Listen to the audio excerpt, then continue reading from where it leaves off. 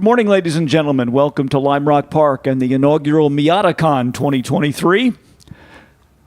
We want to extend special greetings to those of you visiting with us for the first time. We know we have lots of Miata enthusiasts who may be new to Lime Rock Park, and we hope that you will enjoy your day with us. We'll do our best to keep you informed about all of the activities that will be going on, not only on the racetrack, but around the facility today. We do have a little bit of a handicap at this point in that the public address system on the spectator hillside area is in need of some maintenance, so we're hoping to be able to address that later on during the day. But for the moment, those of you on the hillside, I hope you can hear us from the PA system that is operating in the main portion of the paddock area. Let's take a quick look at the schedule for today. We're going to open things up with our high-performance driving experience, and that will be on track from 9 until 9:25. The first of our racing groups, the Spec Miata class, will take to the track for a 15-minute warm-up session at 9:30. That will be followed by our Open Miata group beginning at 9:45 for another 15-minute practice session. We will bring our HPDE cars back out on track from 10:05 until 10:30 and then move right into the racing portion of Miatacon with the second of the qualifying heat races for the Spec Miatas. That will take place at 10:35 this morning, and then the second qualifying heat race for our Open Miata and MX-5 group will take place at 11:10 this morning. We are scheduled for lunch break between 11:45 and 12:45. We'll have a number of activities that will be going on during that time period, including a big photo shoot for all of our Miata enthusiasts and our car corral groups who are assembling in the B paddock area. That's the area adjacent to the downhill turn here at Lime Rock Park. So if you are parking your Miata in some other location during the morning portion of our program, we see a number of them are up on the spectator hillside area. We want to invite you to come on down to the B paddock during the lunch break to be part of that photo shoot with the giant group photo for Miatacon 2023. And that photo shoot will take place at about 11:45. We'll start assembling the cars down there. Hopefully the photo shoot will be completed by just about noontime. So if you're parked in an area other than the B paddock with your Miata or your MX-5, we want to invite you to come on down and be part of the photo shoot during our lunch break today. We'll also be doing some parade laps during that period. Lunch break scheduled for 11:45 until 12:45, and then we will move into the feature races for the weekend.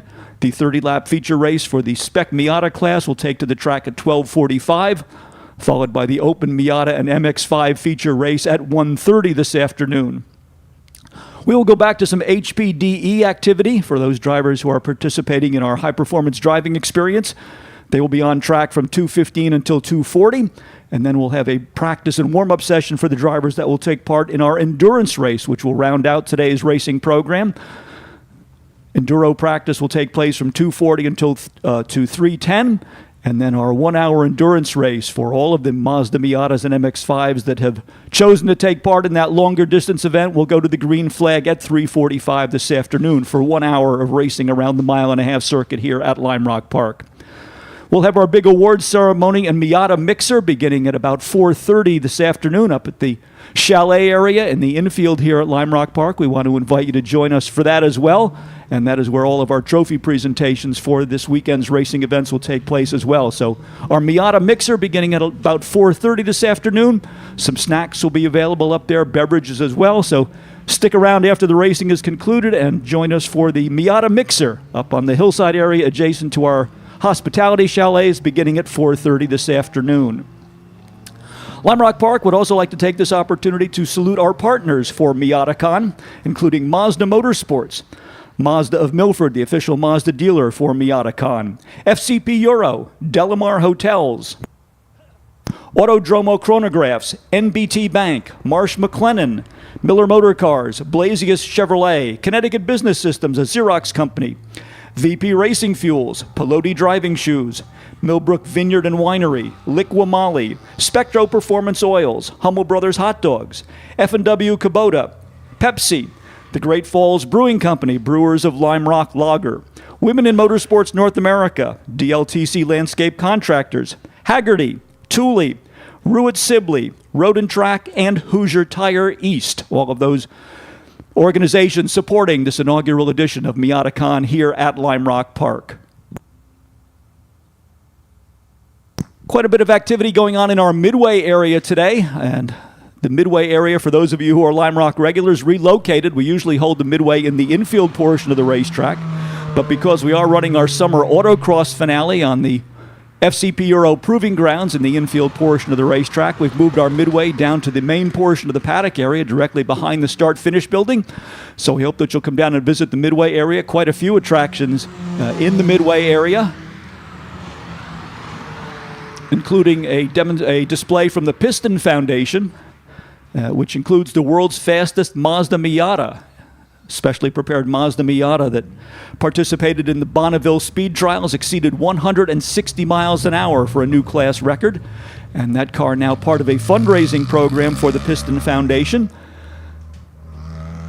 The car will be auctioned on Bring a Trailer. It is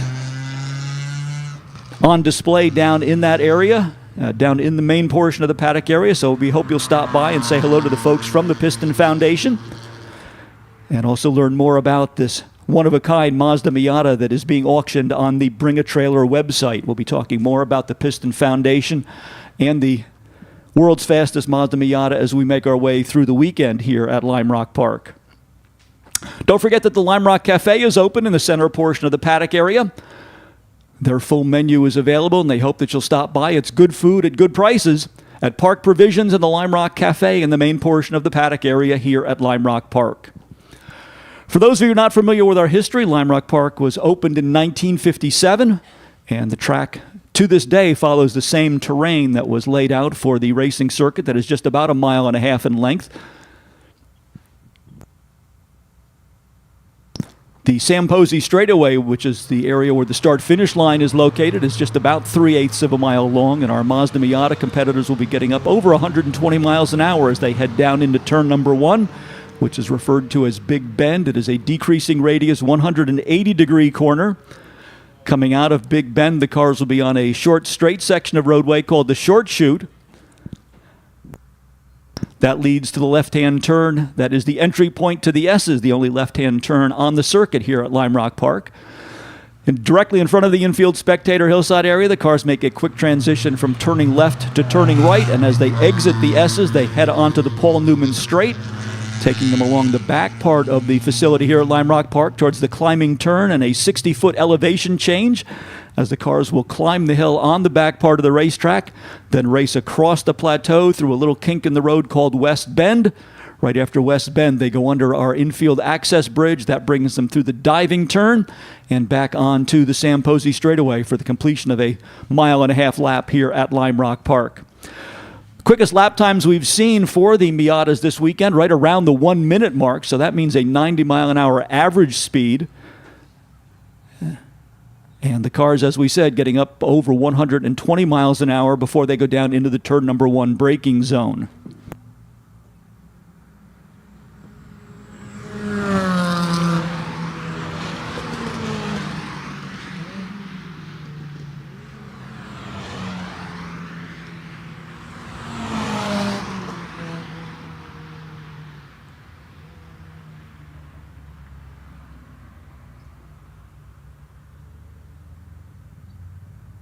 A reminder to all of our competitors throughout the day today, you are required to be in the false grid area 3 minutes before being directed out onto the racetrack. If you miss that 3-minute deadline, the gates will be closed and you will lose your assigned starting position and go to the back of the pack. So you will want to monitor the schedule for the day as well as public address announcements for calls to the grid. But again, a reminder, you are required to be on the grid 3 minutes before being dispatched to the racetrack. If you miss that 3-minute window, the gate will be closed and you will give up your assigned starting position and be moved to the back of the pack.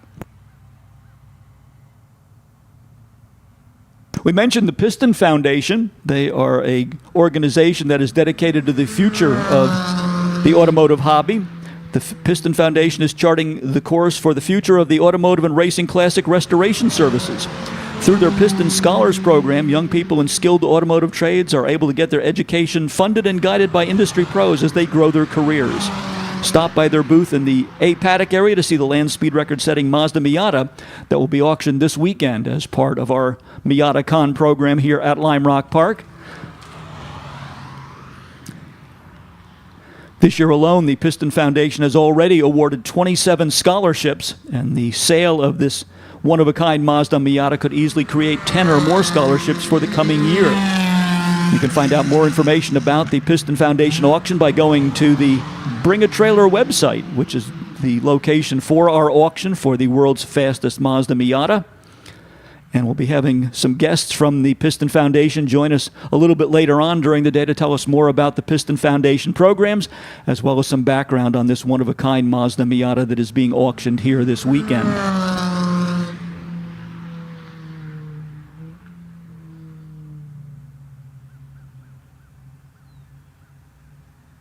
This weekend's Mazda Miatacon is sponsored by Mazda of Milford, the official Mazda dealer partner for Lime Rock Park. Mazda of Milford is proud to support Miata enthusiasts and Mazda grassroots racers throughout the Northeast.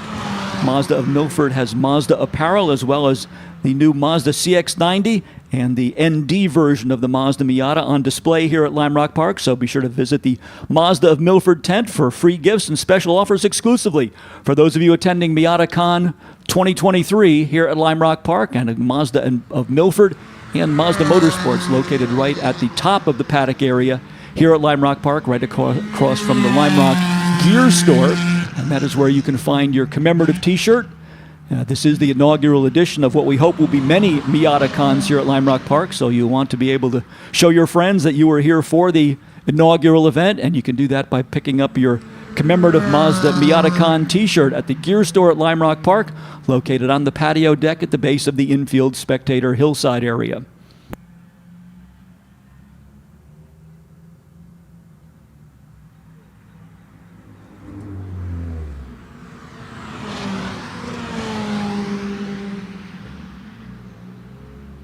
In addition to the action on the racetrack today, we are also hosting the Liqui-Moly Autocross Invitational Shootout, which will take place this Saturday afternoon on our infield facility, the FCP Euro Proving Grounds.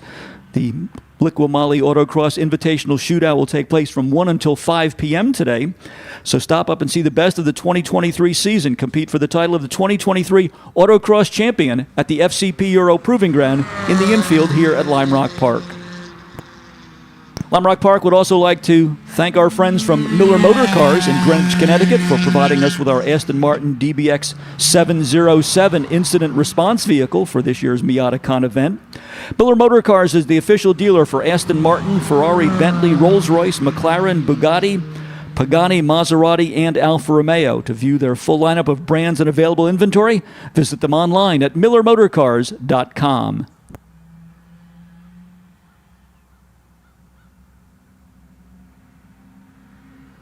At Delamar Hotel and Spa, we know what it means to run like a well-oiled machine. This year, we are pleased to sponsor Miatacon 2023. Join us in a toast to all the drivers, crews, owners, and automotive technicians that have given us a glimpse into this time-honored tradition. And visit us at Delamar Greenwich, Southport, West Hartford, or Traverse City, Michigan to celebrate this great accomplishment.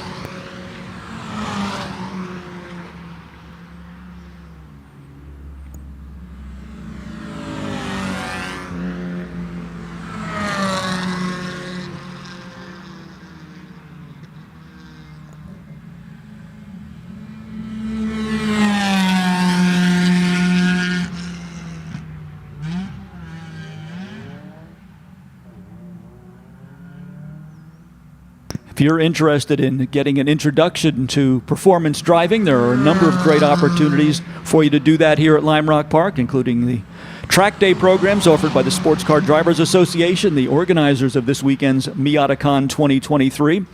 The SCDA holds high-performance driving education events at a number of northeastern racetracks, not only here at Lime Rock Park, but also Thompson Speedway Motorsports Park, also in the state of Connecticut. Palmer Motorsports Park in Massachusetts. They also travel out to Watkins Glen in the Finger Lakes region of New York, as well as the New Jersey Motorsports Park in Lower New Jersey and the Pocono International Raceway in Pocono, Pennsylvania. For more information about the programs offered by the Sports Car Drivers Association, visit their worldwide website, scda1.com. Another great way to get introduced to high-performance driving here at Lime Rock Park is by taking part in our Member for a Day program for the Lime Rock Drivers Club. You'll get 4 hours of in-car coaching, data analysis, as well as hospitality for yourself and a guest. And the Lime Rock Drivers Club can take you from an introduction to performance driving here at Lime Rock Park, all the way to being licensed to compete in the Lime Rock Drivers Club Mazda Miata Series or race with the Sports Car Club of America. For more information on the Lime Rock Drivers Club, their worldwide website can be found at www.limerockclub.com.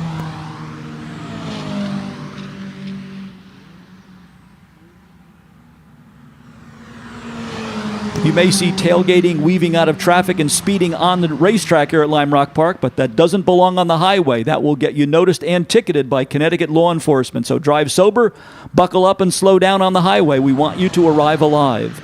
This message brought to you by the Arrive Alive Coalition.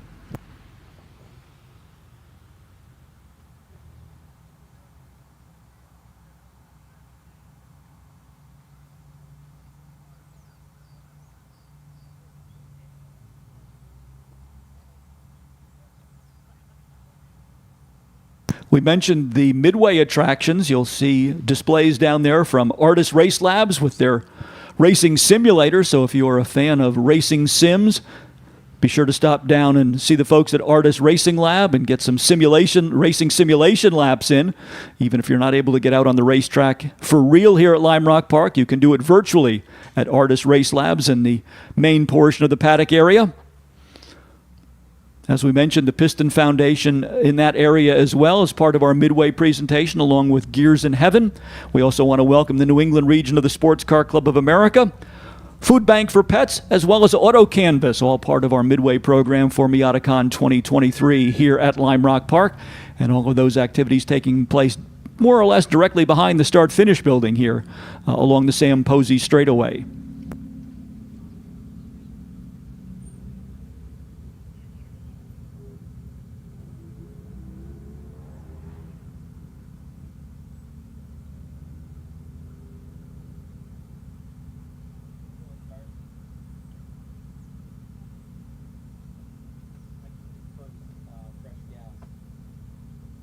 We mentioned the world's fastest Mazda Miata that will be part of the Bring a Trailer auction on behalf of the Piston Foundation today. A little bit more background on that car. It was built by Ryan Pilla, who is known as the car doctor of Long Island, and he'll also be racing today in the Spec Miata category.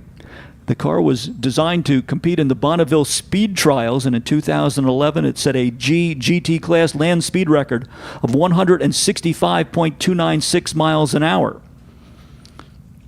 It has a specially designed 1.99-liter engine in order to comply with the 2-liter requirement for the power plant in that particular class at the Bonneville Salt Flats. And following completion of those high-speed runs at the Salt Flats, it was then converted into a race-legal Spec Miata class car, and that is the configuration the car is in today. And we'll be seeing that car doing some parade laps during the racing portion of our program, leading around the field of cars in both of our racing groups as a prelude to the green flag. They also have on display down in the paddock area the original engine from the Bonneville land speed record attempt. A very successful attempt, we should say, a very successful opportunity for the car to compete at the Bonneville Speed Trials. And that will be part of the auction as well. So you'll go home with a complete package if you are the auction winner. Car that is still eligible to compete in the Bonneville Speed Trials or compete in the SEC, in the Spec Miata class with the Sports Car Club of America or the Lime Rock Drivers Club. So a multi-purpose Miata is the particulars for the car that we have on auction this weekend, and we hope that you'll take an opportunity to come down and get a look at this car once it is back in the paddock area. Again, a reminder that we're going to be doing a photo shoot during our lunch break today down in the B paddock. That is where our Mazda, Miata, and MX-5 car corrals will be gathering. So if you are not part of the car corral group, if you've parked your Miata in another location at the facility, we want to invite you during the lunch break to take a ride down to the B paddock area, the area adjacent to the downhill turn here at Lime Rock Park, and be part of our photo shoot commemorating the inaugural edition of Miatacon here at Lime Rock Park.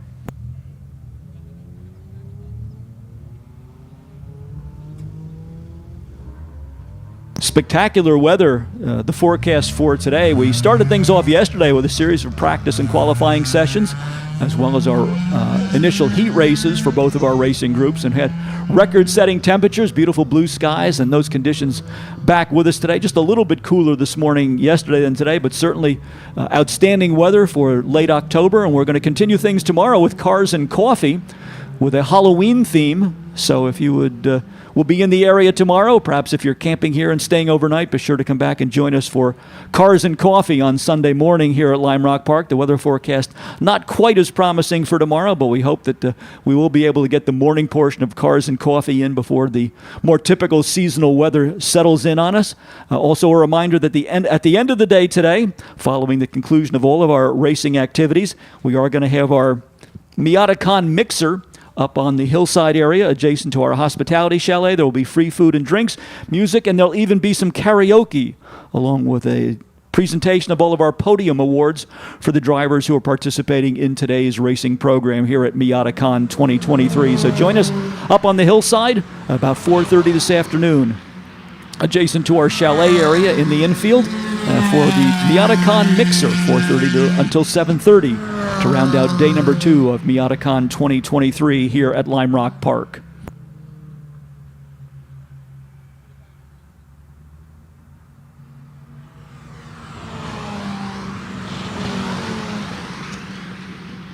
Reminder to all of our competitors in Race Group 1, Spec Miata class cars, you are going to have a warm-up session beginning at 9:30. That is about 9 minutes from now, so drivers who will be taking part in the warm-up session for race group number 1 should be on their way to the grid area.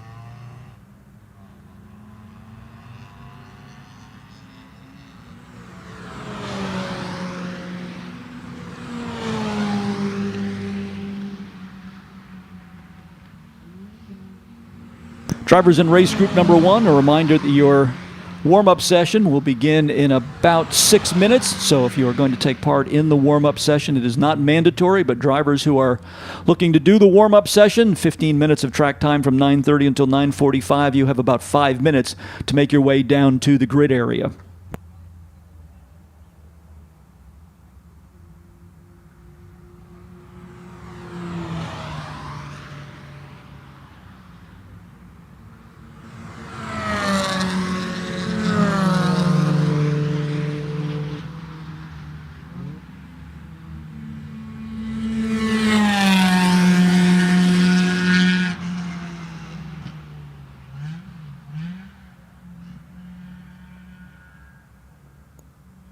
We hope you'll take your opportunity to visit with Jonathan Black, who is the Mazda Motorsports representative here this weekend. Mazda with a strong commitment to grassroots racing as well as the heritage of Mazda and motorsports. And although the NA and NB Miatas are out of production, they are still strongly supported by Mazda, as is the NC model.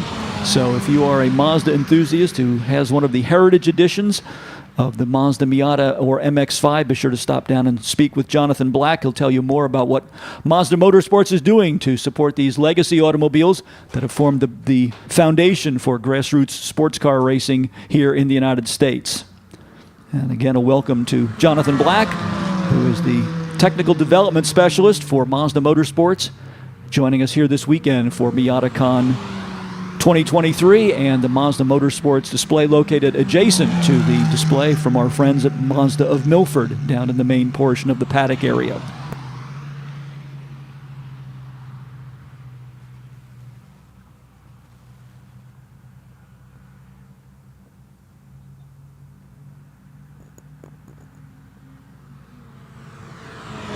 The checkered flag coming out for session number 1 for our track day participants. Cars waiting in the wings from race group number 1 to get 15 minutes of warm-up time this morning before we roll into the second of the qualifying heats for our Spec Miata class cars that will take place at 10:35 this morning.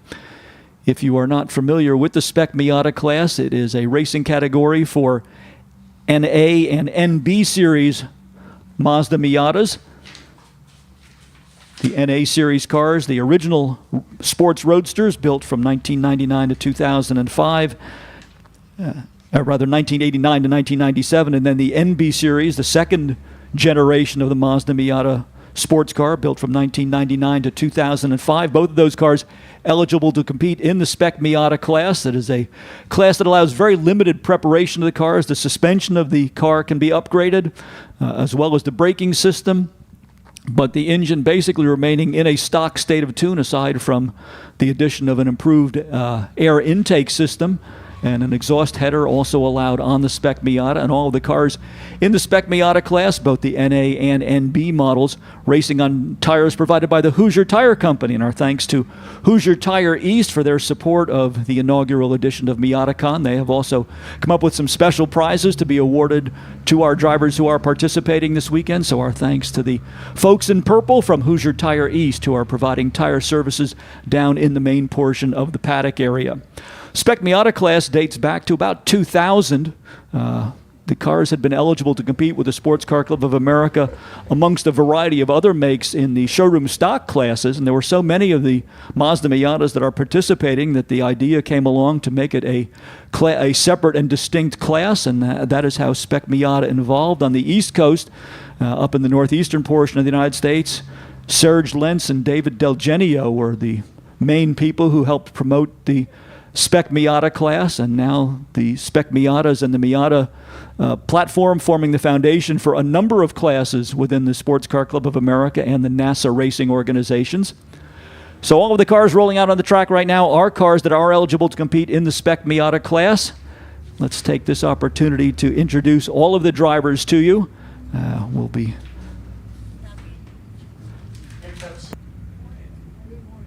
car number 0 is Sean Noonan. Out of Newburgh, New York, he is driving car number 0. Noonan, one of the leading contenders in yesterday's qualifying races. Car number 00 is J.P. Patterson, an NA Series Mazda Miata, the Pearl Sabian ProMark entry out of Manhattan. Alexander Cunningham is the driver of car number 3. He hails from Terryville, Connecticut. The car is the AC Autosports entry. Mitch Redding is in car number 4, entered by Planet Miata. This is one of the NB Series Mazdas. Bill Ruckert, who was our chief financial officer here at Lime Rock Park, is in car number 11 out of Southport, Connecticut. Anthony Geraci scheduled to drive the number 13, the Krug Speed A. Geraci Racing entry out of Glen Head, New York. Tom Rush, one of our regular participants in the Mazda Miata series for the Lime Rock Drivers Club, hails from Millwood, New York. He's in car number 21. Morgan Duffy is the driver of car number 24 out of Southborough, Massachusetts, the Hayden Wood Insurance entry. Stuart Hawkins hails from West Simsbury, Connecticut. He is in car number 26, sponsored by Special Olympics Connecticut. and a kid's brain tumor cure. A couple of very noteworthy causes being supported by Stuart Hawkins on the flanks of the number 26 Miata out of West Simsbury. Coming in from Richmond Hill, Ontario to provide an international flavor for the racing this weekend is William Jandrasitz, car number 33.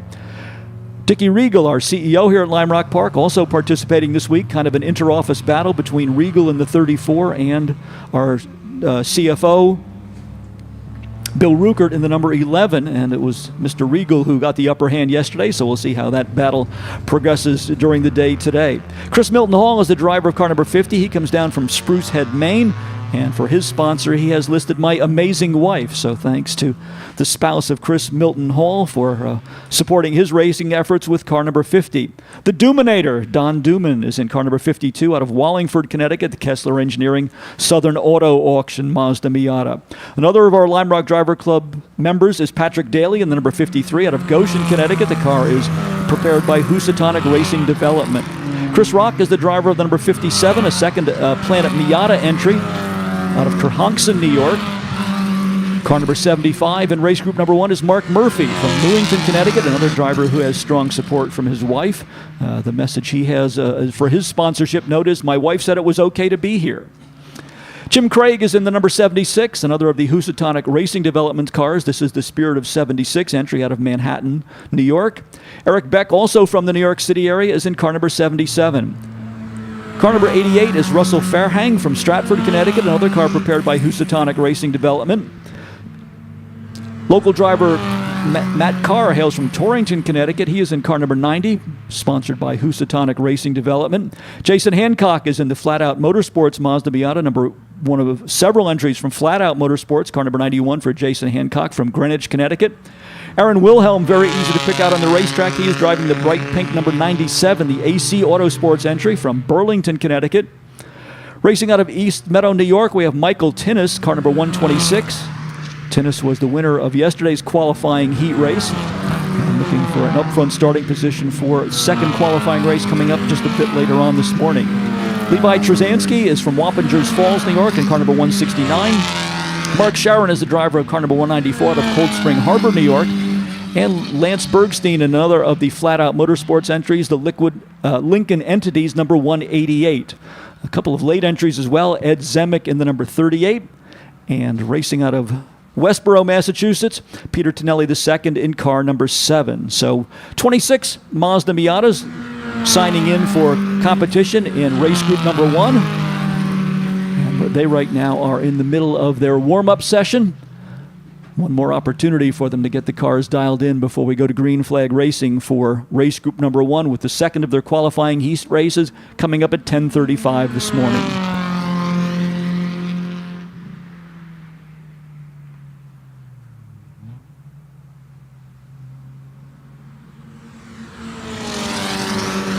We mentioned that the Mazda Miata platform is eligible for a number of categories in addition to the Spec Miata class. In Sports Car Club of America competition, the cars compete in Spec Miata. There are also a limited set of specifications for what is known as Showroom Spec Miata. In the Northeast, we also run a class called SM2. Cars can also compete in the Super Production under 2-liter category, the Improved Touring A class. And with more extensive preparation, they can race in both the E and F production categories. So lots of opportunities for drivers to go racing with the Sports Car Club of America and the NASA organization with the Mazda Miata platform for the NA and NB models. The NC model, now with a new racing opportunity coming up in 2024. The Sports Car Club of America has just announced that they will provide national championship standing for the NC model. The car is built between 2000 and 2006 and 2015. So the NC car will have its own category called Spec MX5.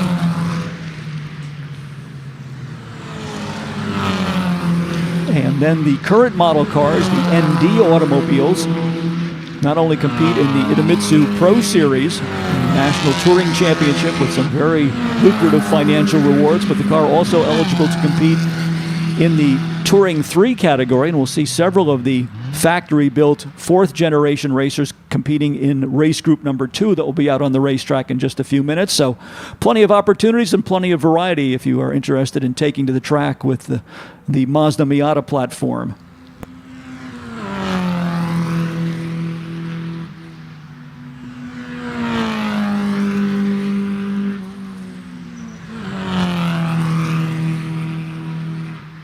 Mazda Motorsports, as well as a number of specialist manufacturers, provide the parts needed to create a spec Miata-style racing car. There are also a number of shops that specialize in the development and preparation of cars, so if you're not interested in taking on the mechanical chores yourself, there are a number of organizations that can provide you with that kind of support, including Housatonic Racing Developments, CMS Corporate Motorsports, Rossmar Racing, AutoWorks Unlimited, as well as Flat Out Motorsports. So if you are interested in learning more about Mazda Miata preparation, be sure to visit with those folks who are here this weekend. And we know there's an extensive display from Housatonic Racing Development, as they have a number of cars in competition, and they are located directly behind the start-finish building. And down towards turn number 1, you'll find Nick Leverone and the Flat Out Motorsports team, and they also provide preparation and racetrack preparation and logistics services. So if you're interested in getting involved with Spec Miata racing, there are a couple of great opportunities for you to draw on that base of knowledge. Let's also take a moment to say hello to those of you joining us worldwide. We are live streaming Miatacon 2023 over the internet with our camera that provides a panoramic view of the Sam Posey straightaway here at Lime Rock Park. So welcome to our worldwide audience as we provide you with coverage of the inaugural Miatacon in sound and vision, as our friend John Hindhoff from IMSA Radio likes to say. For those of you watching the live stream, we have a spectacular day here in northwestern Connecticut. Temperatures hovering in the 60s and 70s. The fall foliage is in full bloom and beautiful blue skies overhead, so we are anticipating a great day for racing action here for day number 2 of Miatacon 2023.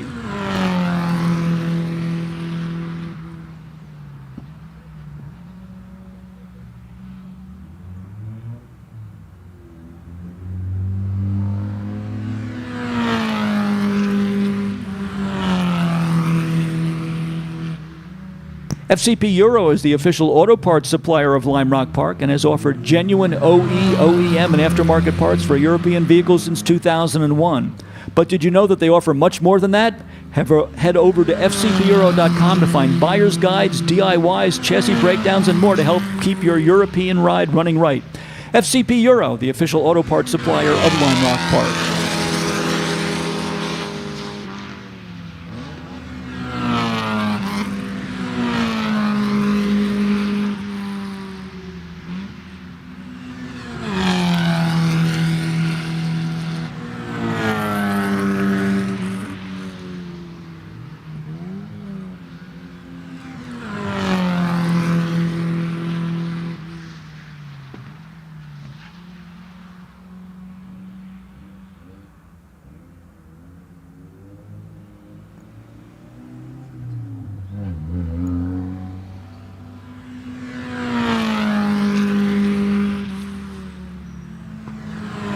Just about 7 minutes remaining in this warm-up session for the Spec Miata group, race group number 1 here for Miatacon 2023. That is also the first call for our drivers in race group number 2. Our Open Miata and MX-5 category cars should be on their way to the grid area for their warm-up session.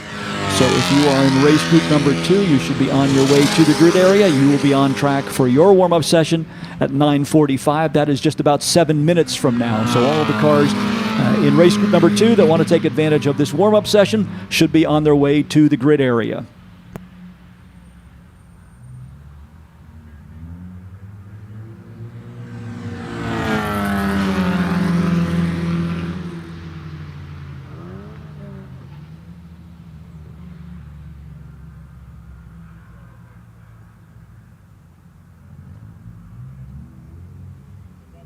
I'd like to welcome those of you who are recent arrivals here for Miatacon 2023 as we are getting set for a great day of racing here at Lime Rock Park, focused on the popular Mazda Miata Roadster.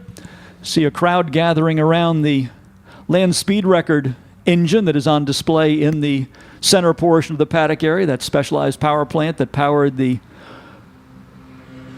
Mazda Miata auction car to a speed of over 165 miles an hour at the Bonneville Speed Trials, making it the world's fastest Mazda Miata. Quite a bit of engineering going into that particular power plant. It is far from a stock Mazda 1.8-liter engine, bored out to 1.99 liters to comply with the class regulations for the Bonneville Speed Trials, and producing significantly more than the stock amount of horsepower. You can learn more about this power plant by visiting the Piston Foundation display down in the center portion of the paddock area. And we are going to be auctioning this car off, including that power plant. The auction will go until October 30th. So if you'd like to have this one-of-a-kind dual-purpose Mazda track car, be sure to get online and place your bid at bringatrailer.com. Proceeds from the auction of this unique vehicle will benefit the Piston Foundation, providing scholarships and support for young men and women interested in getting into the automotive restoration and servicing business.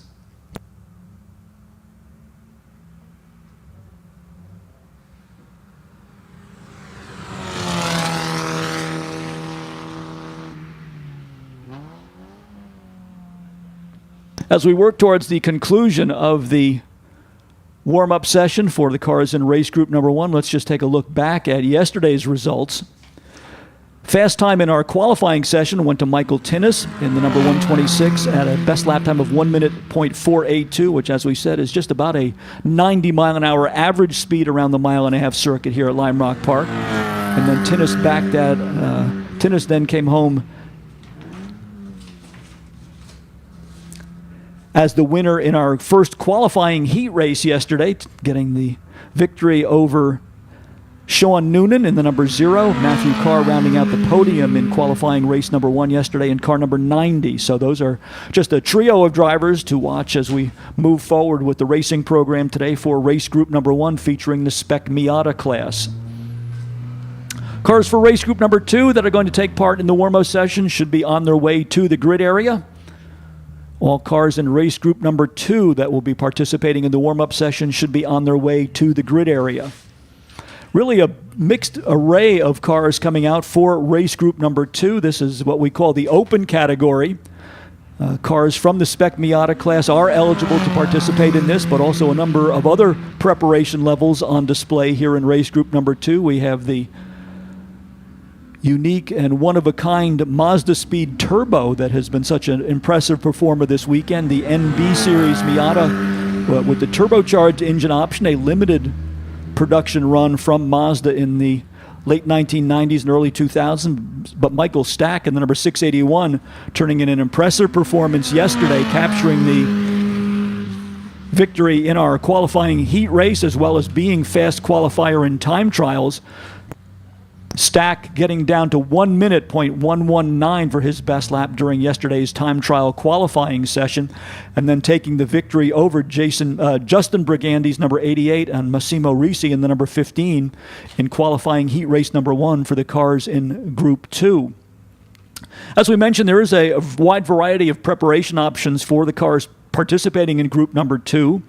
We have cars that are prepared for the Champ Car Long Distance Endurance Racing Series, as well as a number of cars that meet the guidelines for SCCA or NASA Spec Miata class cars, and then a trio of cars from the ND Series, the latest edition of the Mazda Miatas. These are the cars that compete in the Touring 3 category with the Sports Car Club of America, but more importantly, they are part of the Idemitsu Pro Series. If you have not seen or heard about the Idemitsu MX-5 series, it is hands down the best, most competitive road racing you will find anywhere, and that includes Formula One, IndyCar, IMSA.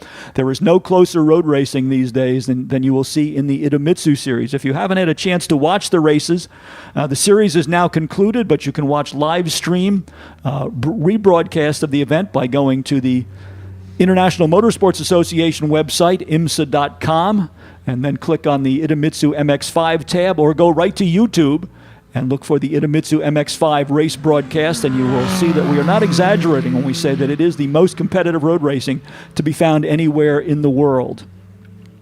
These cars in the MX-5 class are a bit different from the earlier model Mazda Miatas, which were prepared by a variety of organizations as well as individuals. The ND Series MX-5 is a factory-supported racing car.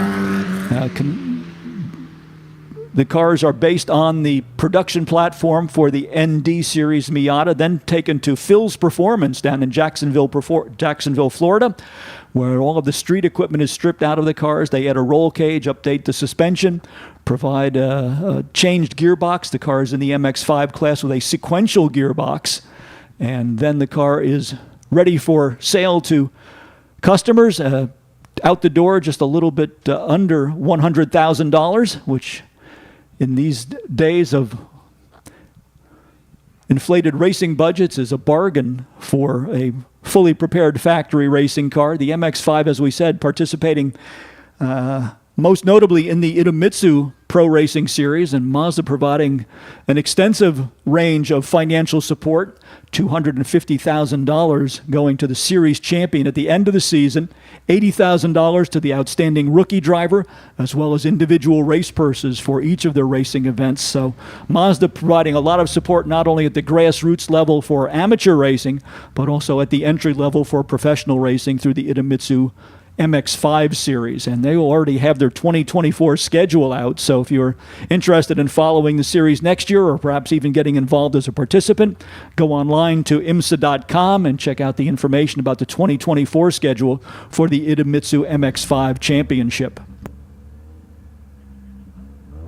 Cars in race group number 2. Let's introduce the drivers to you who will be competing in race group number 2. Our open Miata category.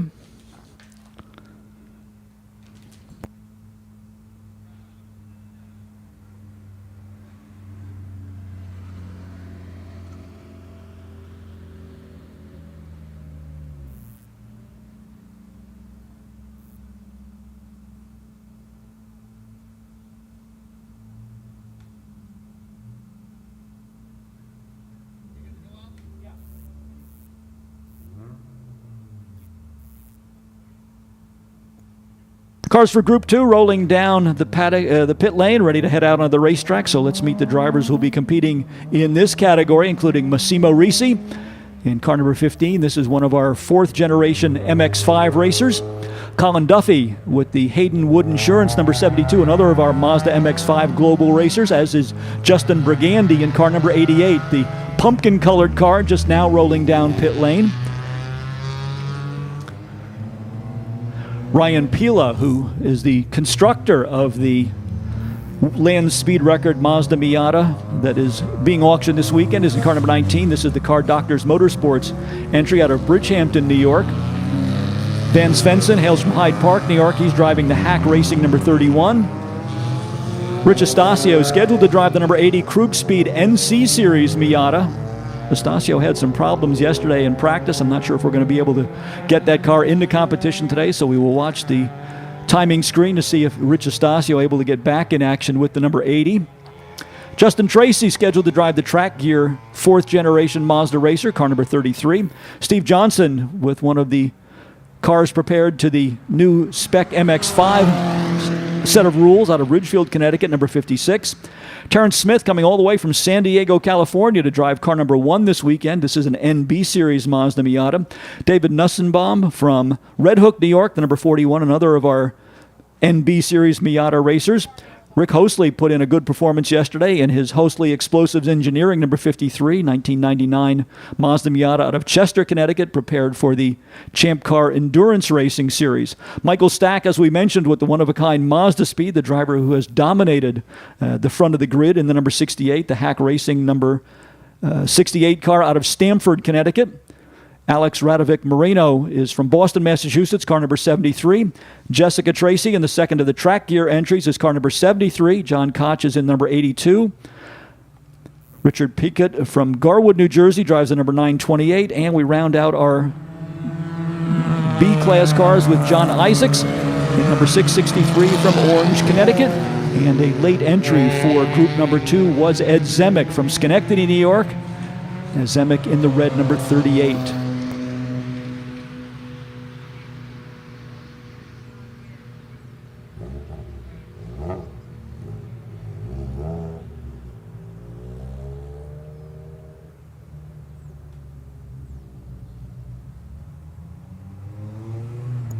Justin Brigandi's number 88 car, configured for Idemitsu MX-5 Pro Racing with the open cockpit version of the car.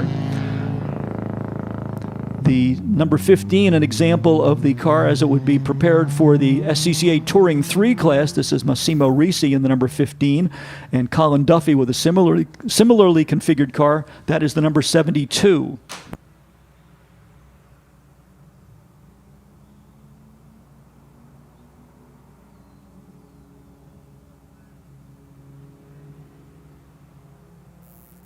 One difference between the ND series cars and the NA, NB, NC series of automobiles for racing conditions is that all of the cars built to the Mazda Global Formula race on tires provided by BF Goodrich. So while Hoosier Tire provides support at the club level, it is the BF Goodrich tire that is the specified tire for cars in the MX-5 global configuration.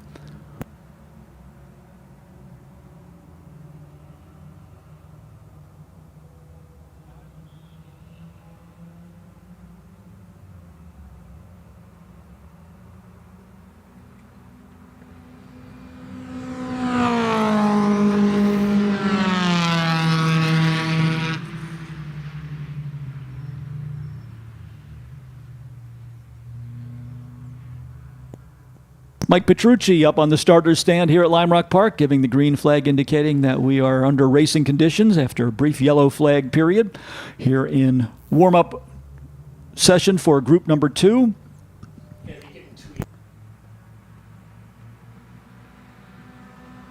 Because of the somewhat cool track conditions this morning, we are giving the drivers a couple of laps to get acquainted with track conditions under yellow flag, no passing rules before going to green flag conditions, which are the conditions we have right now, and that will be true throughout the day. We're going to do 2 pace laps for every race group, and the initial parade lap will be led by our Piston Foundation auction car.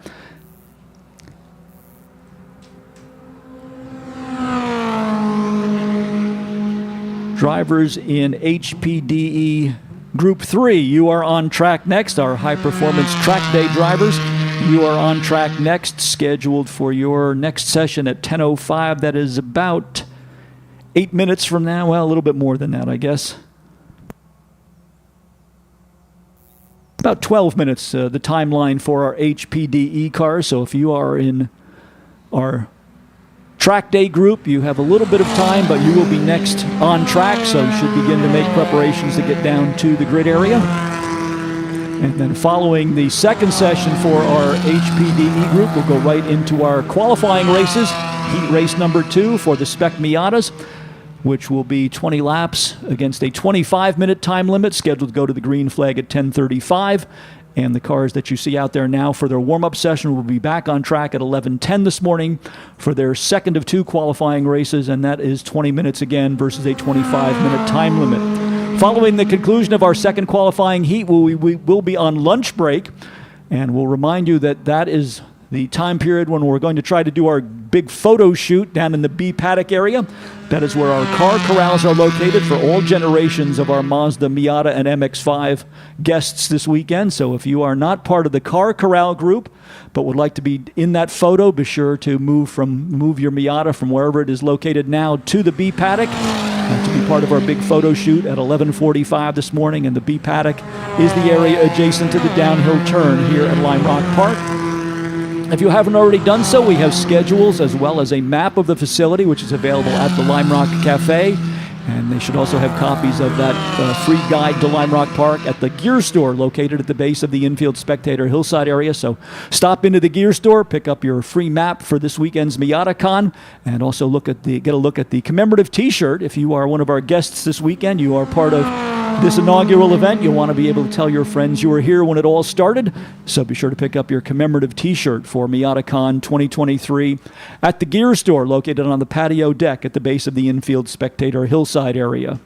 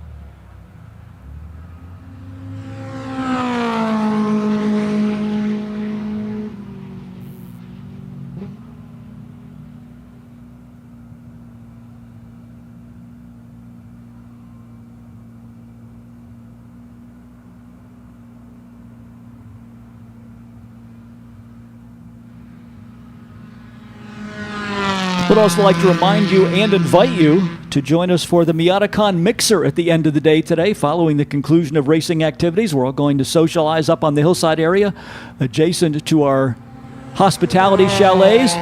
The Miatacon Mixer will include free food and drinks, music, and even some karaoke, as well as podium presentations for all of today's award winners. That will begin at 4:30 this afternoon. So with the weather forecast promising continuing accommodating conditions, we hope that you'll join us for the Miatacon Mixer up on the hillside adjacent to the hospitality suites beginning at 4:30 this afternoon.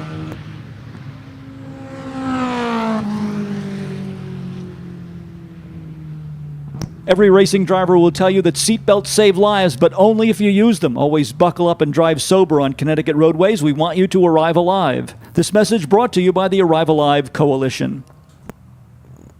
We'd also like to take this opportunity to thank all of the wonderful volunteers of the Lime Rock Park Right-Handers Club. They come from far and wide to help the Lime Rock Park team at all of our major racing events. If you'd like more information about becoming a member of the Lime Rock Right-Handers Club, go to our worldwide website, www.limerock.com.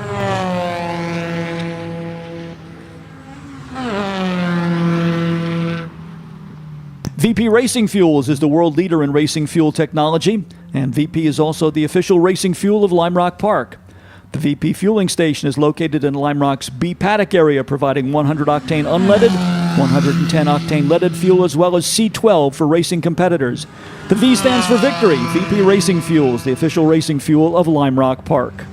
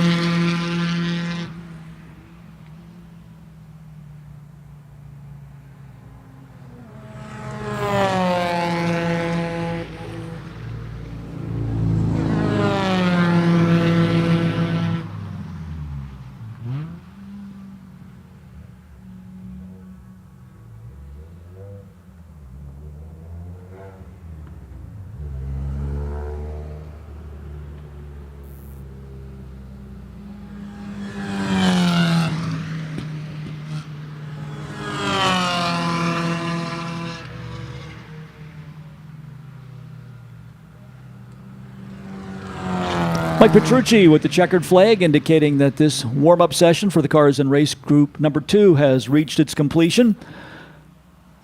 And this will also be the next call for drivers in our HPDE group. You're on track next, beginning at 10:05, so you have about 7 minutes at this point before your next session and should be on your way to the grid area. All drivers in our HPDE group, our track day participants, should be on their way to the grid area.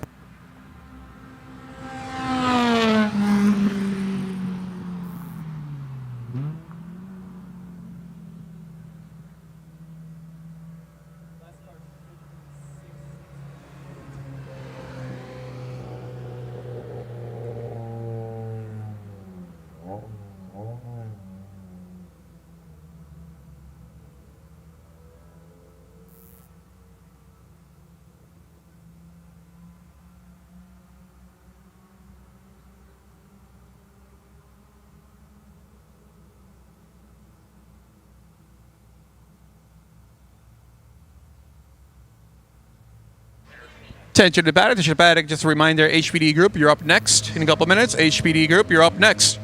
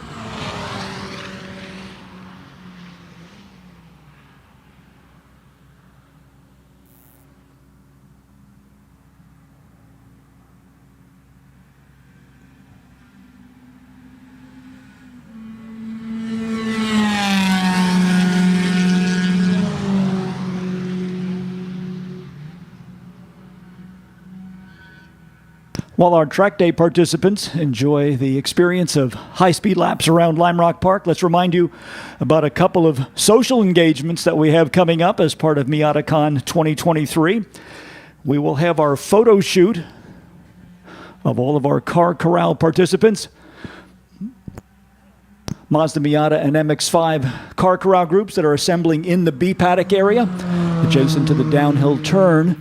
We will have our group photo at approximately 11:45. We'll start to get everybody together, get the cars lined up. So if you are a Mazda Miata owner or an MX-5 owner who is not down in the Car Corral area but would like to be part of that photo shoot commemorating the inaugural Miatacon here at Lime Rock Park, make your way down to the B paddock at about 11:45 this morning.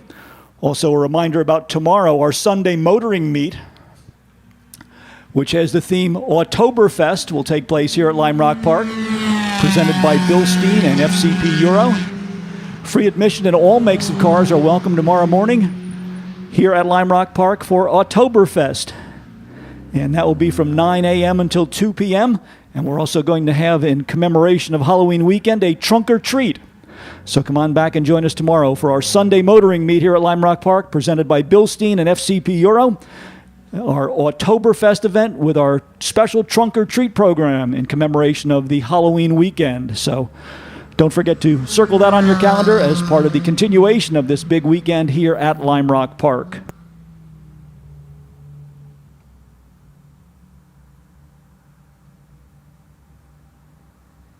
We'd like to take this opportunity to salute all of our partners for Miatacon, including Mazda Motorsports, Mazda of Milford, the official Mazda dealer for Miatacon, FCP Euro, Delamar Hotels, Autodromo Chronographs, NBT Bank, Marsh McLennan, Miller Motor Cars, Blazius Chevrolet, Connecticut Business Systems, a Xerox Company, VP Racing Fuels, Pelote Driving Shoes, Millbrook Vineyard and Winery, Liqua Moly, Spectro Performance Oils, Hummel Brother Hot Dogs, F&W Kubota, Pepsi, the Great Falls Brewing Company, brewers of Lime Rock Lager, Women in Motorsports North America, DLTC Landscape Contractors, Haggerty, Thule, Ruitt Sibley, Road and Track, and Hoosier Tire East. Thank you for your support for Miatacon 2023.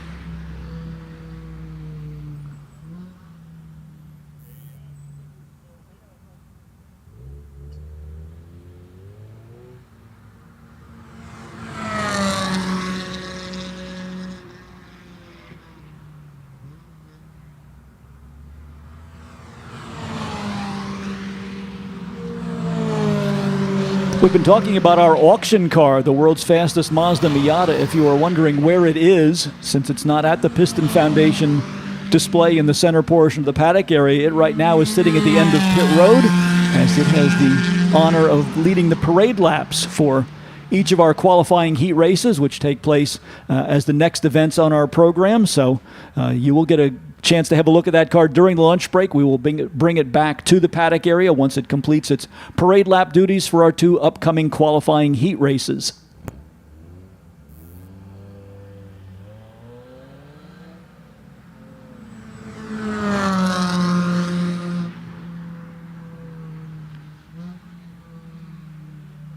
We've mentioned the photo shoot a couple of times for the commemorative edition of the Mazda Miatacon. We also want to remind all of our competitors in race groups 1 and 2 that you're invited to be part of the photo shoot as well if you would like to take your vehicle down to the B paddock area during our lunch break today. We'll be doing our photo shoot from 11:45 until approximately noontime. So if you have one of our competition Mazdas and would like to be part of the photo shoot, you are invited to take part in that as well. And again, that will take place in the B paddock from 11:45 until 11:45 until noontime today.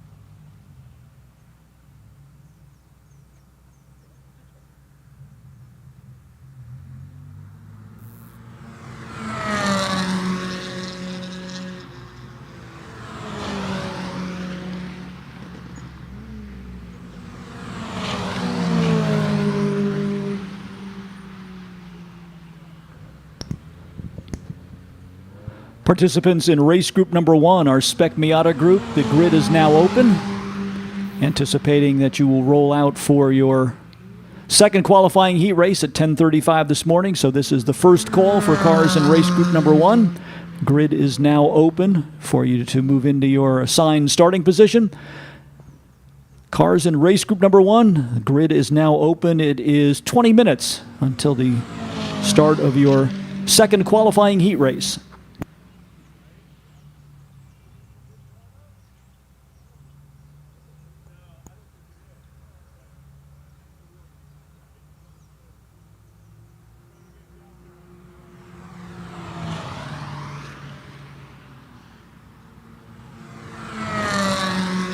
Lime Rock Park is proud to announce its new partnership with Pelote. Pelote is the official driving shoe sponsor for Lime Rock Park.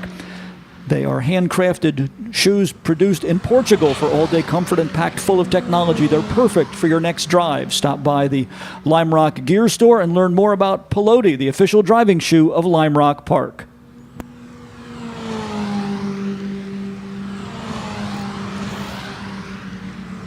We've mentioned the Gear Store a couple of times. It is a great place to do some early holiday shopping for the automotive enthusiast on your gift list. Lime Rock branded merchandise, Pelote driving shoes,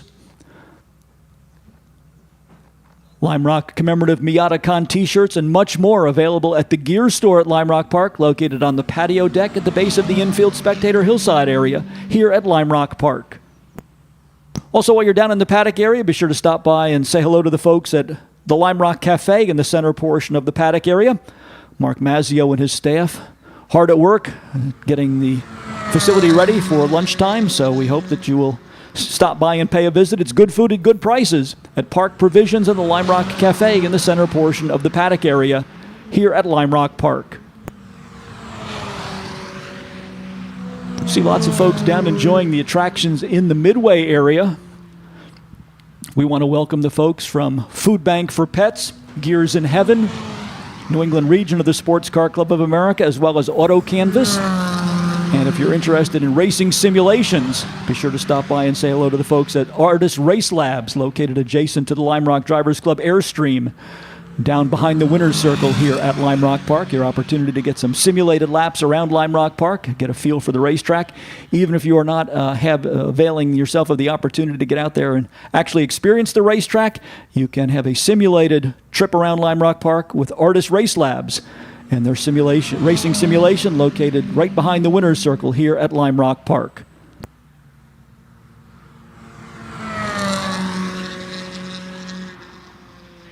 Attention to the paddock, attention to the paddock. Just a reminder that the grid closes in about 12 minutes. Again, all drivers for SM, please make your way to the staging lane at this time.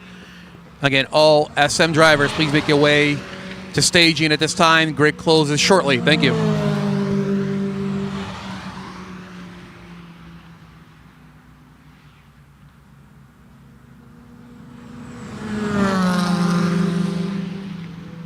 Reminder again to all of our competitors in race groups 1 and 2 that there is a 3-minute rule in effect in the grid area. If you are not in your assigned grid position ready to roll out for pace laps 3 minutes before the start of the race, you will give up your grid position. The gate will be closed 3 minutes before cars roll out onto the track. So if you're not in your assigned starting position, you will move to the tail end of the starting field. So again, the 3-minute rule in effect. All cars should be in their assigned grid position before the final 3-minute countdown, and the grid is now open for cars in race group number 1.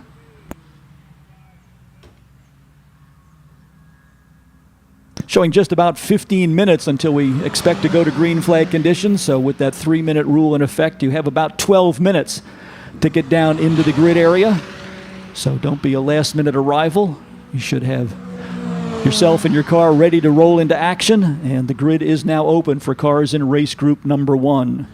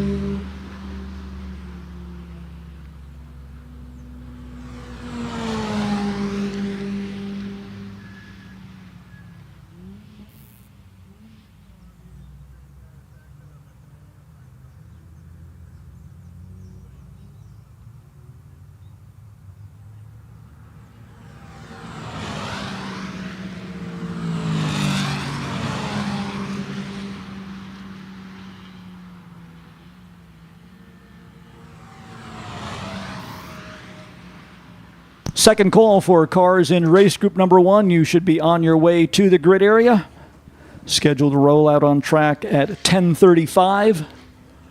And the 3-minute rule is in effect, so if you are not in your assigned grid position, the gate will close in the grid area 3 minutes before rollout, and you will be sent to the back of the starting field. So all drivers in race group number 1, you should be on your way to the grid area. Just about 10 minutes until we bring the cars out for the second qualifying heat race for the cars in group number 1. Rather than relying just on a single lap qualifying time, we're using a unique system this weekend that takes into account the driver's full body of work here at Lime Rock Park.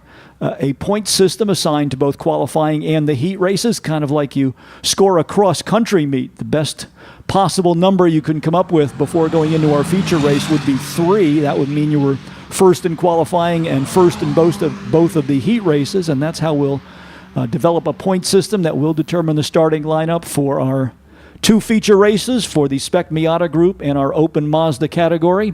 Those feature races scheduled right after the lunch break today. Race group number 1, the Spec Miatas will have their 30-lap feature race going to the green flag at 12:45, followed by group 2, same distance, 30 laps against a 35-minute time limit.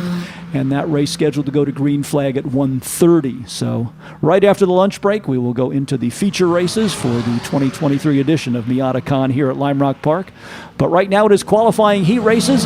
First of all for the Spec Miata group, and then our Open Miata and MX-5 category cars coming out at 11:10 this morning.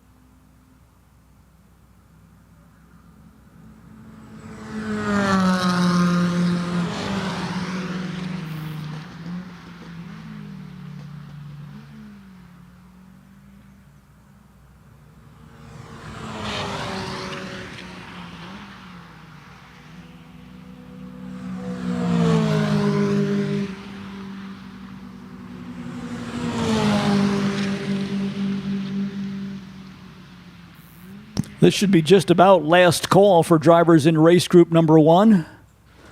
Cars in race group number 1 should be in their assigned starting positions or on their way to the grid area. The gate closes in the grid area 3 minutes before rollout. So if you are not in the grid area in your assigned position 3 minutes before rollout, you will go to the back of the starting lineup.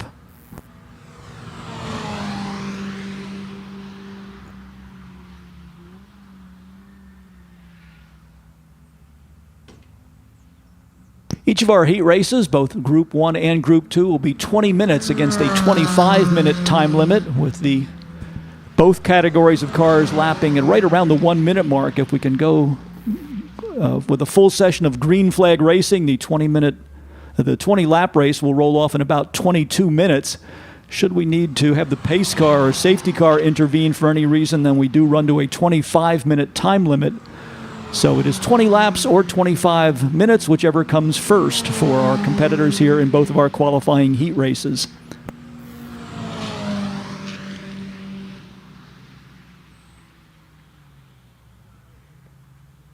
And this will also be your opportunity to get a look at the featured car for the weekend, the world's fastest Mazda Miata.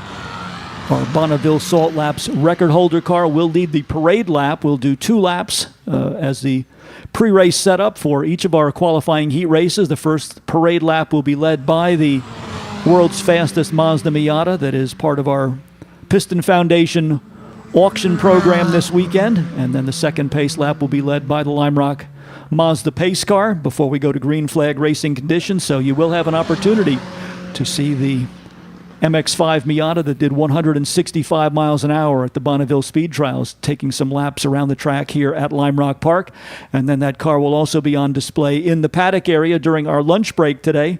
An opportunity to get a close-up look at the car. Ryan Pila, who built the car from the Car Doctor shop in Long Island, will also be available for your questions at the Piston Foundation display Saturday at 3 p.m. So following the conclusion of our feature races, you'll have an opportunity to come down and get a good close-up look and talk to the man who built that car, Ryan Pila, who will be at the Piston Foundation display beginning at 3 p.m. this afternoon.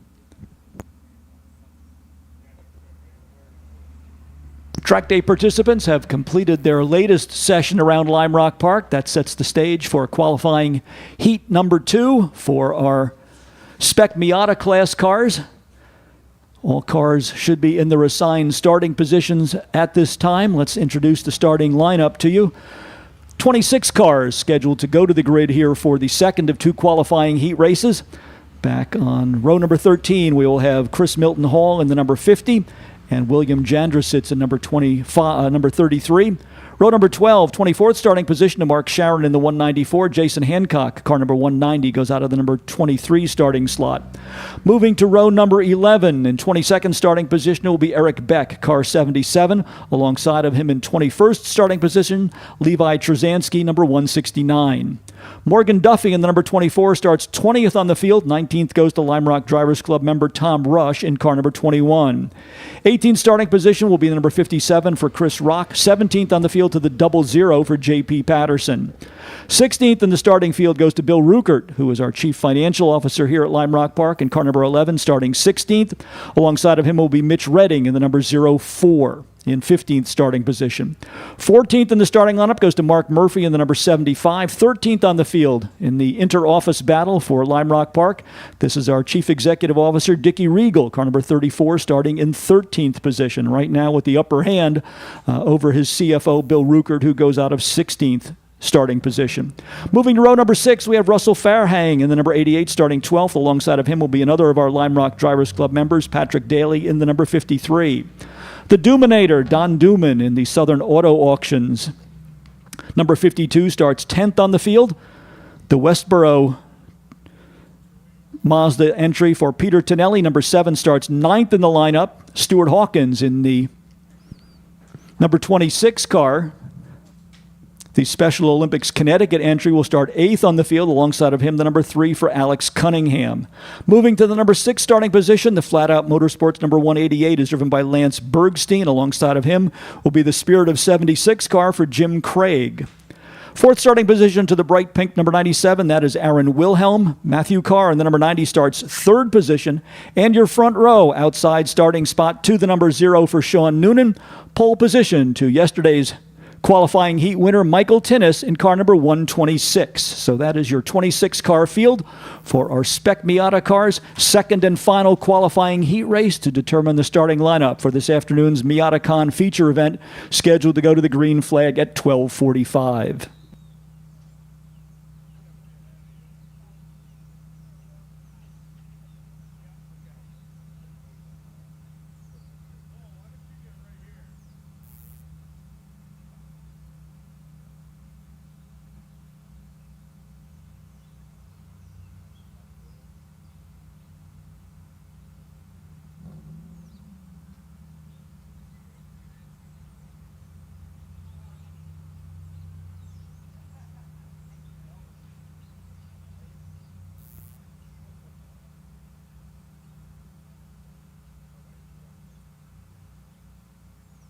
Again, a welcome to those of you joining us for the live stream of Miatacon 2023 as we bring you all of the racing action here from Lime Rock Park in sound and vision, with our camera giving a panoramic view of the Sam Posey straightaway.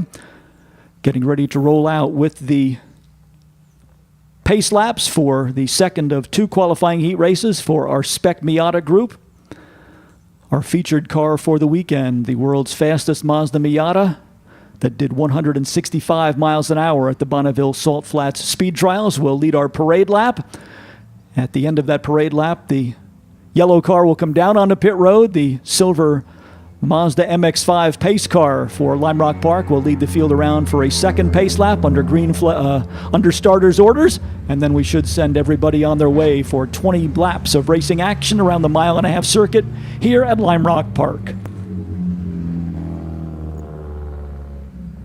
For those of you who are tuned into the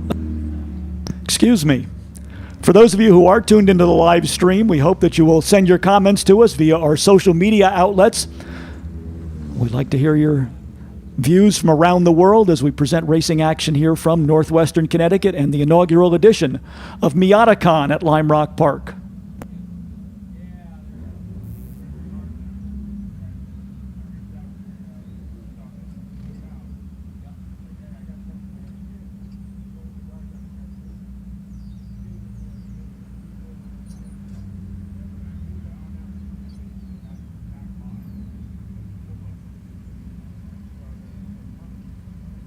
Taking a look down pit lane, it looks as though all 13 rows are present and accounted for.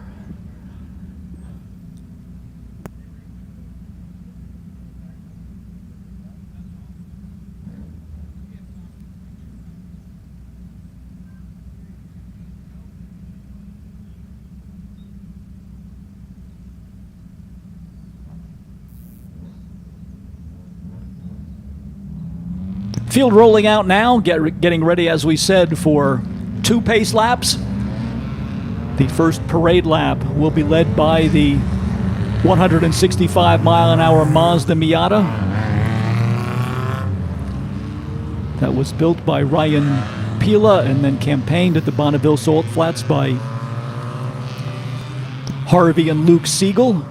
Harvey Siegel, the developer of the Virginia International Raceway down in Alton, Virginia, and an enthusiastic competitor at a number of racetracks, including joining us right here at Lime Rock Park for many of our historic racing events. And now that car, the featured car for our Bring a Trailer auction supporting the Piston Foundation.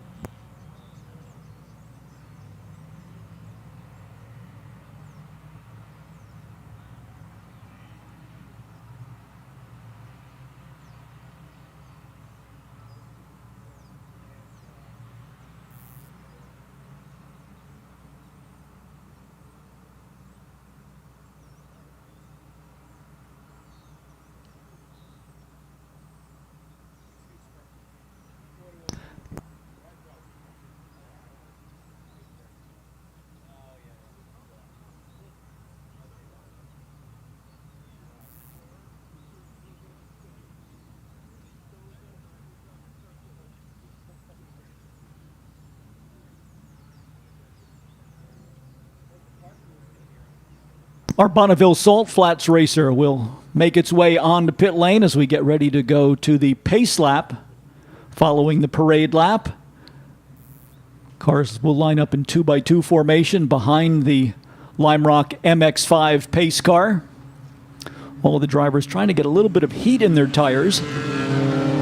Just about perfect conditions here at Lime Rock Park, but the track surface itself still a little bit cool from the overnight dew that we had, so the drivers are weaving their cars back and forth to scrub off any debris that might have been built up on the tires, also create a little bit of friction. That means heat, and the heat gets the Hoosier Racing tires up to their optimum operating temperature, so the drivers just kind of weaving their cars back and forth. They will get in 2x2 formation as they will come around the back part of the circuit. Then we should look for a good lineup once they come off of the diving turn. Mike Petrucci up on the starters stand with the green flag, ready to send the Spec Miata class cars on their way for 20 laps of racing around the mile-and-a-half circuit here at Lime Rock Park. Second of 2 qualifying heat races that will determine the starting lineup for this afternoon's 30-lap feature event for the Spec Miata cars here at Miatacon 2023.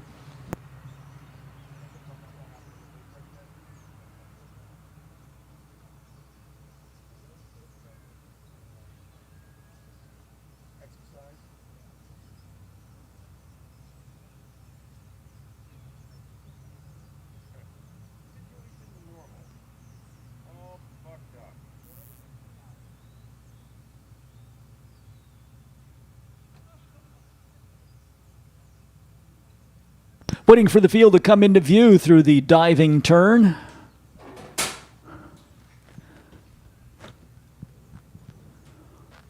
Beautiful backdrop in that area of the racetrack with the colors of fall on the trees on the hillside of northwestern Connecticut. Here is the field coming back onto the Sam Posey straightaway, looking for a good 2x2 lineup as the pace car moves on to pit road. Mike Petrucci looking the field over as they come down towards the stripe. Green flag, wave off. Looked as though a couple of drivers tried to break away, pulled out of line. And so the cars will get back into 2x2 formation. A couple of drivers over anxious there to get the race going. It looks as though the drivers out at the front of the field may not have gotten the message. Sean Noonan in the 0 and Michael Tinnis in the 126 off at kind of a racing pace there. Perhaps they didn't want to get tail-ended by the cars that were whole field lining up behind them. So they should get back into 2x2 formation around the back part of the racetrack. I'm not sure. Looked like Tinnis and Noonan got the message as they were exiting the S's and moving on to the Paul Newman straight. So hopefully a better lineup for race number 2. We'll have to see what effect that has on the race distance. Watching the scoring monitor, I didn't see the clock starting. So we'll see whether we are still looking at 20 laps or 25 minutes, or whether the clock was started, and that will count towards the overall elapsed time for the race.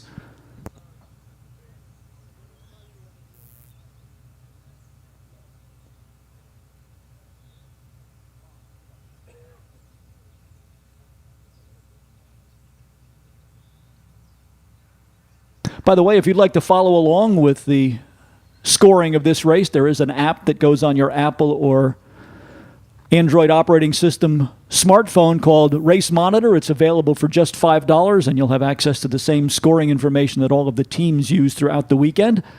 So be sure to take a look at your apps in your app store for Race Monitor.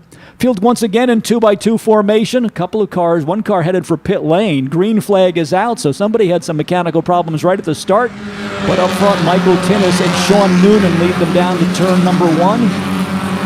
Aaron Wilhelm in the bright pink number 97 tried to find a spot there. It looks as though he'll slip back into 4th position. Meanwhile, problems for Jim Craig in the 76, the Spirit of 76 car, not even getting off the line for the green flag, immediately pulled down on the pit road. So a tough break for our Lime Rock Drivers Club member Jim Craig. But out front, it is once again the number 126 of Michael Tinnis leading the way. It looked like the 90 of Matthew Carr might have been slotted into 2nd as they exited the S's and headed up the Paul Newman straight. Then it was Sean Noonan in the 0 and Aaron Wilhelm in the 97. Craig was scheduled to start in 5th position, so one of our potential front runners, the 76 of Jim Craig, unfortunately already on the sidelines here in qualifying heat race number 2 for our Spec Miata class cars.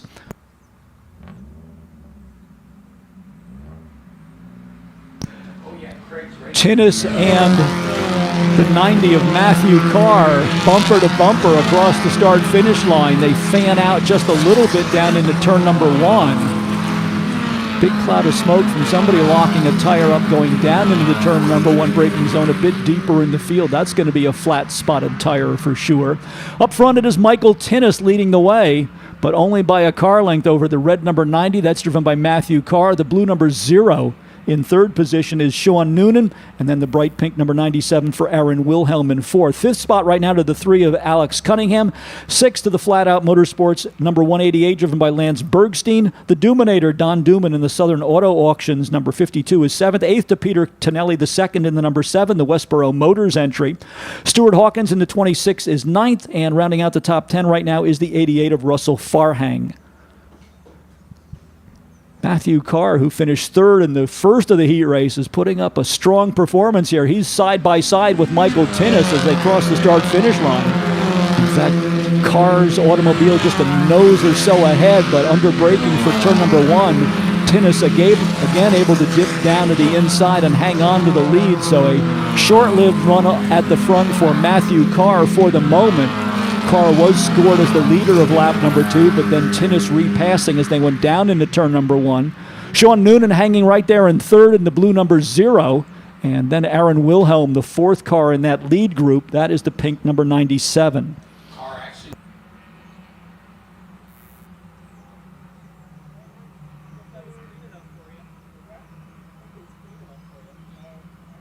Slipstreaming, or drafting as the NASCAR folks call it, can be a factor in spec Miata racing here at Lime Rock Park. So sometimes you want to be in second place coming off of the downhill corner in the calm air wake that follows the car ahead of you.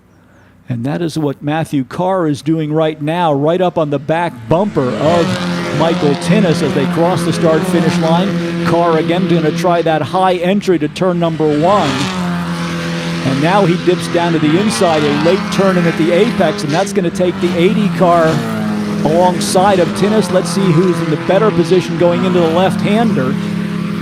Tinnis again able to hang on to the lead, but under heavy pressure from Matthew Carr. Carr was alongside through Big Bend as he did a late entry to the corner, dipped down to the inside, but with the decreasing radius of that corner, he had to give up a little bit of momentum that allowed Tinnis back into the number 1 spot. But certainly a great battle shaping up here among the leading group of cars here in our second qualifying heat race for the Spec Miata class at Miatacon 2023.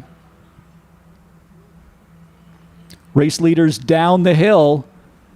Carr again in the slipstream. Sean Noonan trying to get a little bit closer in third as well. Just about touching bumpers as they cross the start-finish line.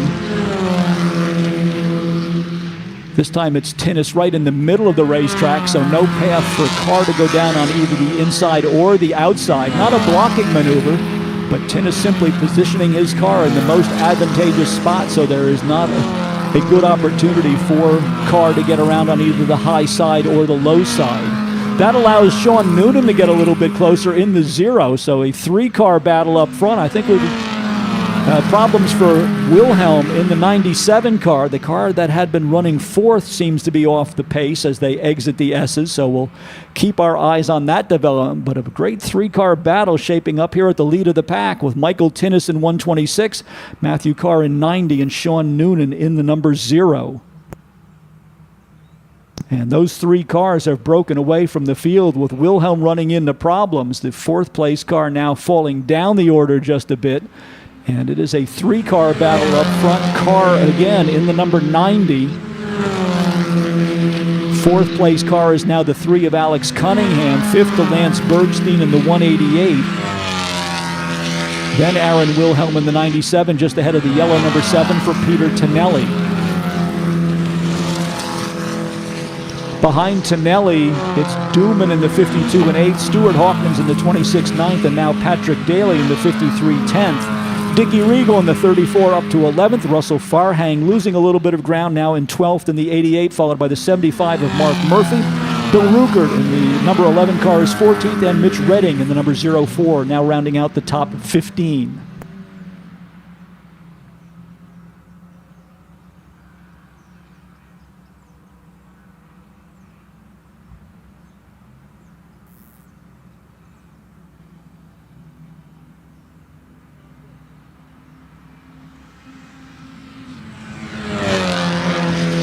Matthew Carr again looking to the outside, but Michael Tinnis with that move covered. Sean Noonan watching all of the action from third in the 0.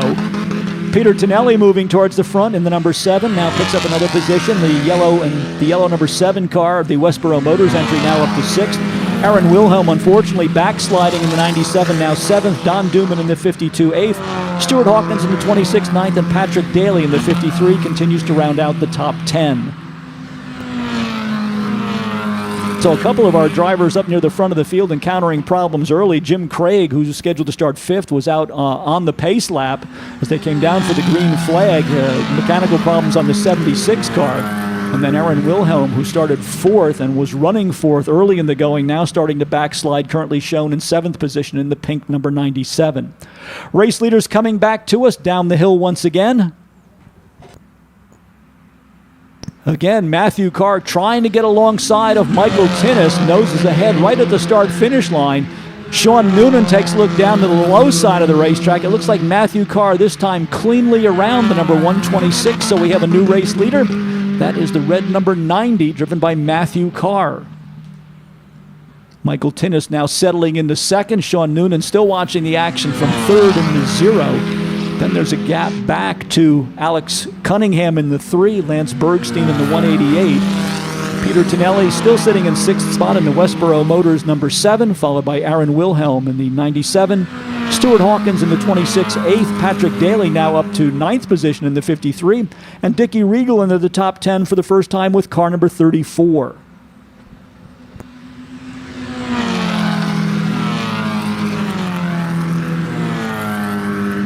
Another car slow and apparently headed towards pit lane as the race leaders are coming up on some lap traffic here. That works for Tinnis. Tinnis back into the lead, and Noonan down to the inside. So all of a sudden, Matt Carr, who was the leader on the last lap, now finds himself sitting down in third. Michael Tinnis back into the lead with the 126. The 0 of Sean Noonan now through to second, and the red number 90 for Matthew Carr all the way down to third. Car on pit road was the 52 of Don Duman, so another of our top 10 cars having some mechanical problems here. And the 00 of J.P. Patterson also on pit lane, so some attrition cropping in here. Duman dropping out of the race along with the 00 of J.P. Patterson. Up front, though, it is Michael Tinnis back into the lead in the number 126. For the moment, the 0 of Sean Noonan to second. And Matthew Carr in the 93rd. Still in fourth is Alex Cunningham in the number 3. Race leaders down the hill, led by Michael Tinnis in the 126. Noonan in second, but getting a challenge from Carr. And they will get back into single file order down in turn number 1. 126 Tinnis, 0. The blue 0 is Noonan. And then just dropping a wheel off in the dirt on the exit to Big Bend was the red number 90 from Matthew Carr. Alex Cunningham in the number 3 is 4th. 5th now to Lance Bergstein in the Flat Out Motorsports number 188. Peter Tonelli up to 6th in the 7. Aaron Wilhelm in the pink number 97. The AC Autosports entry is 7th. Patrick Daly now 8th. 9th to Stuart Hawkins, and Russell Farhang back into the top 10, getting around Dickie Regal, so it is 88 and 10th. 34 11th, then Bill Ruckert in the number 11, now 12th. Levi Travansky in the 169, 13th. 14th to Mark Murphy in the 14th. 14 rather, and Tom Rush in the 21, rounding out your top 15. Race leaders coming up on lap traffic here. Matthew Carr losing a little bit of ground now. Sean Noonan in the 0 going to try that high entry to turn number 1. Noonan able to close up by a car length or so, but again, lap traffic could be the story here as our top 3 cars are tied bumper to bumper, but lap traffic, they will encounter lap traffic as they make the entry point to the S's. Looks as though looks all 3 of them will get at least by the first lapped car cleanly.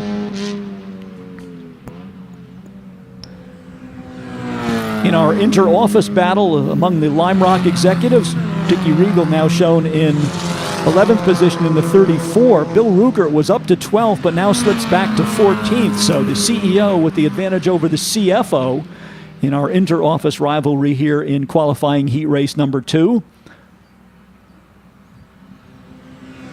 And lap traffic is going to continue to be a factor now for our top 3 cars. Sean Noonan alongside of Michael Tinnis. The 0 will lead that lap. Let's see if Tinnis can hang on to the position down into turn number 1. He does. So we have our 3rd race leader. And Matthew Carr trying to get under Michael Tinnis as they come to the decreasing radius exit to the turn. But it is Sean Noonan in the 0 into the lead now. Michael Tinnis in 126 second. And the 90 of Matthew Carr continuing to sit in 3rd. So 3rd different leader here in qualifying heat number 2, and that is Sean Noonan, who was runner-up in yesterday's qualifying race, now in the lead in the number 0.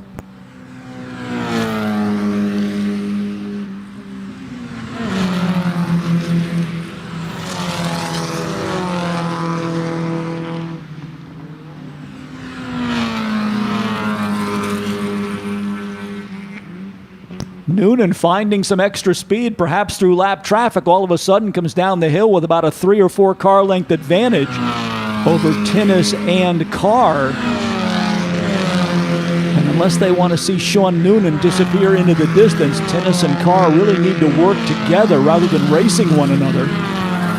They can use the draft or the slipstream to get a little bit of extra speed down the Sam Posey straightaway if they want to try and reel in Sean Noonan. But for the moment, Noonan seems to have taken advantage of lap traffic on the back part of the racetrack to build up a margin of about 4 or 5 car lengths. So all of a sudden, things going Sean Noonan's way as we are past halfway, 12 down now and 8 laps to go for our second qualifying heat race for the Spec Miata class cars. And right now it is Sean Noonan in the number 0 as your race leader.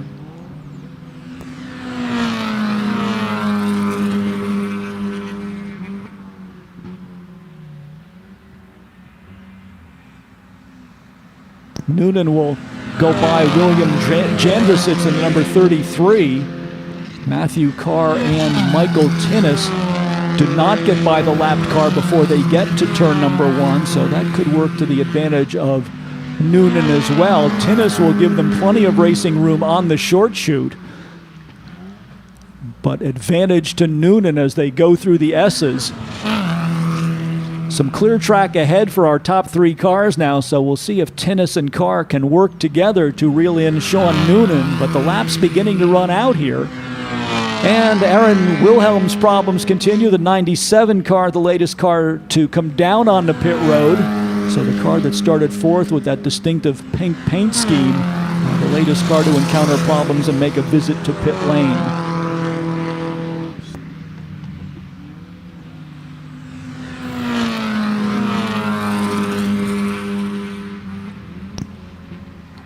Noonan still with that advantage as they cross the start-finish line over Tinnis in 126 and the red number 90 of Matthew Carr.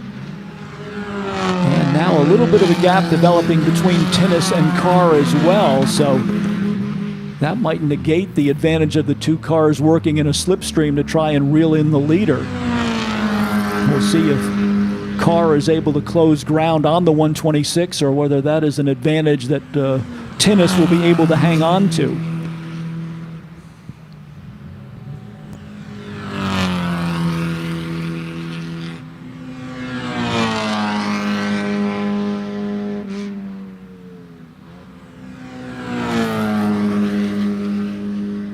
Cars for race group number 2 should be on their way to the grid area. All cars for race group number 2 should be on their way to the grid area. Just coming up to mark 3/4 distance, 15 down and 5 laps to go here for race leader Sean Noonan in the blue number 0. Michael Tinnis and Matthew Carr are certainly not within striking distance at this point. The gap from first to second, 1.8 seconds.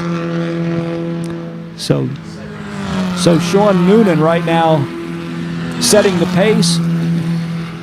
Last lap, Sean Noonan 1 minute 1.4 and Michael Tinnis 1 minute 1.9. So Noonan clearly with the upper hand here going into the final 5 laps. Let's see if we can get a late race charge from Tinnis and Carr. But right now it is Noonan in control of the race in the number 0. Again, cars for race group number 2 should be on their way to the grid area. Cars for race group number 2 on your way to the grid area. Just about 13 minutes before you will roll out for your parade lap, so all cars for race group number 2 should be on their way to the grid area.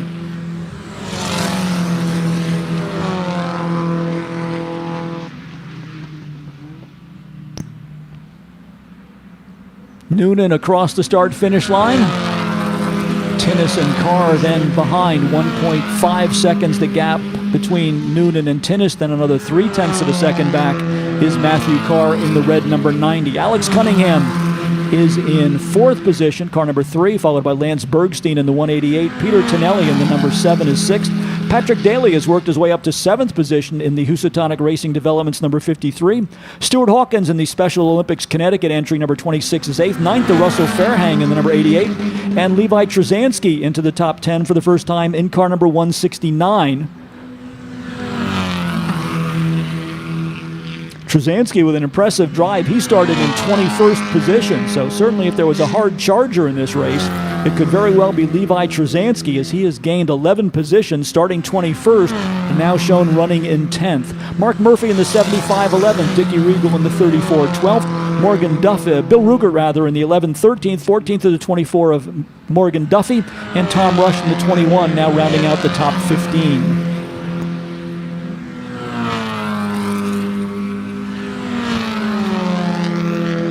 The laps are beginning to run out for Tinnis and Carr.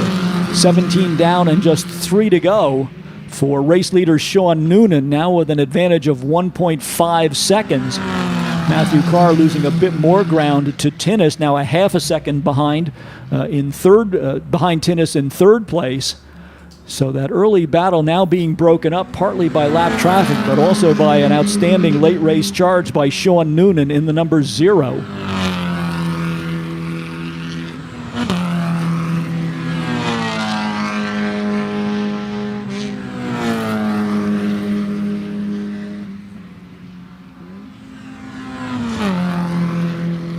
Here is Sean Noonan off the diving turn onto the Samposi straightaway. Michael Tinnis getting a little bit closer. As they cross the start-finish line, the gap is now 1.3 seconds, so Tinnis has taken another 2/10 out of Noonan's advantage. But now with only 2 laps to go, he is still 1.3 seconds behind, so Michael Tinnis with his work cut out for him if he wants to reel in the race leader and challenge for victory here in qualifying heat number 2. Number 126 chasing the blue number 0, your race leader, Sean Noonan. Michael Tinnis second in the 126. The red number 90, Matthew Carr, is your third place automobile.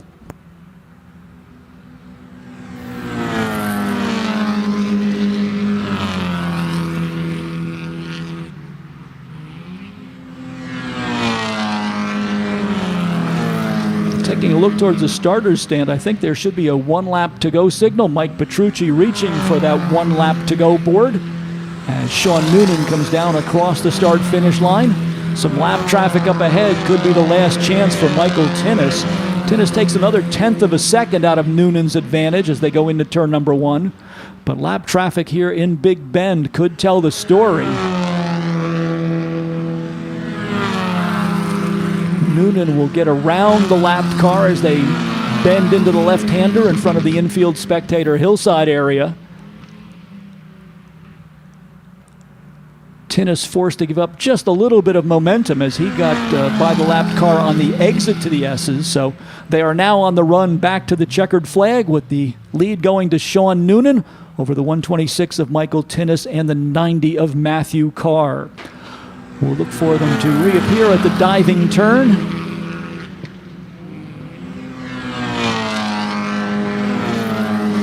There is Noonan still with the advantage as they go through the final turn on the course. Checkered flag at the ready.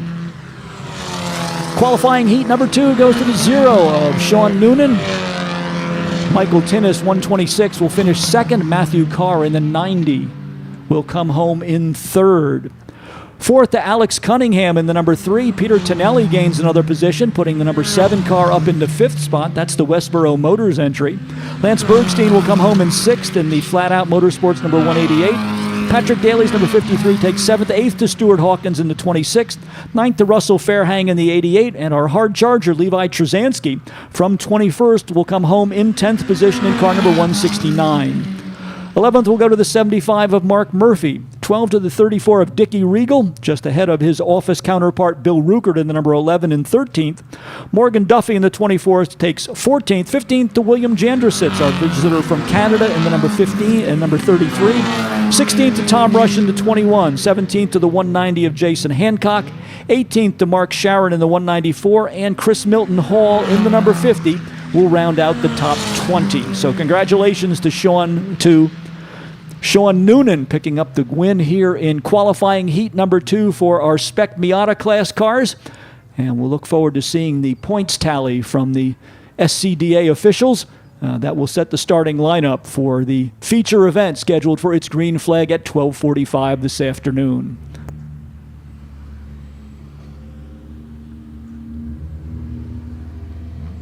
And so that will bring us to race group number 2. Their second qualifying heat race. All of those cars should be down in the grid area at this time. We may see some attrition from the projected starting lineup for race group number 2, but this is how they are scheduled to line up. 14th starting position to the number 82 NB Series Mazda for Jessica Tracy. 13th to David Nissenbaum in the number 41, another NB second generation Mazda. John Koch in the number 928, scheduled to start 12th on the field. 11th in the lineup to Ed Zemek out of Schenectady, New York, number 38. That is an NA Series, original edition Miata, spec Miata. Terrence Smith in the number 192 will start in 10th position. 9th to Van Svensson in the number 314. Richard Pickett in the number 129, scheduled for 8th in the lineup. Alex Radovic Moreno, number 473, scheduled to start 7th on the field. 6th will go to Rick Hosley in the number 553. Ryan Pilla in the number 19, scheduled to start 5th on the field. 4th to Colin Duffy in the number 72. Massimo Risi in the number 15 will start 3rd position. Justin Brigandi outside of the front row in the ND Series Miata number 88. And pole position to the Mazda Speed number 681. This is the turbocharged 4-cylinder NB Series Mazda from Michael Stack.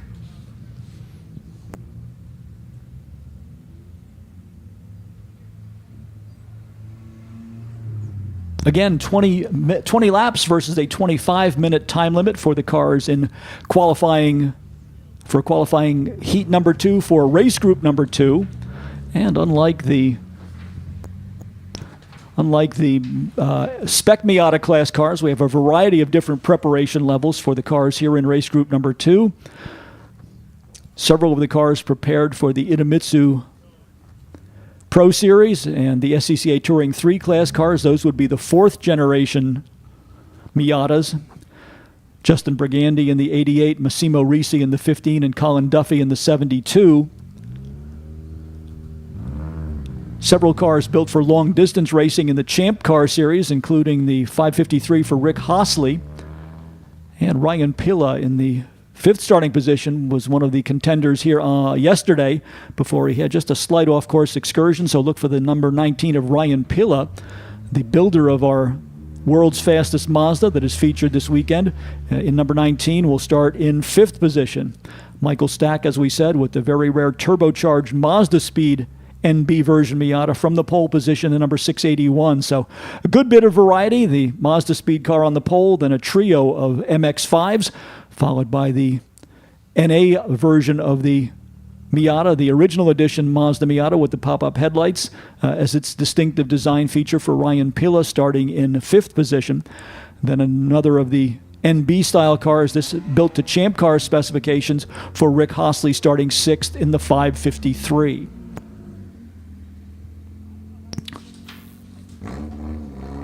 Somewhat of a different track experience for our drivers coming out of the Champ Car Series, which is a series of long-distance endurance races with multiple pit stops and driver changes. So this sprint race format, something a little bit different for Champ Car competitors like Rick Hosley. But Hosley ran well here yesterday, so we'll look forward to seeing the 553 in a contender's role as the field rolls out for race group number 2, led by the 681, the Mazda Speed Turbo for Michael Stack. Justin Brigandi with the open cockpit configuration, the style of car that runs in the Idemitsu Pro Series, while alongside Massimo Risi's number 15 is running with the hardtop in place as it would be raced in the Sports Car Club of America Touring 3 category. Similar configuration for Colin Duffy's number 72.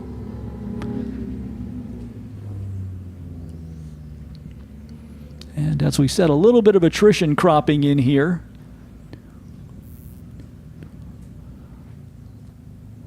Looks like we'll have, I think, 15 cars going to the line. It looks like Jessica Tracy's number 82 may be missing from the lineup.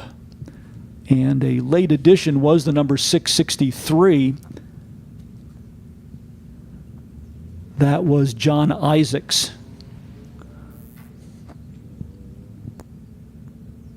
So cars unable to answer the call would be Rich Estacio in the 80, Jessica Tracy in the 82, Justin Tracy's number 33. Steve Johnson's 56. Richard Pickett in the 129, I think, is out there. And I did see Ed Zemick's number 38. So we'll shuffle the order a little bit towards the back of the field.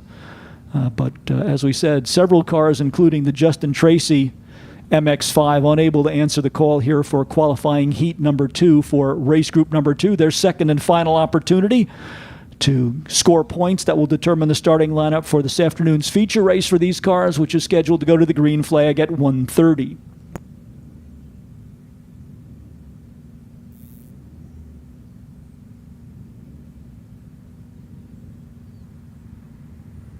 Now, Ryan Pila missed the call, apparently.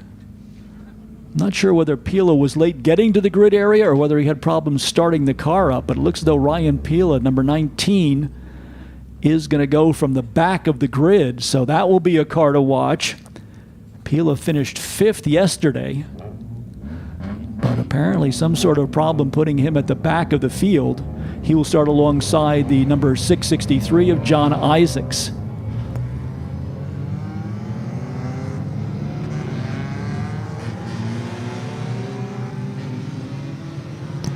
Fast lap of the race yesterday was right at the 1 minute mark, 1 minute .637 for Michael Stack. So with these near ideal conditions, we may actually see a sub 1 minute lap time for the cars here in race group number 2. And that is kind of a milestone here at Lime Rock Park back in the late 1960s, I should say. The absolute lap record, the fastest lap ever recorded here at Lime Rock Park, just went below the 1 minute mark with our favorite son, Sam Posey, with a highly developed Can-Am McLaren getting down below the 1 minute mark for the first time. And now we see Mazda Miatas challenging that 1 minute bracket and potentially getting a sub 1 minute lap as we go into qualifying race number 2. So the march of progress continues here throughout the years, as we now see Mazda Miatas lapping easily down in the 1 minute mark. I shouldn't say easily, it takes quite a bit of driving skill to do that, but from the standpoint of the technical configuration of the cars, it is possible to develop a Mazda Miata that will do a 1 minute lap time here at Lime Rock Park. And all three of our leading group of cars, Stack in the 681, Briganti in the 88, and Massimo Risi, were all in the 1 minute bracket in yesterday's qualifying race. So it's not just Michael Stack with the potential to get down below that 1 minute barrier, but Briganti and Risi as well, possibilities for a sub 1 minute lap time here in heat race number 2 for the cars in our open Mazda category, Mazda NA, NB, and MX-5s ready to go to the line.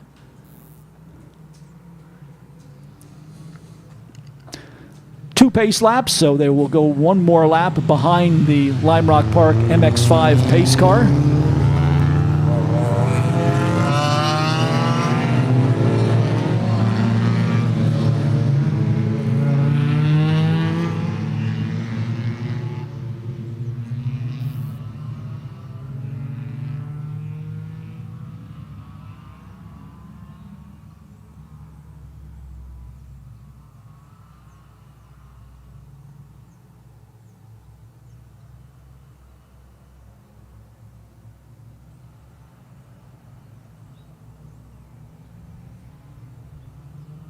Next time by, if we have a good alignment of the field, we should see the green flag. Final race before our lunch break activities.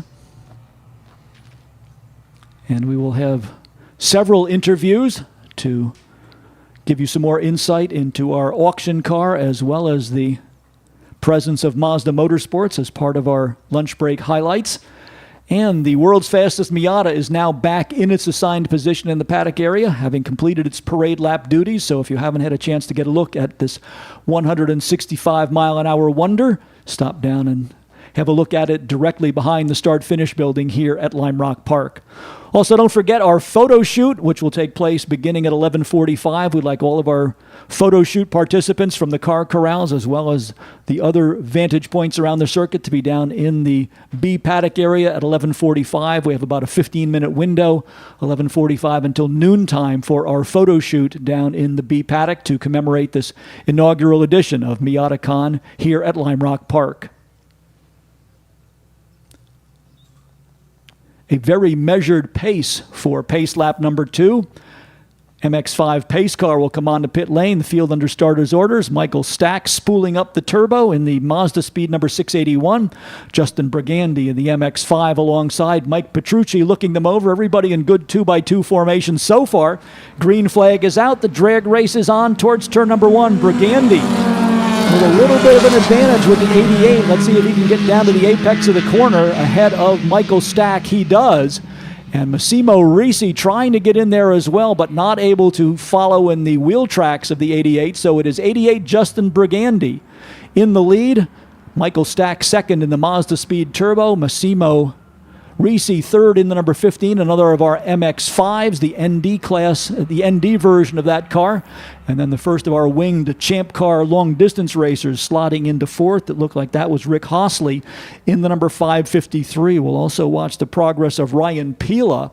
Pila in the number 19 started at the tail end of the field, but was one of the front runners yesterday. So we'll see what the number 19 can do here, working his way through traffic over the next 20 laps.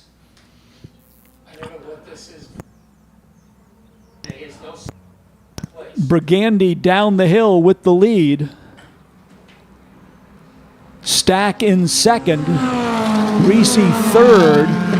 Stack will try the high road down into the first turn, but Brigandy is going to hang on to the number 1 spot. Both of those cars starting to pull away from the third place car of Massimo Risi. Let's try and scope out where Ryan Pila is in the number 19. He's up to 8th position, so Pila from the back of the pack knifing his way through traffic. Brigandy, 88, your leader. Stack, 681 second. Massimo Risi, 15 third. Rick Hossley in the number 553 is fourth. Colin Duffy's number 72 fifth. Richard Picott in the number 129 sixth. Seventh to Van Svensson in the number 314. Eighth to the 19 of Ryan Pila, followed by Alex Radovic Marino in ninth. That's car 473. And rounding out the top 10, the number 41 for David Nissenbaum.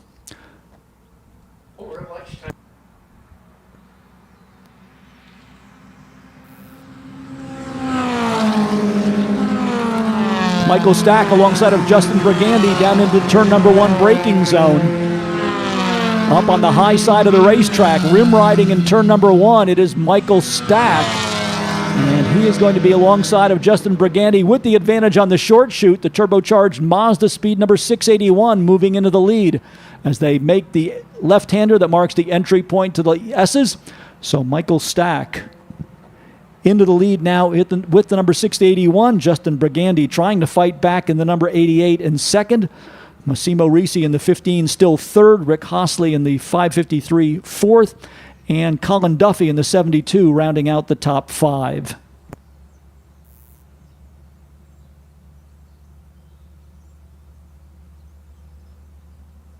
Now that Michael Stack has gotten around Justin Brigandy, he has established a gap of about 3 or 4 car lengths.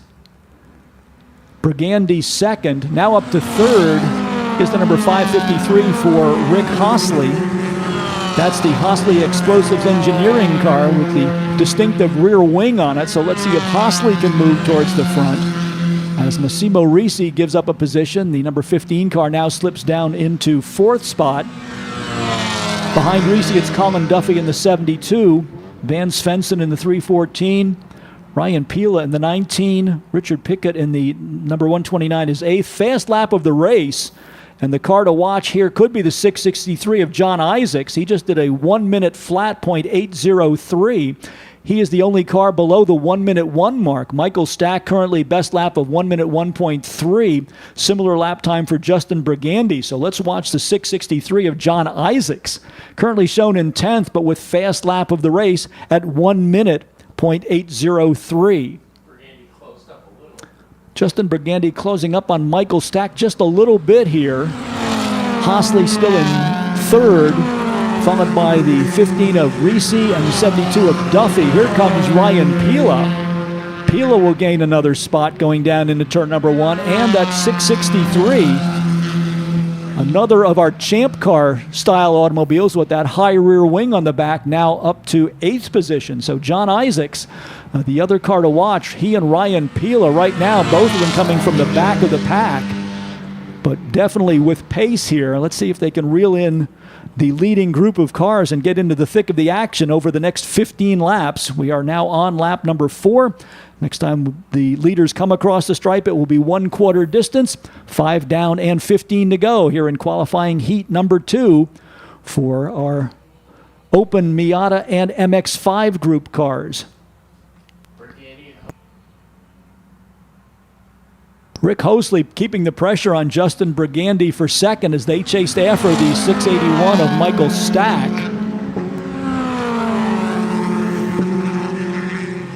Ryan Pila in the 19 and John Isaacs. Now, it looks like Pila may be off the pace now, so Ryan Pila may have hit a mechanical problem. Pila had worked his way up to 6th position, but he now seems to be slowing. So it looks as though John Isaacs is the car to watch here. You can see the flat black number 19 of Pila with those day glow numbers, very slow through the S's. So it looks as though the day is done for, at least the race is done for Ryan Pila in number 19. Kind of a frustrating heat race number 2. Started at the back of the pack. Pila then worked his way into the top 10, but now seems to have been beset by mechanical problems. Top 3 cars tied right together.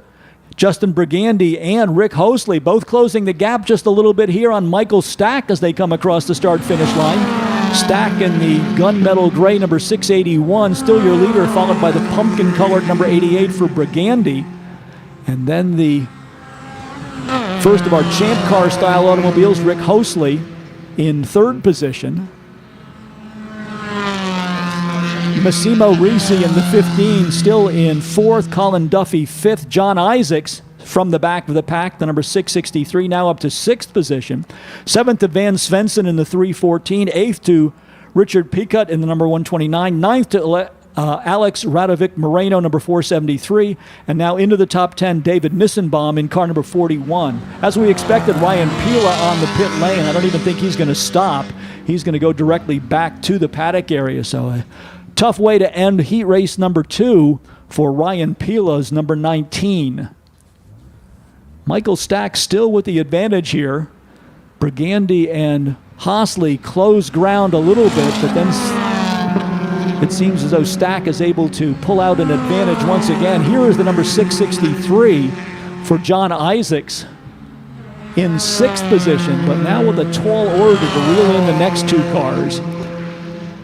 4th and 5th place, Massimo Risi and Colin Duffy, 15 and 72, just going into the entry point to the S's as John Isaacs comes out of Big Bend onto the short chute. So a fairly sizable gap for Isaacs to make up if he wants to challenge to get into the top 5. Michael Stack is your race leader. Justin Brigandy is 2nd. Rick Hosley, 553, 3rd. Massimo Risi, 4th in the number 15. Colin Duffy in the 72 is 5th. Good race going on between the 928 and the 38. That would be John Koch and Ed Zemek racing for 12th position.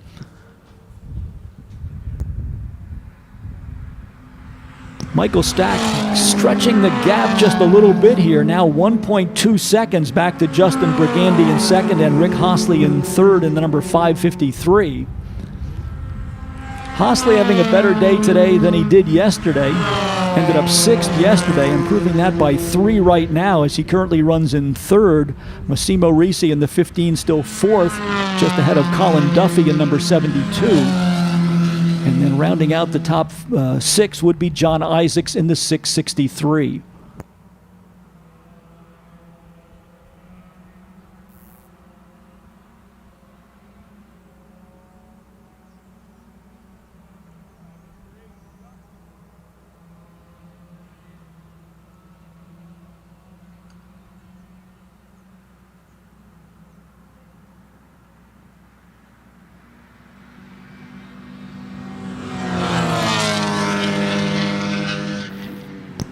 Michael Stack enjoying a little bit of a margin here. Rick Hosley trying to find a way around Justin Brigandy for 2nd place. Massimo Risi has now, looks as though Colin Duffy is the latest car to fall into trouble as 663. John Isaacs now goes up into 5th position. Looking around, I don't see the 72 of Colin Duffy.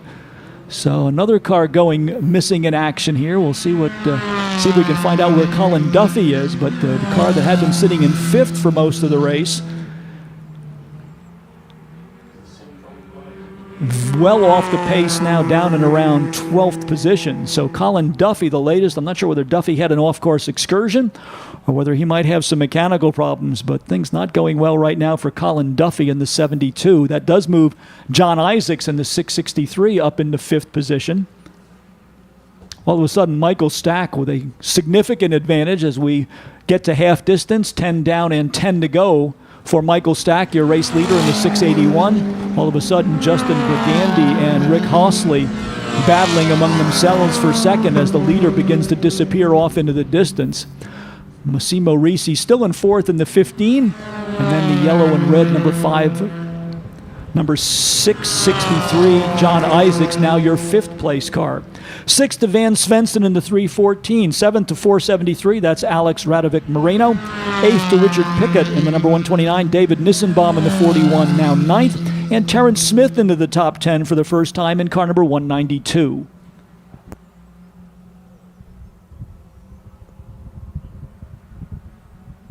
Colin Duffy slow through the diving turn and on to the Sam Posey straightaway. I expect the 70.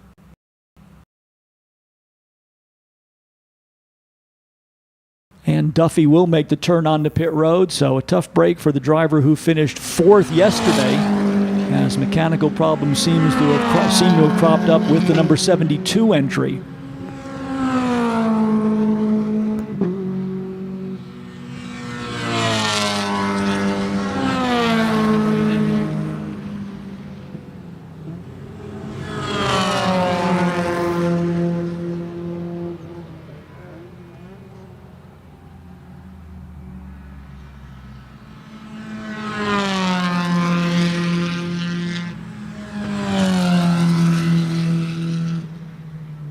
Hopefully Colin Duffy can get the problems with the 72 straightened out and report for action for our feature race this afternoon. But right now, Colin Duffy, the latest car to go to the sidelines with the number 72 Hayden Wood Insurance entry, one of our 4th generation MX-5 global racers. Michael Stack with the turbocharged Mazda Speed Miata out in front. MX-5 for Justin Brigandy second. Rick Hossley in his NB Series car set up for Champ Car Endurance Racing, currently 3rd. Another of our global MX-5s from Massimo Risi is in 4th. And then another of the Champ Car configured cars for John Isaacs from the back of the pack, number 663, now shown in 5th position.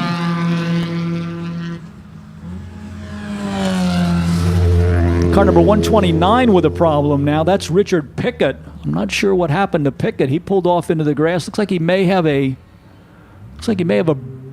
broken front suspension. He looks like the right front tire may be askew on that car. So the latest car to hit a mechanical problem, number 129, Richard Pickett. That car had been in 10th position.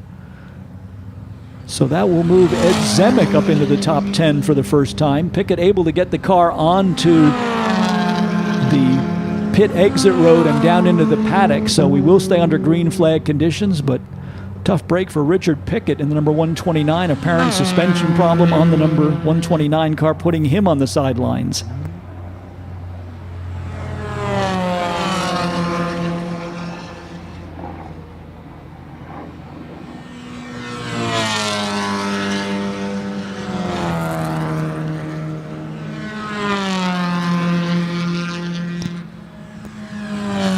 Fast lap of the race now going to Rick Hossley. 3rd place car with the best lap of 1:06.58. Best lap for Michael Stack, 1:07.741. 1:07.747 for Justin Brigandy.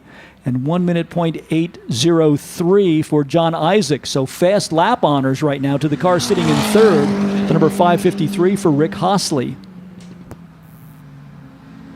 In spite of that, though, Hossley still in 3rd, not able to find a way around Justin Brigandy for 2nd spot. And all of a sudden, Massimo Risi, finding some speed late in the race, has made it a 3-car battle. So Risi, who kind of rode around on his own for a while, picks up the pace. And suddenly it is a 3-car battle for the runner-up position, 88 Brigandi, 553 Hosley, and then the white number 15, that is Massimo Risi.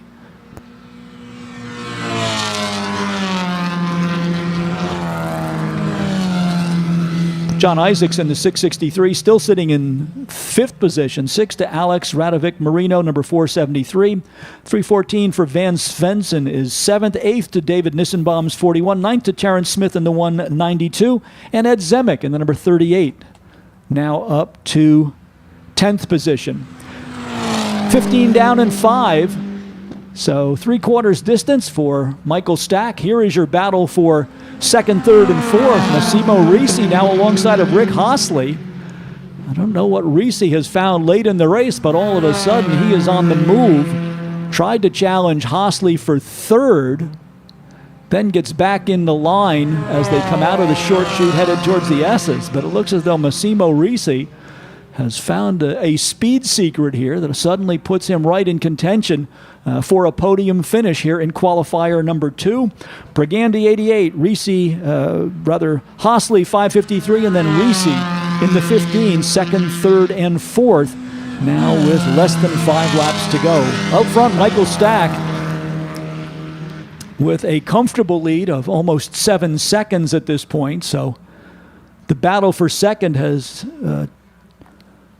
work to Michael Stack's advantage as he is all on his own now at the front of the field. Here's your battle for 2nd. Still Brigandi, followed by the blue car. That is the 553 for Hosley, and then the white 15 for Massimo Risi. Risi going to try to go down the inside this time on Hosley. Late on the brakes, down into turn number 1. The car skips around a little bit. He momentarily has the position. I'm not sure if there was, a tight battle onto the short chute. Hosley coming back. But Risi may have the better position as they enter the S's. Let's see if the 15 can take a tight line there, making the transition. So Risi now through to 3rd. Late race starring role to Massimo Risi. Let's see now if he's got anything for Justin Brigandi, or whether Rick Hosley still has a little bit left that he can reestablish himself in 3rd position. But for the moment, Massimo Risi in the spotlight, getting the number 15 car up to 3rd place. Race leader Michael Stack about to complete lap number 17. So it is 17 down and 3 to go. Hosley able to get back through on the back part of the racetrack. So all of that hard work by Risi doesn't pay off as he now is back in 4th position. I'm not sure what happened out back, but Risi will again go hard on the brakes into turn number 1, trying to close the gap on Hosley and Brigandi. And don't look back too much, but you'll find John Isaacs now almost in the picture with the red and yellow number 663. So laps running out here, but still potentially a 4-car battle for 2nd and 3rd on the podium. Up front, Michael Stack in control of the race at this point in the number 681. He scored the victory yesterday. And barring force majeure, it looks as though he is going to be in the same position here for qualifier number 2. But a tense battle for 2nd and 3rd, with Massimo Risi in the 15 outside looking in, and John Isaacs trying to get in the picture as well. Let's see if Hosley makes a move on Brigandi here for 2nd. He pulls out of the slipstream, tries to get alongside, but a little bit more pull from the 88 car will give Brigandi the advantage going down into turn number 1. Risi in the 15 right there once again behind Hosley. So here they are, 2nd, 3rd, 4th, and 5th, and you can just about throw a blanket over them. 88 Brigandi, then Hosley, then the 15 of Risi, and then the yellow and red number 663 for John Isaacs. Made up about 2 seconds.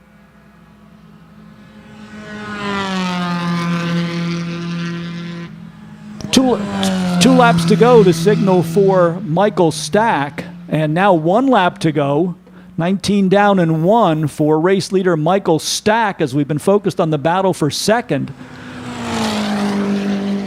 Looks as though the top two cars have gotten away a little bit. Brigandy and Hosley. Isaacs right there challenging Reese, though. That would be for fourth position.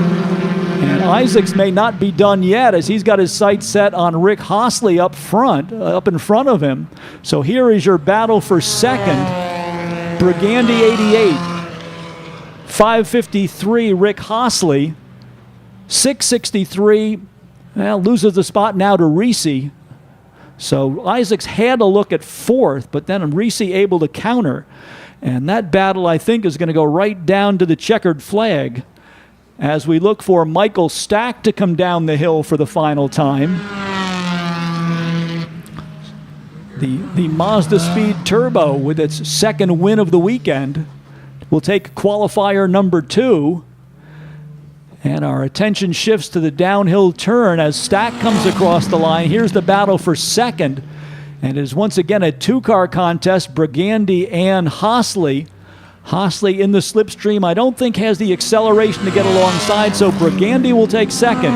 Third to Hosley, fourth to Reese, and Isaacs will come home in fifth.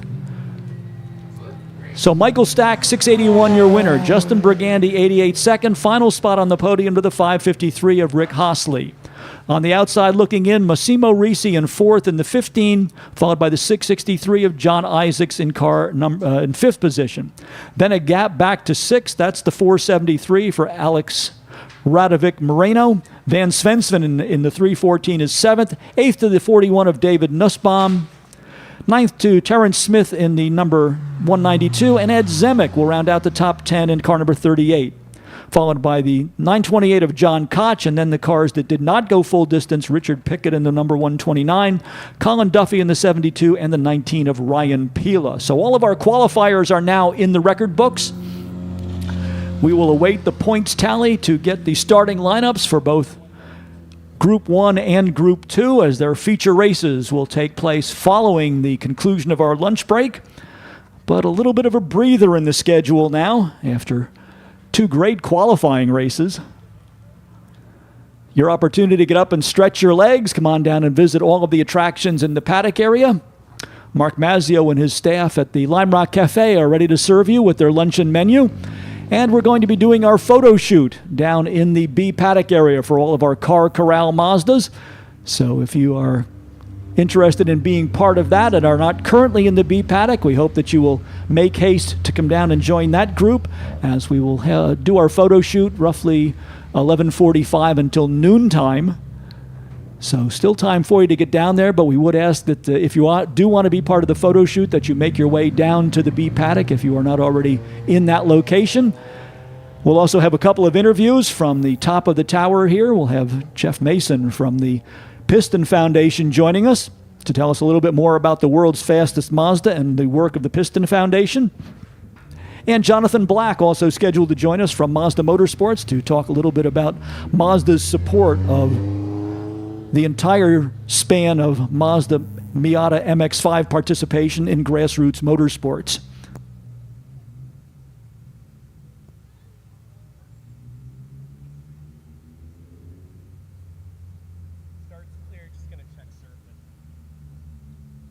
Let's also put a good word in for our friends at Artis Race Labs. If you would like to get a simulated lap around Lime Rock Park, they are the people to see. They are located directly behind the winner's circle here at Lime Rock Park. Their racing simulation equipment is now available, so if you would like the experience of driving Lime Rock Park in a virtual environment, visit the folks at Artis Race Labs, located directly behind the winner's circle here at Lime Rock Park. Also, we want to welcome all of our members of the Lime Rock Drivers Club, many of them participating this weekend, but a number of other members also joining us, and their hospitality unit also located down near the winner's circle. If you are interested in more information about the Lime Rock Drivers Club, Simon Kirkby, the director of the club, is here with us this weekend. Or you can go to the worldwide website, limerockclub.com, learn more about their Member for a Day program, where you can bring your performance car to Lime Rock Park and get 4 hours of in-car coaching, as well as telemetry analysis and hospitality for yourself and a guest. For more information about the Member for a Day program, for the Lime Rock Drivers Club, visit their worldwide website, www.limerock.com.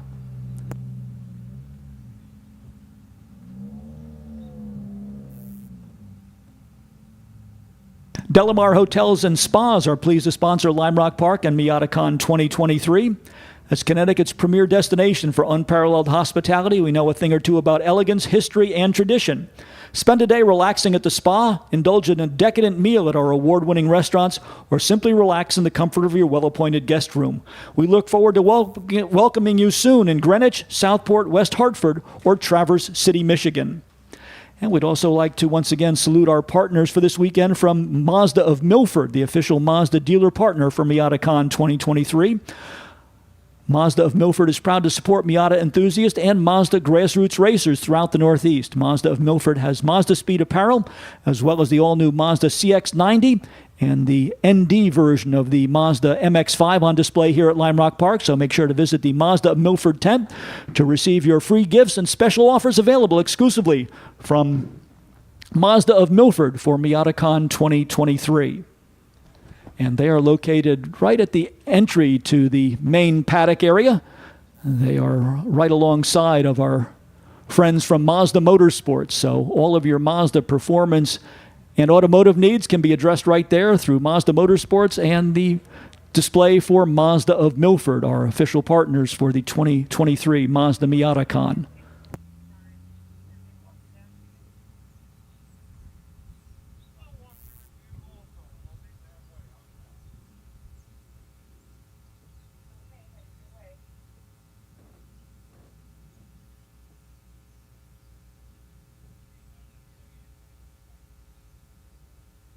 Don't forget the rest of our attractions in the Midway area.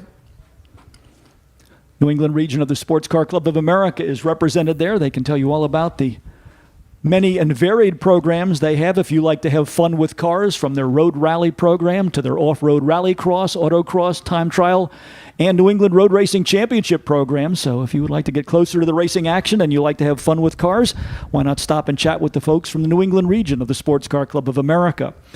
And also, while you're down there, we hope you will support the folks from the Food Bank for Pets as they take care of our great companions who are in need of some support. Also, the folks from Gears in Heaven are here with us. And also the Auto Canvas folks represented in our Midway area directly behind the start-finish building. So we hope that you will stop by and have a look at all of those attractions, vendors, and organizations participating in our Midway program here with us this weekend. Let's also remind you about tomorrow, as we will have another of our Sunday car shows here at Lime Rock Park. Tomorrow it is Oktoberfest for our Sunday motoring meet from 9 a.m. until 2 p.m. Free admission and all makes of cars are welcome. It's presented by FCP Euro and Bilstein. And the special theme for tomorrow is Trunk or Treat for Halloween weekend. The weather forecast not quite as inviting as today, but we hope that you will come back and join us for the Sunday morning motoring meet here at Lime Rock Park from 9 a.m. until 2 p.m., presented by FCP Euro and Bilstein.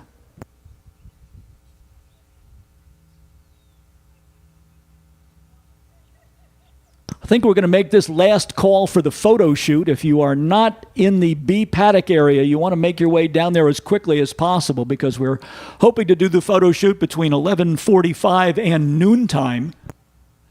And it does take a little bit of time to get the cars organized and in line. So if you're interested in being part of the photo shoot for the inaugural version of the Miatacon here at Lime Rock Park, make your way down to the B paddock.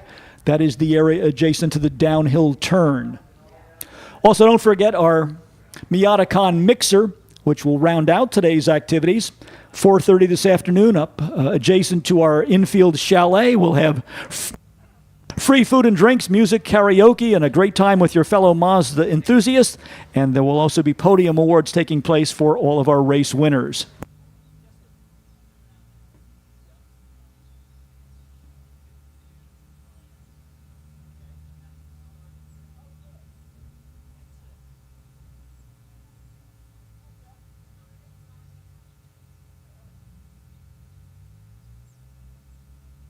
Jeff Mason now joining us from the Piston Foundation. We hope that you hope that you've had a chance to see the world's fastest Mazda Miata. Jeff, before we talk about the car, let's talk a little bit about the Piston Foundation, where it came from, and what it's doing. Sure. The Piston Foundation exists to solve a problem that we all know exists, which is that we've got a graying workforce in auto restoration and vintage racing, and we want to bring more young people into those trades, into those careers. And the Piston Foundation works to provide education and hands-on training for those young people to begin those careers. And you also do a scholarship program, I understand. Yes, the core of what we do is a scholarship program which provides tuition assistance for tech schools, because education is the foundation of that career. So young people want to get started. So 2 years at a tech school, we help provide that. And then we're working to get them into apprenticeships in the shops so they can get that hands-on training. There's a lot of talk about the virtual world, but there's still a certain satisfaction with getting your hands on something and crafting it. And certainly this is a great opportunity for young people who are looking for a meaningful career and a work-life balance. You're exactly right. It's a career that does provide those things. And what we've found is there are a lot of young people interested in these careers still, but there really isn't a pathway for them to follow. So the Piston Foundation is creating that career pathway so young people with an interest can find themselves in an auto restoration career. I think we usually say that excuse me. We usually say the Piston Foundation is a 501c. It is. We are a nonprofit public charity, so we work for the car enthusiast community. We have nobody to answer to but the people here at this track. And how can people get involved with the Piston Foundation? We know there are a variety of different ways that they can participate, but I'm sure you have a website. Yes, we do. So pistonfoundation.org is the place to find everything about our programs. If you know a young person who has an interest in this career path, you can refer them to us, send them to the website. They can fill out a form. We'll get some information to them. If you want to support the foundation, there's a few very easy ways. You can stop by our tent in Paddock A, and for $20, you can get a really cool racing patch for the Piston Foundation. And if you'd like to make a larger donation, you can do that on the website. Again, it's pistonfoundation.org. There are a lot of younger people here with us this weekend. Mazda Miatas appeal across age spans. I hope that some of those folks have stopped by to see you. Yeah, we've had a lot of great conversations. And this is the thing. People think that young people aren't interested in cars, and it's just not true. Every American generation loves cars, and there are great careers to be had. Cars are really different, though. I go back a generation or two when we used to do a tune-up with a timing light and a screwdriver, and that's changed a little bit. It has changed. And, you know, the great thing about today's young people is technology is their native state, right? So they feel great. They feel comfortable in all of that. And that's still a growing part of the industry, and they can bring that to the industry in the ways that the previous generations didn't have that particular experience. So, it continues to evolve. Let's talk a little bit about the car that you have brought with us this weekend. That is the world's fastest Mazda Miata. It is. It's a really incredible car with an incredible story. So it was donated to the Piston Foundation Cars for Piston Scholars program. This is a campaign where people can donate a classic car to the Piston Foundation, and we sell it through our partners with BAT, Bring a Trailer, and that money goes into our scholarship program. So this is one of the ways that we fund education and career training. And that car came from Harvey Siegel, who, when he was in his late 70s, decided that the bucket list couldn't wait, and he was going to Bonneville, and he decided he was going to target the GT class under 2 liter, and he put together that car with Ryan Pila, and they won. They set the record. So the previous record was 159. They set it at 165. They got their record, and that was it. And they had done their job. And now the car, he turned it into a spec Miata after that, and it's ready to race. So the auction package includes everything, not only the car, but all of the Bonneville components, so that if somebody wants to challenge that 165, they have the tools to do it. That's exactly right. So the auction includes the car itself in its spec Miata format. It includes the Bonneville engine, which is a 290 horsepower inline four, highly modified, as well as its Bonneville wheel set, because you run a different set of wheels there, very narrow wheels. And in talking to Harvey and his son Luke, who were the drivers of the record attempt, everybody believes the car can go faster. In its, some of its laps were at 174. And so someone can really take that car. And we really hope they do, that somebody wants to buy that, get that back to Bonneville, set the new record. It would be a great continuing story. So the auction continues for a couple of more days at bringatrailer.com. Are people bidding? Yeah, we're up to $13,500, which I think would be a bargain price for that car. We'll see that go a lot higher. We have 2 more days. People have 2 more days to get their bids in and buy the world's fastest Miata. As the lottery folks say, you've got to be in it to win it. So if you're interested in owning the world's fastest Miata, go to bringatrailer.com. If you'd like to learn more about the Piston Foundation, stop down and visit Jeff Mason. He is located directly behind the Start Finish building here at Lime Rock Park. Thank you for bringing this landmark car to the inaugural Miatacon. Thanks, Greg, and thanks to everybody at Lime Rock Park for supporting the Piston Foundation.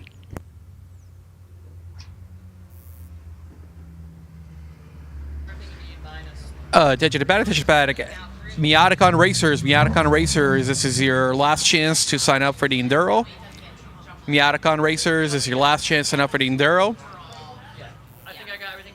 If you'd like to sign up, please come join us at the base of the tower. Again, Miatacon drivers.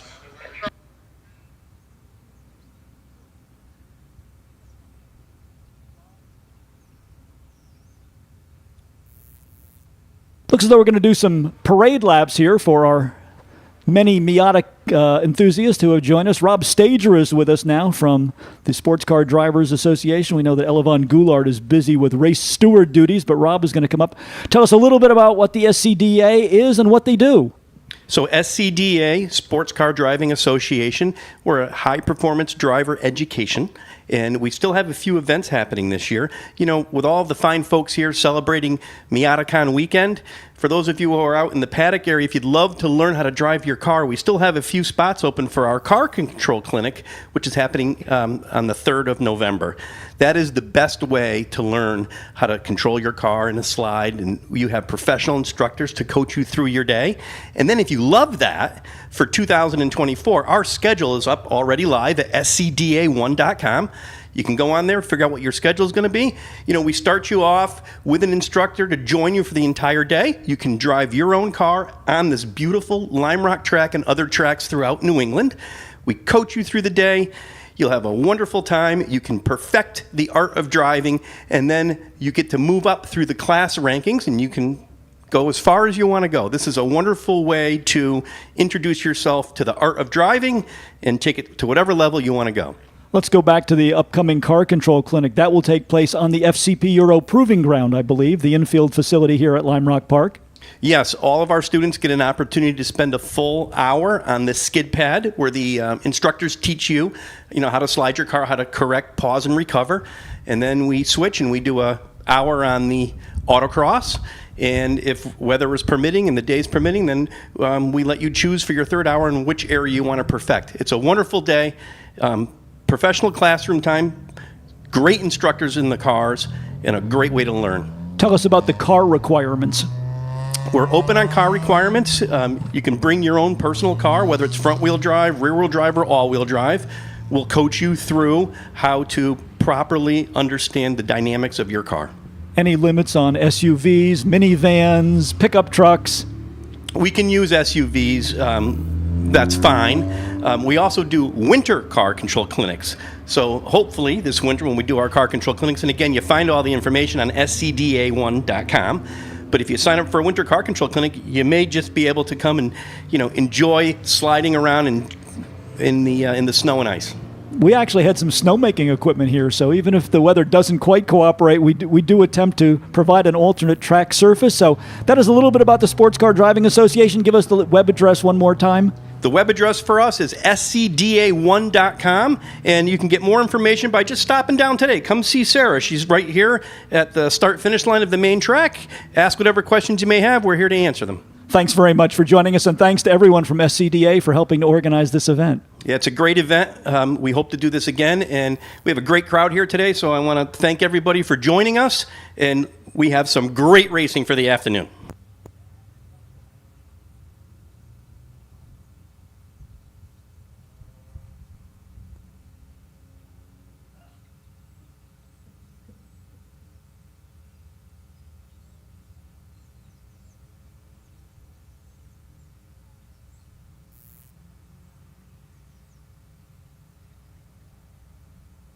Great to see so many of you finding a spot on the hillside area here as we continue our parade laps for our Mazda enthusiasts. As you have heard a number of people say, this is the inaugural event. We hope that it will continue on the schedule here at Lime Rock Park and grow in the years to come. Certainly the weather this weekend was an added blessing. There were a lot of fingers crossed as we went into the weekend, because coming at the end of October, as those of you who live in New England know, it can be anywhere from a beautiful day like this to the beginning of winter. So certainly we could not ask for a better day as far as the weather conditions for this entire weekend. We want to remind you again that we will be here tomorrow for our Sunday morning motoring meet, presented by FCP Euro and Bilstein Shock Absorbers, and it is Trunk or Treat Day to celebrate Halloween weekend. The weather forecast maybe not quite as inviting as today, but we hope that we'll still have some decent weather, so we hope if you're in the area you will come back and join us for our Sunday motor meet here at Lime Rock Park from 9 a.m. until 2 p.m., presented by FCP Euro and the folks from Bilstein.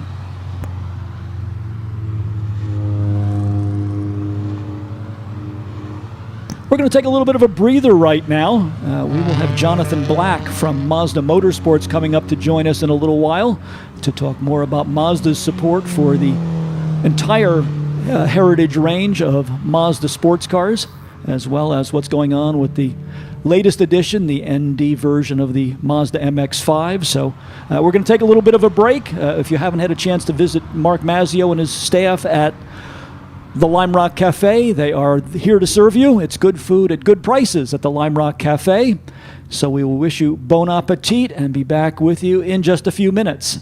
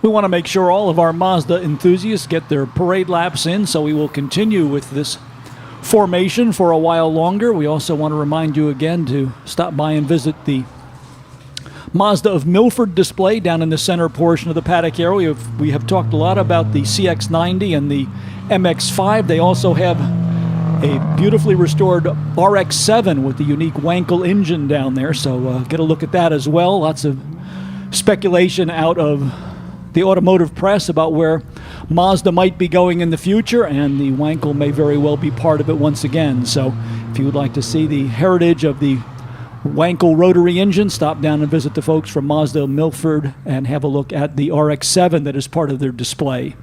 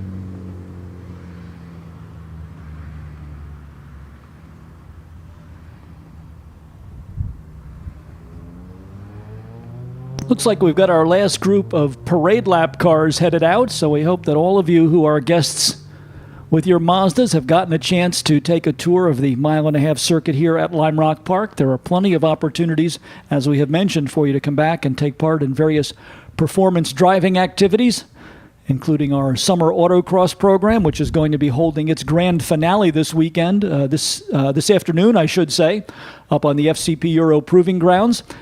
We also host Track Night in America, the Sports Car Club of America program that can introduce you to track activities. And you have heard about the programs offered by the Sports Car Drivers Association as well as the Lime Rock Drivers Club. So if you are interested in getting involved at a higher level in performance driving, there are ample opportunities to do it right here at Lime Rock Park.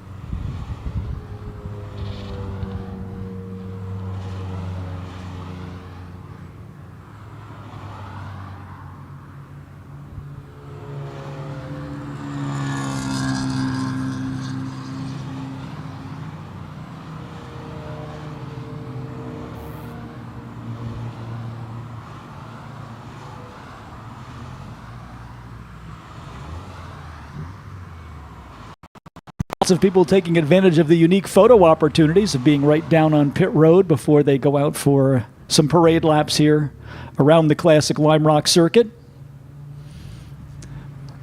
For those of you who are in the passenger seat, be sure to wave to the camera as you go under the Liqui Bridge down in turn number 1. We are live streaming all of the festivities from Miatacon 2023. So as you go under the Liqui Bridge, off on the left pillar is where our camera is located. Give a wave so that the folks worldwide can see the fun you're having with us here at Miatacon 2023 at Lime Rock Park.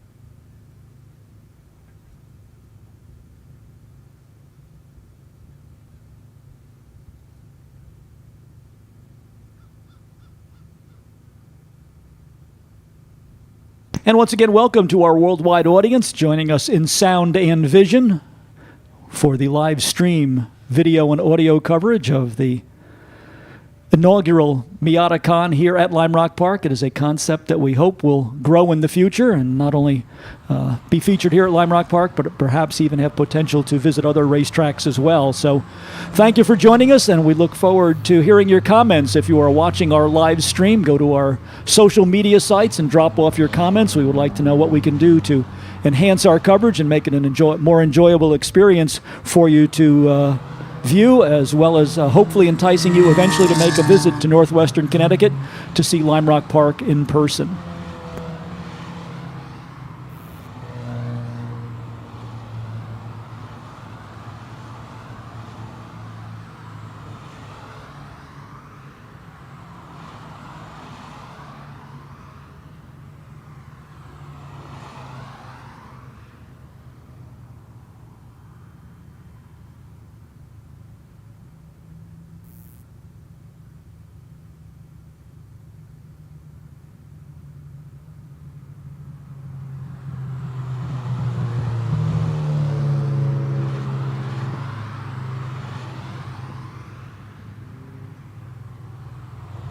Reminder for our competitors in Group 1, you are scheduled for your green flag at 12:45 this afternoon for your 30-lap feature race, so you should begin to set up a timeline so that you can report to the grid area to take up your assigned starting position. Remember, the 3-minute rule is in effect.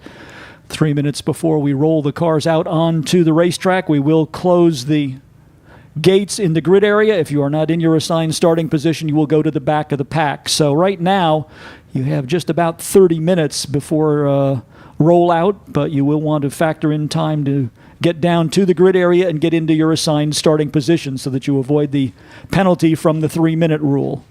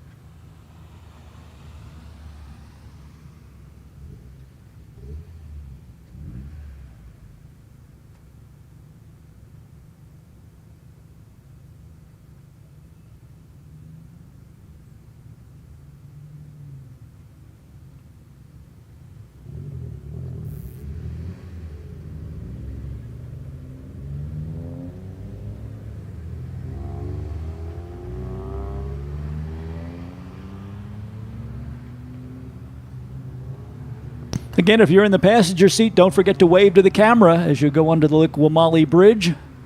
Our camera is located on the driver's left pillar right underneath the Lime Rock Park sign, so let the folks worldwide know that you're having a great time with us here at Miatacon 2023.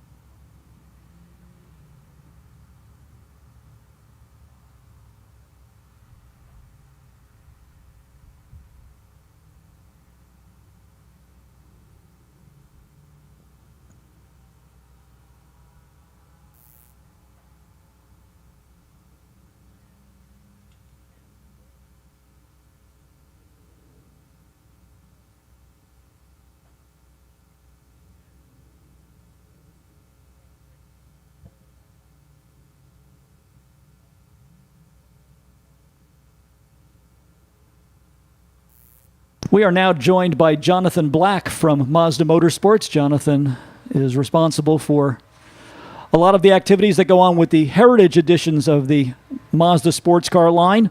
John, we know that the ND is the latest version, but Mazda hasn't forgotten about the older cars.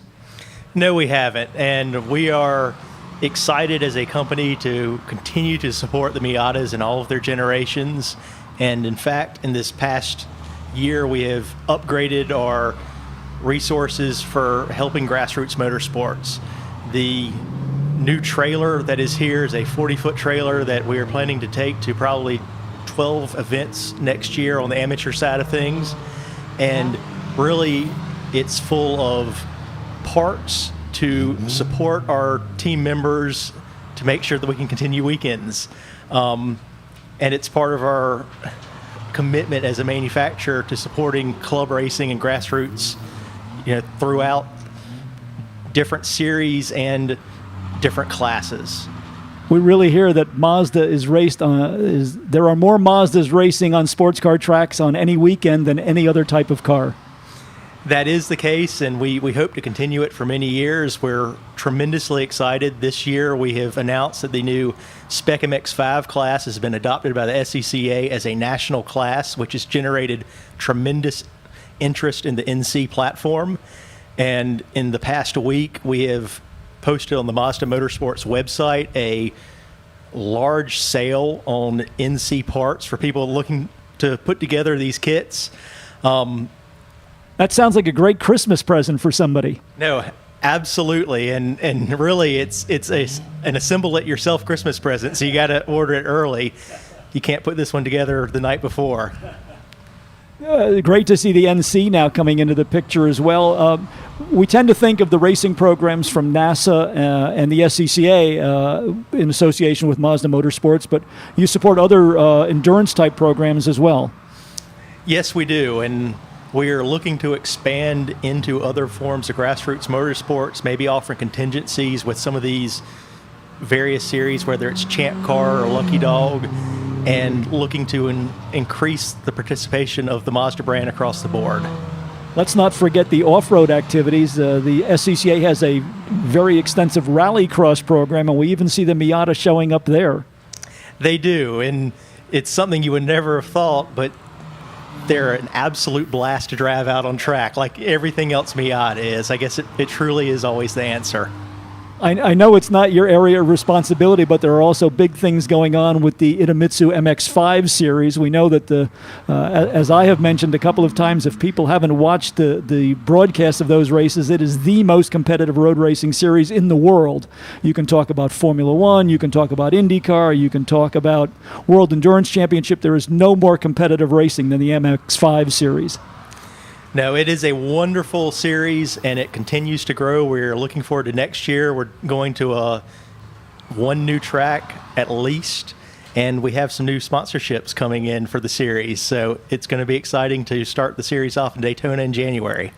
And at the end of the year, there is a big payout, $250,000, as John Hindorf and Shea Adam like to say, cash money, to the winner of the championship, and Jared Thomas took the championship this year. $80,000 to the Rookie of the Year, and I know lots of money at each of the events. So this is real professional racing. It is, and we've been very happy that so far everyone that has won the series has continued to invest the money back and continue racing with us. Jared Thomas has built a wonderful team over the last few years, and I'm looking forward to seeing what they bring out next year. We've also had celebrity drivers come into the MX5 series. Parker Kligerman from NASCAR, James Hinchcliffe from the IndyCar series, and we expect more of that in 2024 as well, I think. Hopefully we can bring some new faces in for the occasional guest star. And one of the fascinating things about how competitive that series is we've got these professionals that show up and they are running mid-pack and they realize how tight this competition is. Let's get back to the heritage cars a little bit. How can people get more information about that portion of the Mazda Motorsports program, aside from visiting with you today? Yes, you can always go to MazdaMotorsports.com. Anybody that participates in autocrosses or tracks a Miata or races it can join and become a team member, where once you've applied and become a team member, you can buy parts from us at a nice discount.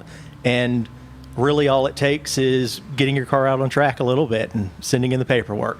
Well, certainly a lot of cars here and a lot of Mazda Miata enthusiasts. This is a kind of a breakthrough event for us here at Lime Rock Park. What are your impressions of Miatacon #1? So far, I think it's been a fantastic event. Whoever arranged this beautiful weather absolutely deserves a praise. And the different communities that have come out here and are enjoying this weekend at this track has been a fantastic time. I'm looking to be here next year.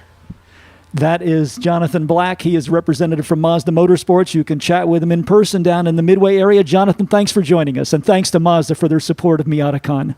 Thanks for having me.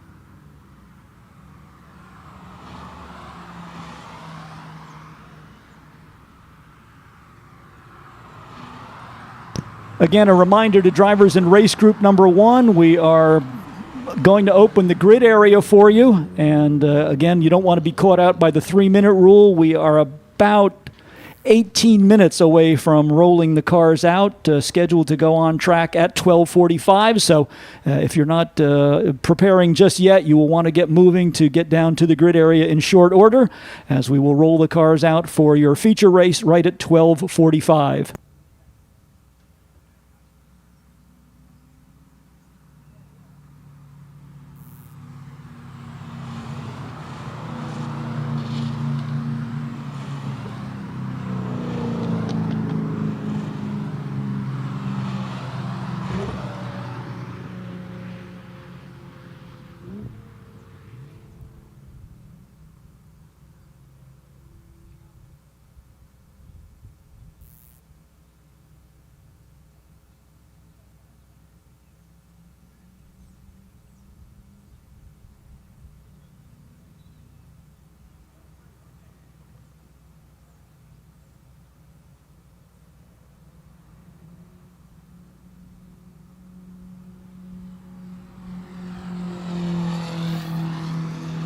Got some K cars out there right now. These were Japanese sub compacts and sports cars.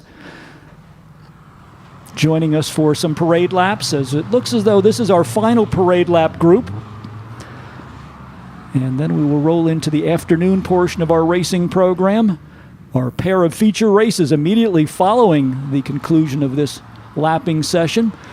Spec Miata cars for 30 laps scheduled to go to the green flag at 12:45. And then our MX-5 and Open Miata Group cars will be on track at 1:30. Each of those races 30 laps against a 35-minute time limit. We will bring out our track day group again from 2:15 until 2:40. We'll run a short practice session for the cars that will line up for our 1-hour endurance race. Practice for those cars from 2:40 until 3:10. One more opportunity for our track day group to get on the track at 3:10. And then we're going to round out Miatacon 2023 with an endurance race, 1 hour around the mile-and-a-half circuit here at Lime Rock Park. Mandatory pit stop. Some of the teams will actually elect to change drivers, and that 1 hour endurance race scheduled to start at 3:45. The checkered flag will come down an hour later. And all of that sets the stage for the Miatacon Mixer, which will take place up on the hillside area adjacent to our hospitality units in the infield portion of the facility here at Lime Rock Park. So be sure to stick around after the racing is over. Join us for our Miatacon Mixer, which will include free food and drinks, music, and even karaoke. So it's a great time to visit with your fellow Miata enthusiasts. And we'll also be presenting the Podium Finisher Awards to all of our race winners from today's program up there at about 5:30. So come on up and join us for the Miatacon Mixer at 4:30. Stick around for our awards presentations. The fun and festivities will continue well into the evening here at Lime Rock Park for the 2023 edition of Miatacon. Also, our thanks again to the folks from Mazda of Milford, our partners for this Miatacon debut. Mazda of Milford is proud to support Miata enthusiasts and Mazda grassroots racers throughout the Northeast. They have a full line of Mazda apparel as well as a display with the new Mazda CX-90 and the latest edition of the Mazda MX-5. So make sure to visit the Mazda of Milford tent located at the entrance to our Midway area right up at the top of the paddock across the way from the Lime Rock Cafe. And once again, thanks to our partnership with Mazda of Milford for the debut of Miatacon.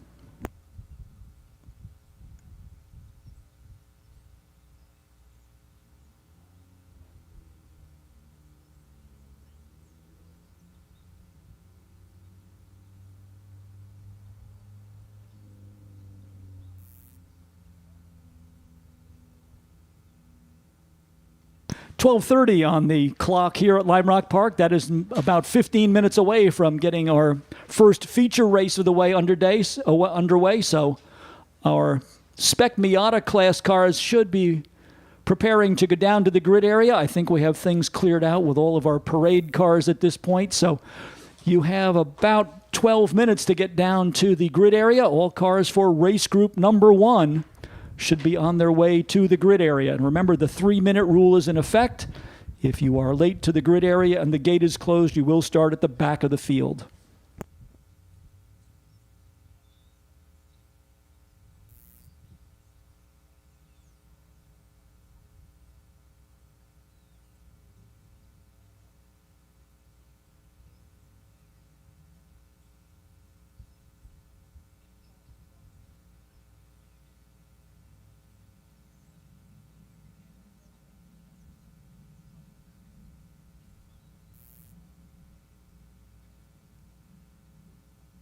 Attention to the paddock, all Group 1 drivers, you should be in staging at this time. Again, all Group 1 drivers, you should be in staging this time. Please make your way to staging lane at this time to get ready for the race. Again, all Group 1 drivers.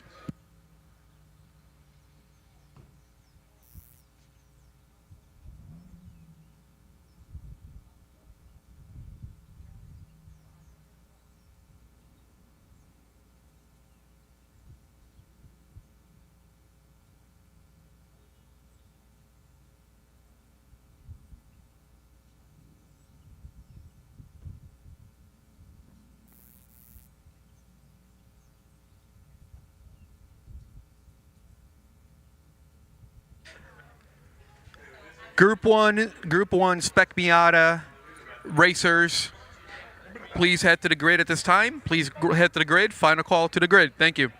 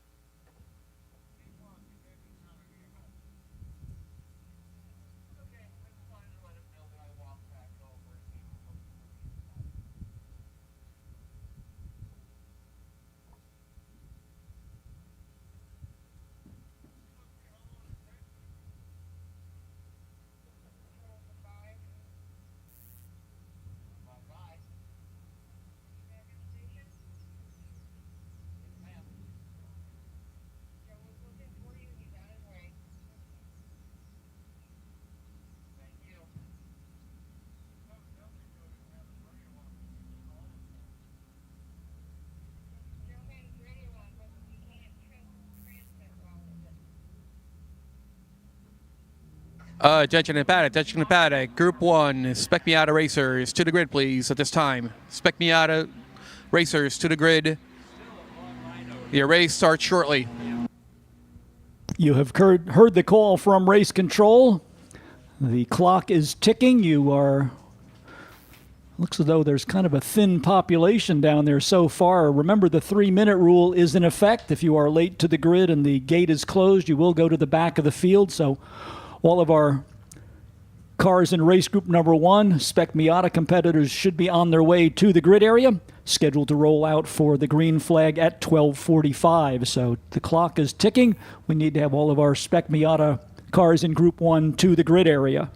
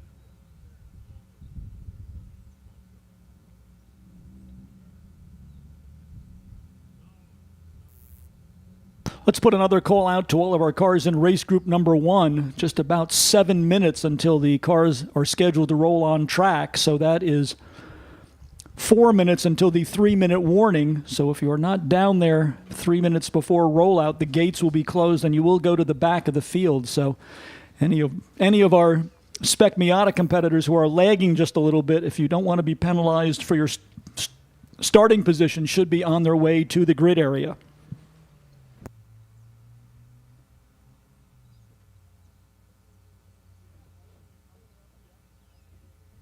Let's also take a minute here in the afternoon to welcome everybody who was a recent arrival for Miatacon, the debut of this event here at Lime Rock Park, and we certainly could not have asked for a better day for any time of year, but especially late October. It is a gamble when you put an event on at this time of year. As all of you New Englanders know, it can be like this, or it can be the beginning of winter. So we are appreciative that you have come out to support this event.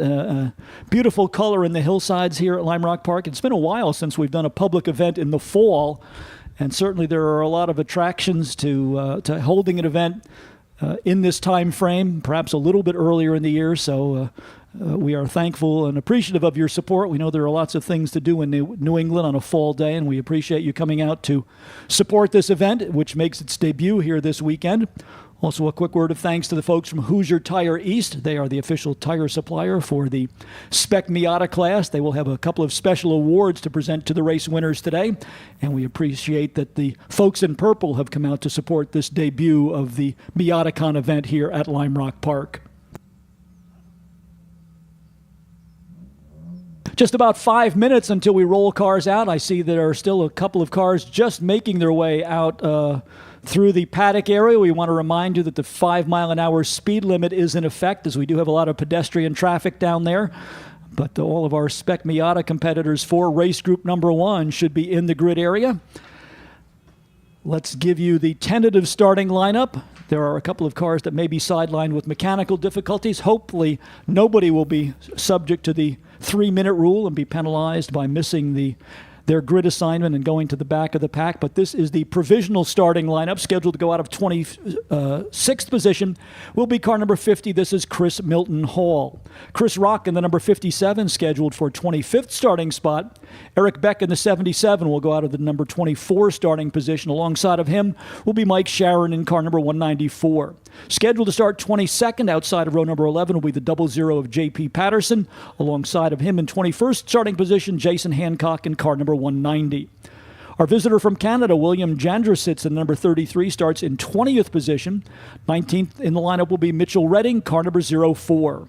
Lime Rock Drivers Club stalwart Tom Rush in the number 21 starts 18th on the field. Out of the number 17 position, it will be the car number 24, driven by Morgan Duffy. Scheduled to start 16th is the 52. This is the Southern Auto Auctions entry for Don Duman. Levi Trzanski, who was the hard charger in the qualifying heat race this morning, starts 15th in car number 169. Jim Craig, who had some mechanical difficulties this morning, scheduled to start 14th in car number 76. 13th in the starting lineup goes to the Chief Financial Officer for Lime Rock Park. This is Bill Ruckert. Aaron Wilhelm in the bright pink number 97, scheduled to start 12th on the field. We understand there are also some transmission problems, and not sure that Aaron Wilhelm will be able to answer the call for the start. 11th goes to Lime Rock's CEO, Dickie Regal, number 34. 10th in the starting lineup outside of row number 5 to Mark Murphy in the 75. Alongside of Murphy in the Flat Out Motorsports number 88, it will be Russell Fairhang. Moving to 8th starting position, another of our Lime Rock Drivers Club members is Patrick Daly, car number 53. He shares the row with the Special Olympics of Connecticut, number 26, driven by Stuart Hawkins. Peter Tonelli with the Westboro Motors number 7 car starts 6th on the field, 5th in the starting lineup to the Flat Out Motorsports number 188 car for Lance Bergstein. Row number 2, 4th starting position will be Alex Cunningham in the 3. He'll share the row with the red number 90 driven by Matthew Carr. And your front row, outside starting position to the number 126 of Michael Tinnis. Pole position to car number 0 driven by Sean Noonan. So that is your starting lineup.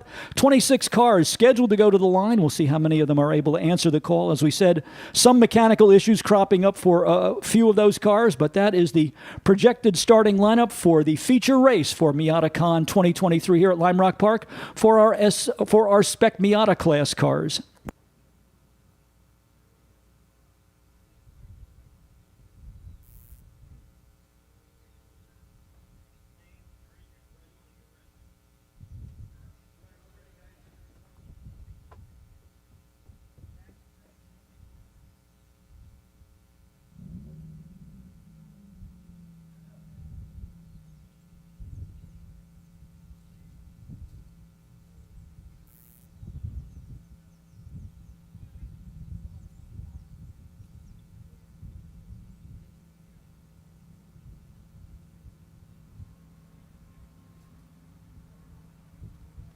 Cars beginning to roll down pit lane to set up our provisional starting grid. It looks as though everybody made it without being impacted by the 3-minute rule. 0 of Sean Noonan, the Krug Speed car, and the number 126 for Michael Tinnis. Row number 1, Matthew Carr in the 90. And Alex Cunningham in the 3 on row number 2. Lance Bergstein in the 188. And the yellow number 7 for Peter Tonelli on row number 3.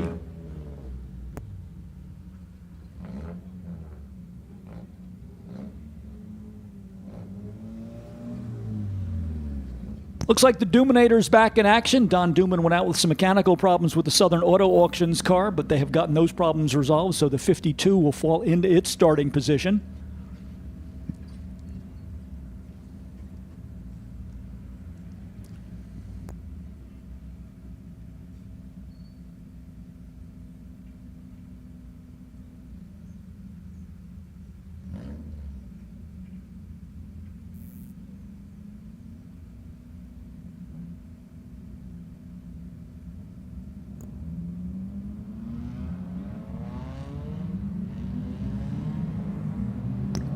Quick head count makes it look like we have around 24 cars on the starting grid.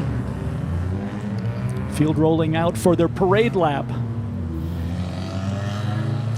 Behind the world's fastest Miata, the 165 mile an hour Bonneville Salt Flats record holder that is being auctioned this weekend on the Bring a Trailer website.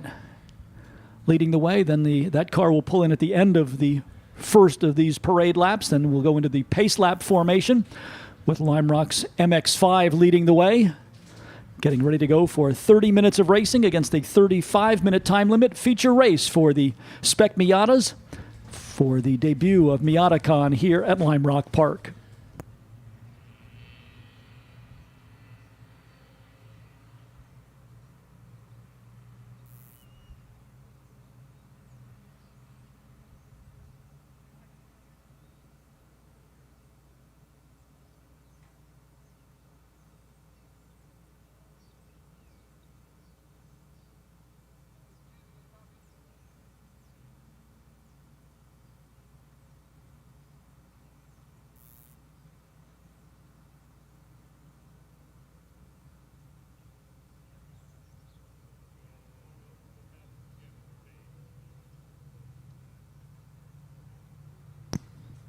Parade lap about to be completed.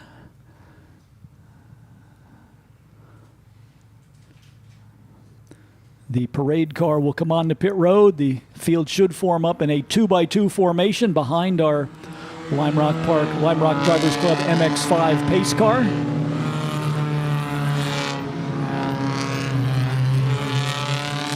A lot of the drivers taking this opportunity to scrub their tires.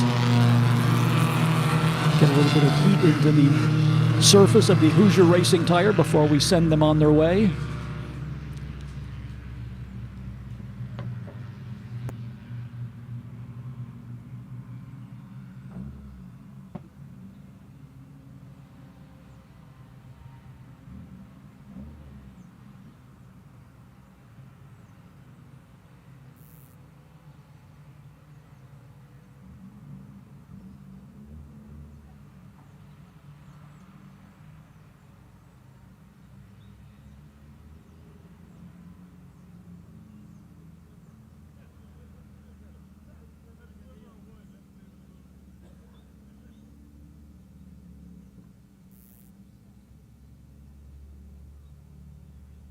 Sean Noonan and Michael Tinnis pace the field, each of them a qualifying race winner. Matthew Carr in the 90 and Alex Cunningham on row 2. Lance Bergstein in the 188, Peter Tonelli the 2nd in the 7 on row number 3. Row number 4, Stuart Hawkins in the 26 and Patrick Daly in the 53. Row number 5, Russell Farhang in the 88 and Mike Murphy in the 75. Row number 6, Dickie Regal in the 34 and should be alongside of him the 11 of Bill Rukert. So our two Lime Rock executives side by side here in the inter-office battle that is shaping up over the next 30 laps. Pace car on the pit road, field under starter's orders. Mike Petrucci has the green flag ready. Does he like the looks of the field? He does. And we go to green flag. On the low road, Sean Noonan with the lead down into turn number 1. Michael Tinnis with a little bit more momentum, rim riding through the first turn, and he will come out of Big Bend with the lead. So from the outside starting spot, it is Michael Tinnis into the lead in the number 126. The 0 of Sean Noonan second, then side by side for third. It's the 90 of Matthew Carr and the 3 of Alex Cunningham.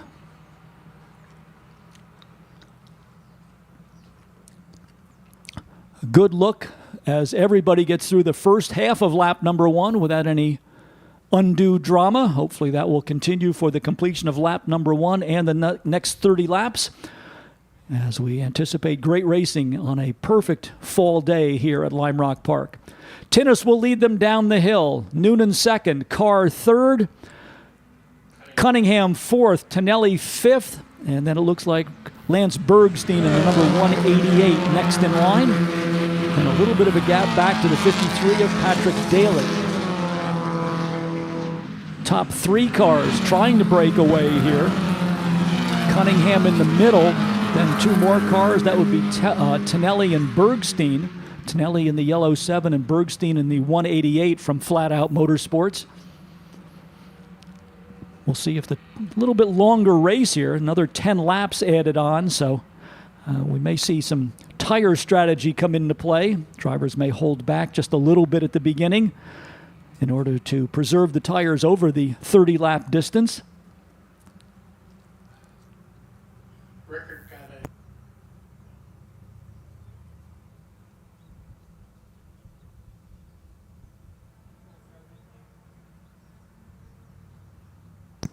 No changes up front. Still Tinnis, Noonan, and Carr. Cunningham on his own. Then Tonelli and Bergstein. Then the next car in line is 53, Patrick Daly, along with the 26 of Stuart Hawkins, and the 52 of Don Duman, I think, was in there as well.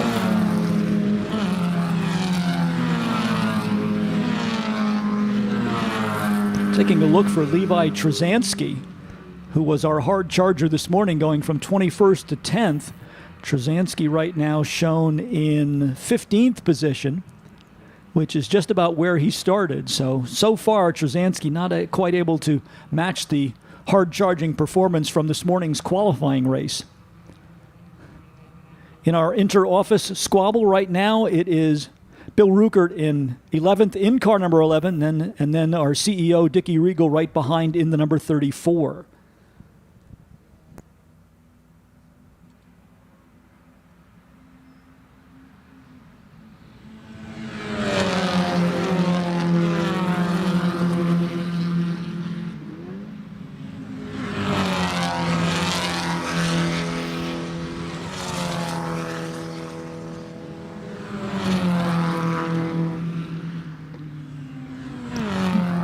The 90 of Matt Carr had a notion to take a look down the inside going into turn number 1, but between Noonan and Tinnis, there was no racing room there, so Carr forced to sit there watching from third place.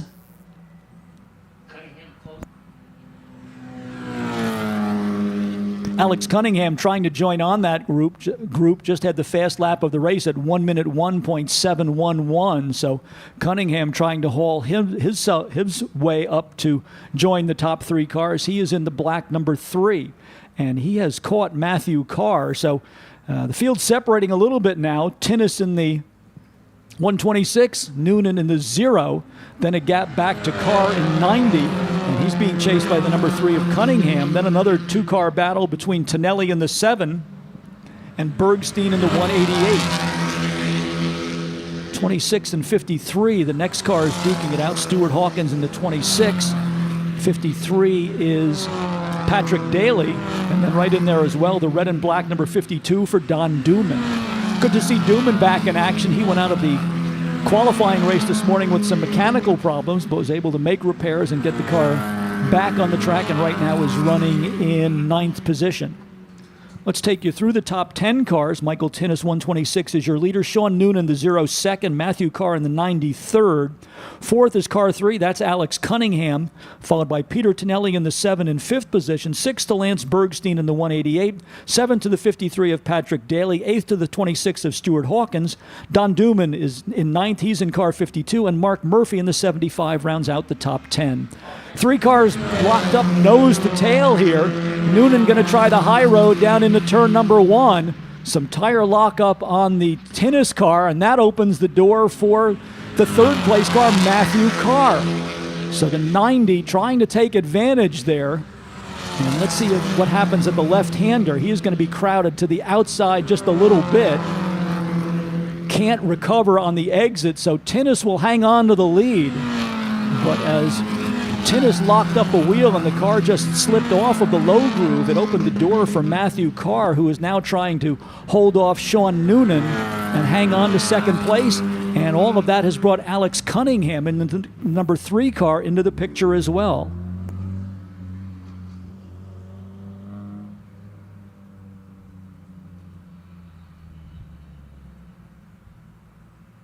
Race leaders down the hill, Tinnis 126, 90 Carr, 0 Noonan, and the 3 of Cunningham. Then the 7 of Tonelli, who has pulled away from Bergstein's number 188. Carr in the 90, again trying that rim riding line through turn number 1, not able to make the pass, but he will stay right with Michael Tinnis as they go through the entry point to the S's. Sean Noonan sitting there in 3rd. This is almost a replay of what we saw in the qualifying race this morning, where Tinnis led early. Carr had a look at the lead, and then it was Noonan who came through over the long haul. So we'll see how that scenario might play out here in the feature race. Final race of the weekend for these cars, and this is where it's all on the line.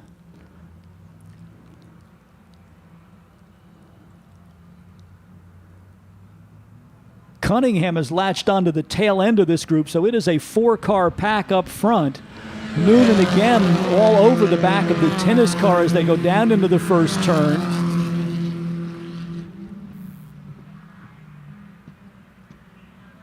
The other car to watch at this point may be the 7 of Tonelli. He is slowly closing in on that quartet of cars up front now that he has broken free of Lance Bergstein. So Peter Tonelli the second in the Westboro Motors yellow number 7, maybe another car to watch here. We're also going to keep our eyes on the progress of Levi Trzanski. Our hard charger from this morning started 15th. He's gained a couple of positions. He's now up to 12th spot.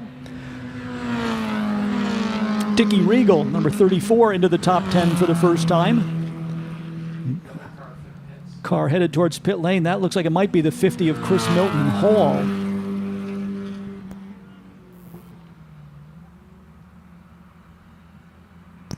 No changes among the top 4 cars. Let's see how they sort themselves out going down into turn number 1. Carr keeps trying that high line. Wants to pinch the 126 down on the low side of the racetrack. Noonan trying to stick his nose in there as well. Carr gets alongside, but then on the exit with the decreasing radius corner, he has to give up a little bit of momentum, and that allows Tinnis to get the nose of the 126 back to the top spot. So Matthew Carr keeps probing on the outside of the racetrack down in Big Bend, but so far Tinnis able to withstand those challenges in the number 126, and watching it all from 3rd is Sean Noonan in the number 0. The top 4 cars are covered by 0.6 of a second.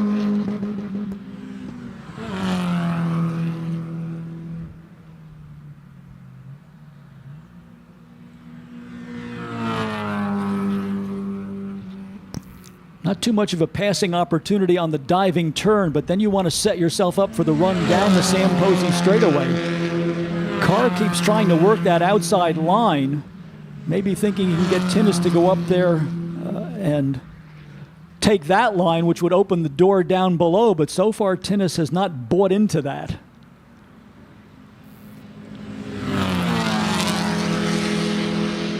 Cunningham trying to hang on to the back there in the number 3 car, sitting in 4th position. As the top 3 battle it out, they lose a little bit of momentum, and that allows Cunningham to close in. But then he doesn't seem to be able to stay permanently on the tail of that group. So we'll see what happens on this lap for Alex Cunningham in the number 3.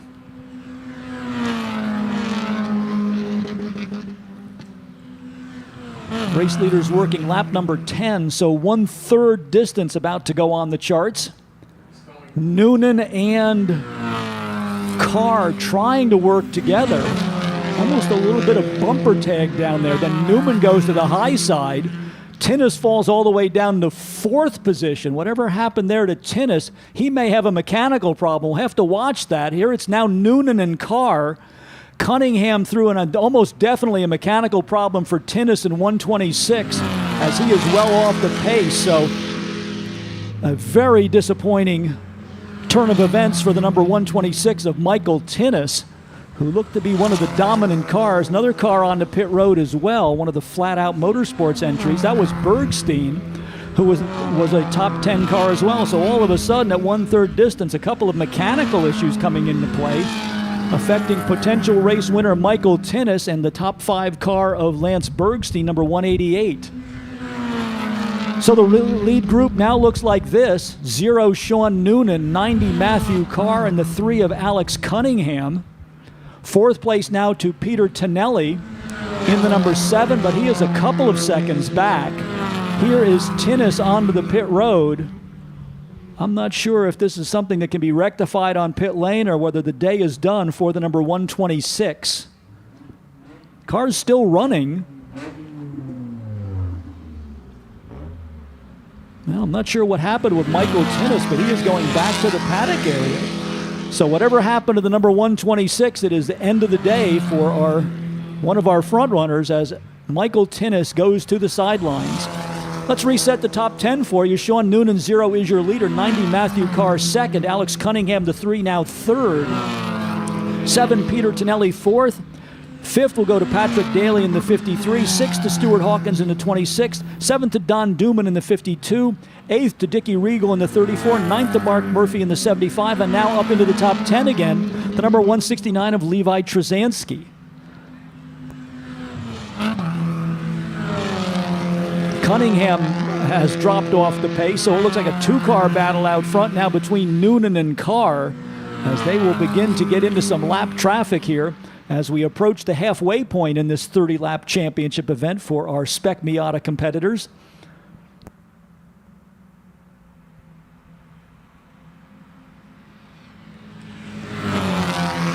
Good battle continues between the 53 and the 26. Patrick Daly in the 53 and 26 of Stuart Hawkins, and then right behind them by a couple of car lengths is the 52 of Don Duman.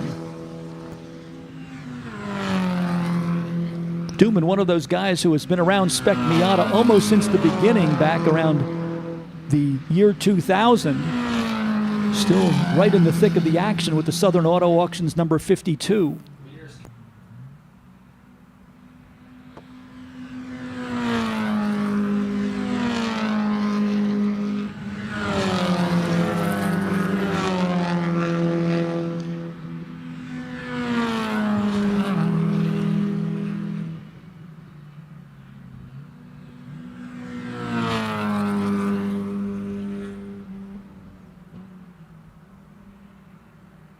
Oh, spin over in the S's. Was that Cunningham?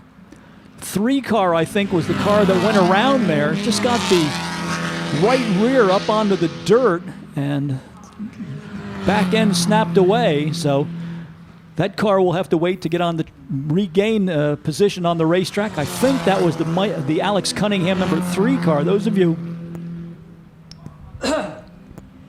on the hillside actually had a better view of that than we did. But look, still Noonan and Carr, your front 2 automobiles, 0 and 90. And that's going to elevate the number 7 car for Peter Tonelli up to 3rd place, though it is a distant 3rd. Behind Tonelli now in 4th position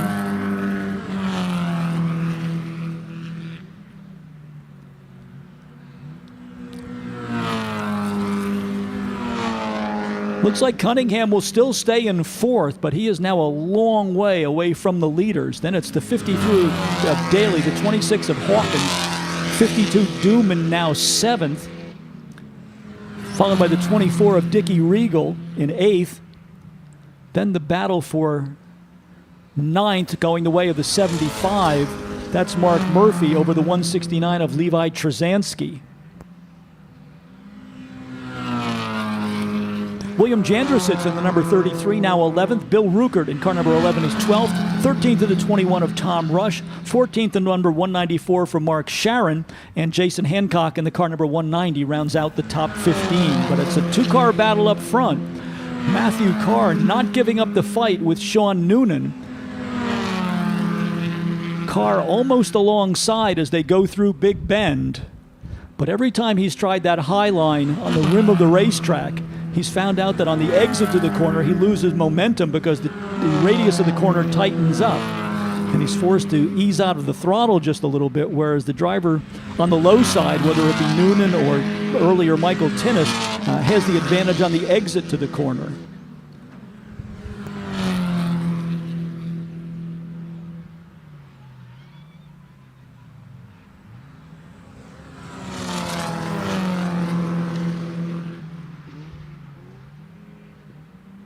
Right at half distance, 15 down and 15 to go, as our two leaders exit the diving turn and come onto the Sam Posey straight. And it is still a less than 1 car length margin for Sean Noonan over Matthew Carr. Peter Tonelli about half the length of the Sam Posey straightaway behind in third position. And then another sizable gap back to the fourth place car, which is the 3 of Alex Cunningham.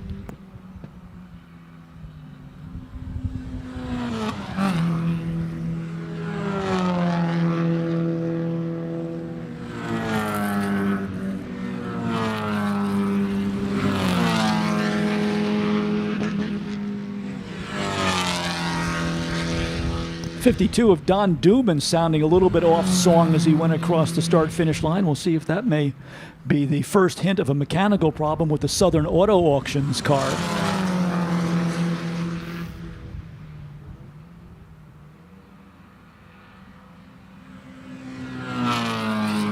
More lap traffic coming up for Noonan and Carr as they come off of the diving turn. Noonan now able to eke out a couple of more car lengths over the number 50 as they cross the start-finish line.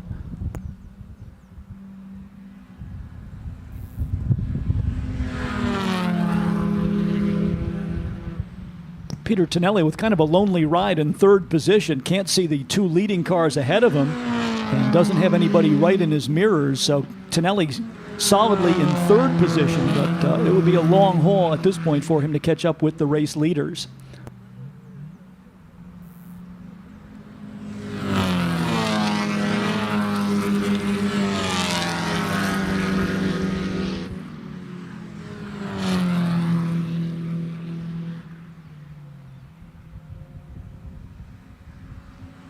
Levi Trzanski trying to get another position.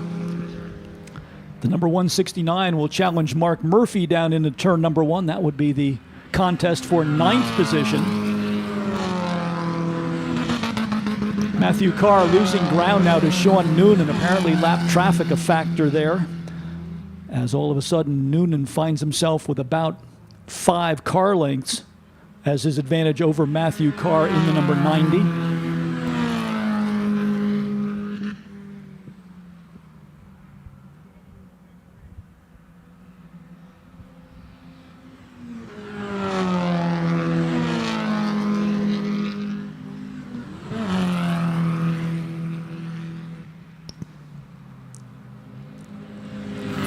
Pat Daly and 26 Stuart Hawkins continue to run in close company. Meanwhile, Dickie Regal in the 34 has caught Don Duman in the 52, so that will be the battle for 7th position.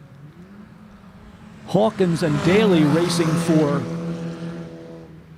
the number 5 spot, and then here's the battle for 2nd, just going past the infield spectator hillside area. 52 Don Duman and the 34 of Dickie Regal. Matthew Carr has closed that gap on Sean Noonan. So it looked as though Noonan might be ready to cruise off into the distance, but instead Matthew Carr comes fighting back, gets the gap down to about 1 car length as they exit the S's and move on to the short chute, exit Big Bend and move on to the short chute towards the S's. Officially, the gap at the start-finish line was 1/10 of a second between the 0 and the 90. Peter Tonelli, just about 12 seconds back, continues to run in 3rd place.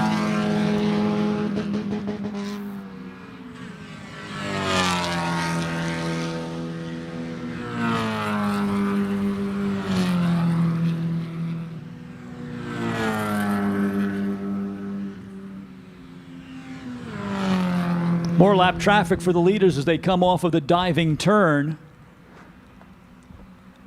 Matthew Carr in the slipstream momentarily on Sean Noonan. Will try to get alongside as they go down into the turn number 1 braking zone. William Jandra sits right there in the 33, goes to the high side, and that opens the door for Carr to go down on the low part of the racetrack. And all of a sudden it is Matthew Carr into the lead in the number 90. Sean Noonan tried to use the higher line through the first turn, and that was where William Jandersitz was sitting. So that opened the door for Matthew Carr. So we have a new race leader. At least at this point, we'll see if Carr can continue to hold off Noonan and make it an official lead change, which won't be recorded until they get to the start-finish line. But for the moment, Matthew Carr in the 90, nosing ahead of Sean Noonan in the 0. 2/3 distance, 20 down and 10 laps to go now as we draw to the closing stages of this feature race for the Spec Miata class here at Lime Rock Park. Carr with the lead, Noonan second. In the 2-car battle for the race win, Peter Tonelli still sitting by himself there in the yellow number 7 in 3rd place. 4th continues to be Alex Cunningham in the 3. Then the contest for 5th between Pat Daly in the 53 and Stuart Hawkins in the 26. 7th to the 52 of Don Duman. 8th to the 34 of Dickie Regal. 9th now the 169 of Levi Trzynski. And William Jandersitz in the number 33 now rounds out the top 10. So only 9 cars on the lead lap at this point. As Jandersitz, I believe, just went a lap down. That was where the exchange of the lead went on between Noonan and Carr.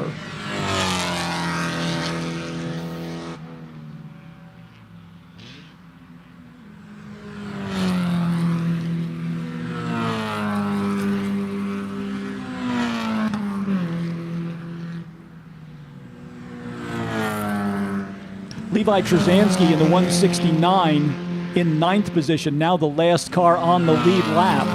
Sean Noonan locks the tire up going down into turn number 1. He's going to slip off onto the grass.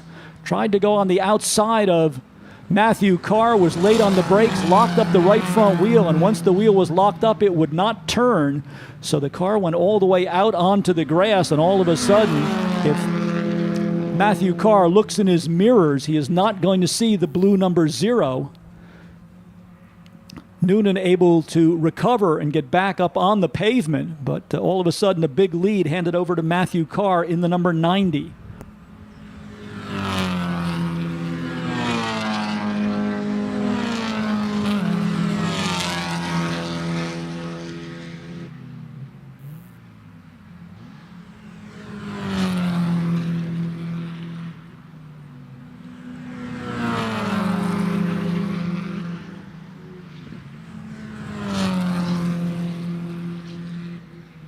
You can see the gap now as Matthew Carr goes into turn number 1 underneath the Liqui Bridge. Sean Noonan just coming across the start-finish line. So with that wheel lock up under braking for turn number 1, Sean Noonan had his hands full just keeping the car, getting the car back on the pavement.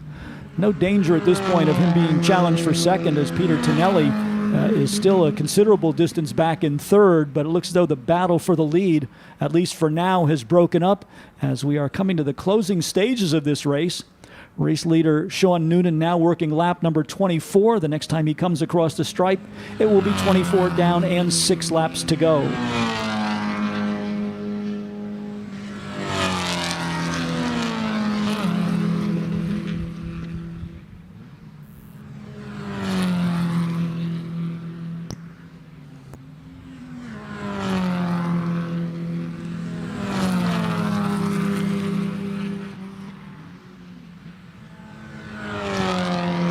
Matthew Carr, number 90, is your race leader. Sean Noonan, the blue number 0, is second. The yellow number 7 for Peter Tonelli, third. Black number 3, that's Alex Cunningham in fourth position. Fifth is the 53 of Patrick Bailey. Sixth, the 26 of Stuart Hawkins. Seventh, the red and black number 52 of Don Duman.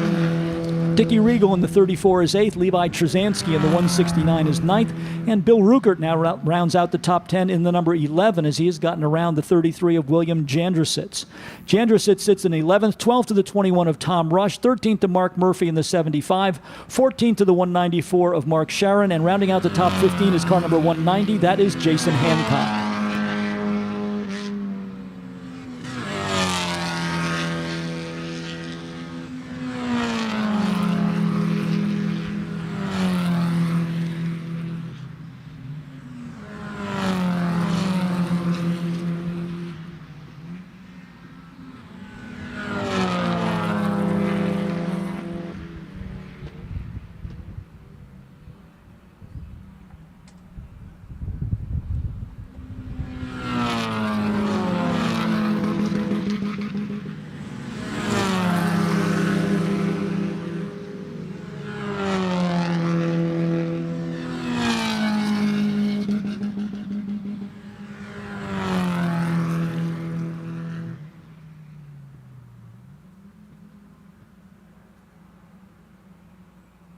Watching Alex Cunningham in the number 3 to see if he can reel in Peter Tonelli. The gap is about 3 seconds from third place to fourth place, but on that last lap, Cunningham was almost a second faster than Tonelli.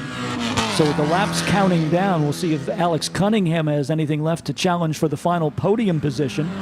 Race leader Matthew Carr in the number 90.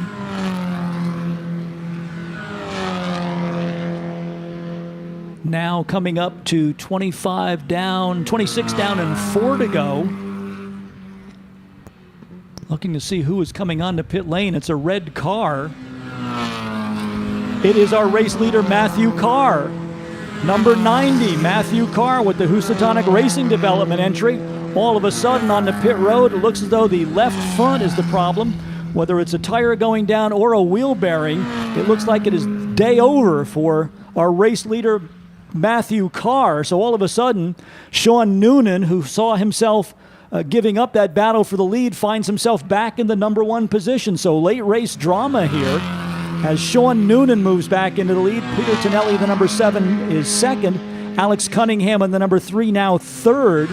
And now the question is whether Cunningham has any chance of reeling in Tonelli to take over that number 2 spot. The gap is down to less than 2 seconds between Cunningham and Tonelli, but an awfully tough disappointment for Matthew Carr as it looks as though something on the left front, either the tire or the wheel bearing, went out on the number 90. As that car just trickled down on the pit road, the Housatonic Racing Development crew just looking in disbelief at the end of the day for the race leader, number 90, driven by Matthew Carr. Meanwhile, Sean Noonan working lap number 27. The next time he comes by, it will be 28 down and 2 laps to go. Looking for the number 0 to come into the frame here.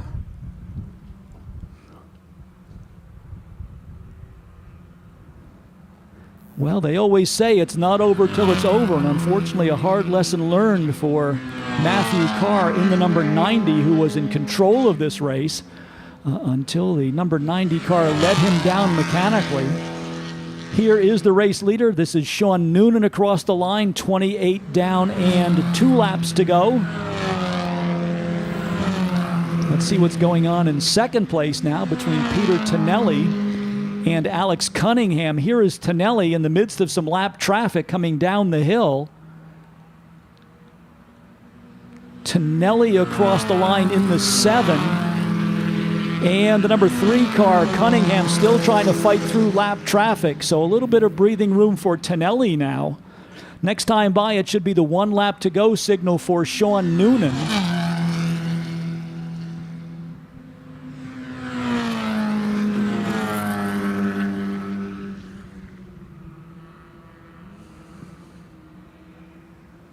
Unexpected turn of events here, changing the complete complexion of this race with just less than a handful of laps to go.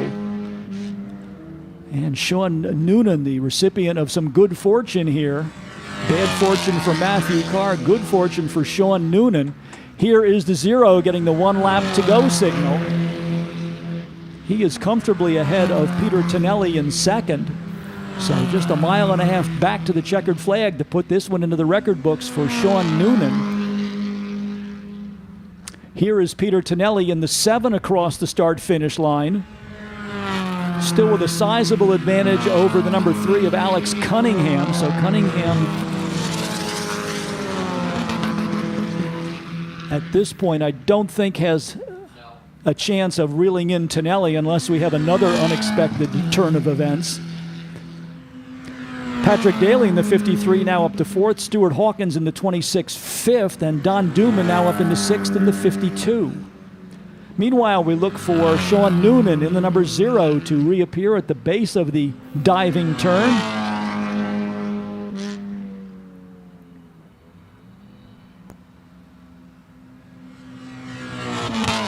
And there is the checkered flag. Your winner of our Spec Miata feature event here at Miatacon 2023 is Sean Noonan, car number 0.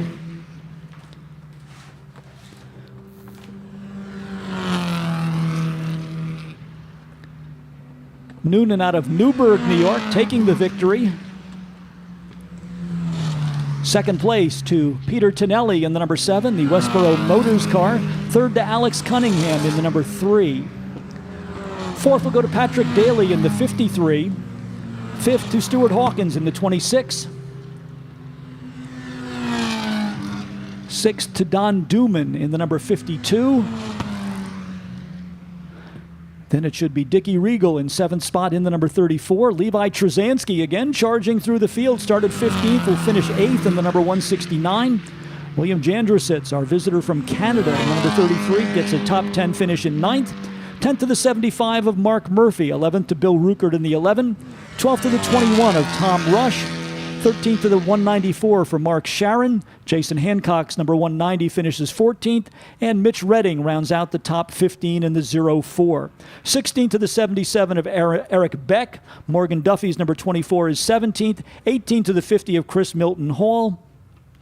And then the cars that were on the sidelines, the 90 of Matthew Carr, the 126 of Michael Tinnis, the 188 for Lance Bergstein, the 22 for Russell Farhang.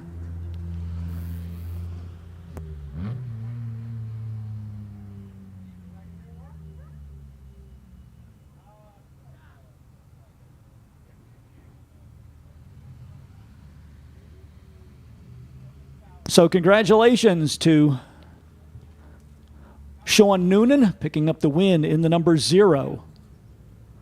Cars for race group number 2 should be on their way to the grid area.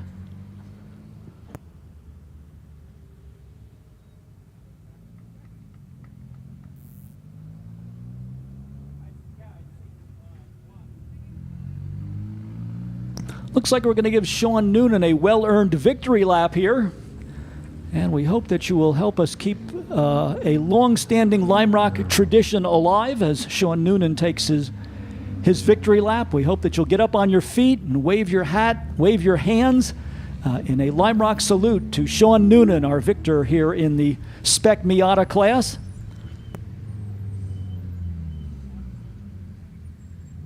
Noonan certainly didn't give up hope when he slipped off the track down in turn number 1. And that patience paid off as Matthew Carr was sidelined with mechanical problems. So we hope that you will give an enthusiastic Lime Rock salute to our Spec Miata winner out of Newburgh, New York. Driving car number 0, this is Sean Noonan.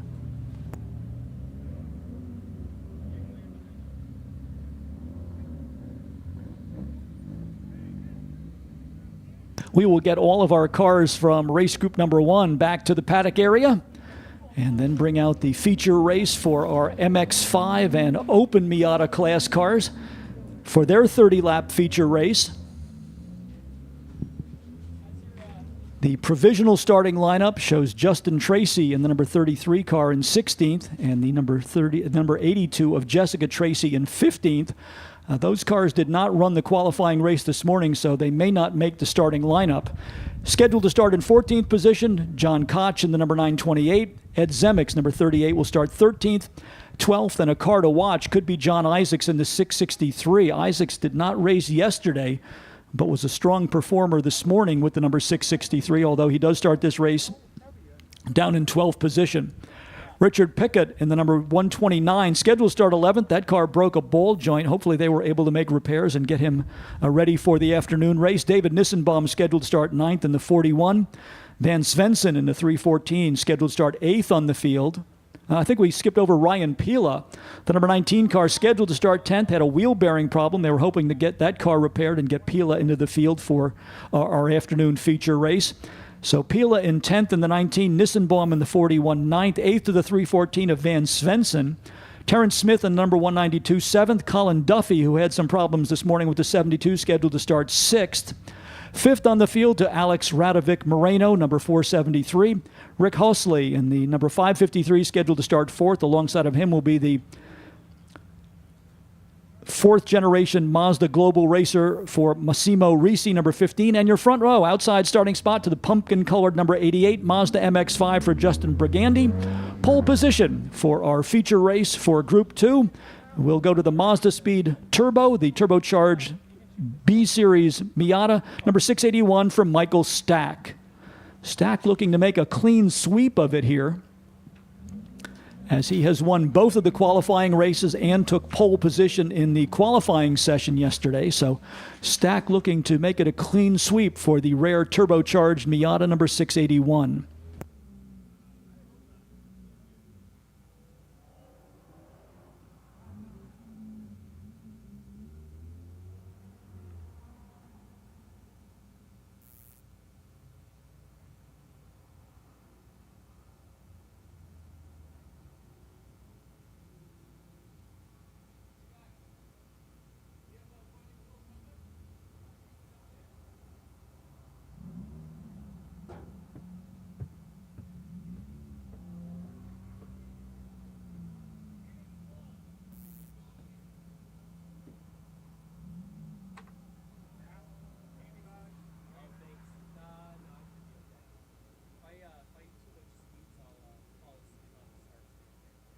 So just a minute or two to catch our breath before we roll into the second and final of our sprint races to bring Miatacon 2023 towards its conclusion.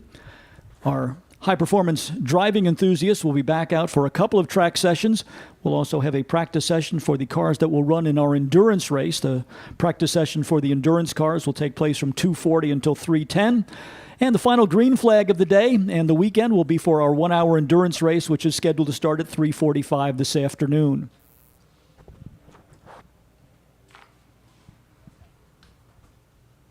Once again, we would like to thank our partners for this introduction of Miatacon.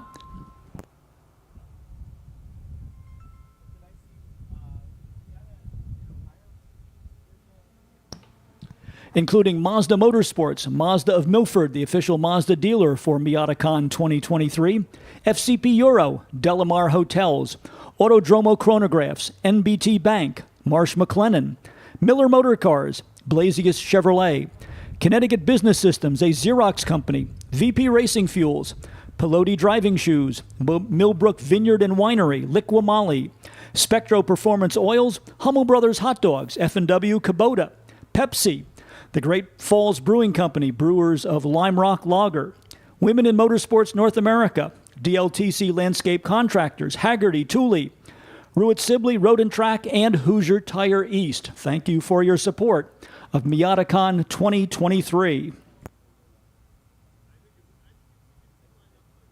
Also, don't forget, as the day draws towards its conclusion, we have our big social event to mark the final ceremonies for Miatacon 2023. This will be the Miatacon Mixer, which will take place up on the infield hillside area adjacent to our hospitality chalets beginning at 4:30 this afternoon. We'll have free food and drink, music, and even some karaoke, along with a great time to socialize with your fellow Miata enthusiasts. We'll also be presenting the awards to all of our race winners up at that ceremony beginning at about 5:30. So stick around for that, but be sure to join us for the Miatacon Mixer starting at 4:30 up on the infield hillside area in the midway adjacent to our chalets.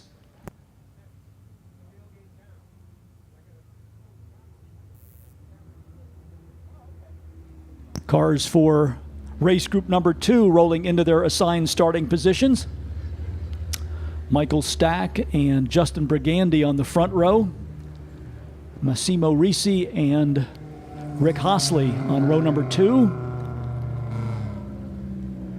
Row number 3 will be Alex Radovic Marino, number 473, and good to see Colin Duffy in the 72 back in action after going out before the checkered flag in the qualifying race this morning.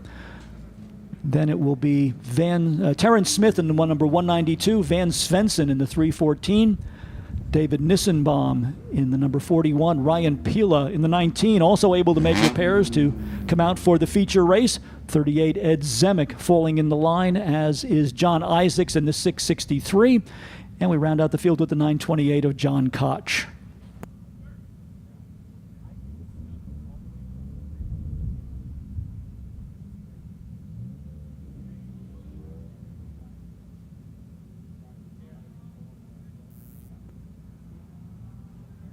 Let's see if things go better for Ryan Pila here. Had a wheel bearing go out this morning. Pila was one of the challengers in yesterday's qualifying race, but nothing but bad luck to begin his day today. So we'll see if he is able to race his way through traffic in the feature race. Again, 30 laps against a 35-minute time limit. We'll do a parade lap and then a pace lap, and then we should be ready to go for green flag racing for race group number 2.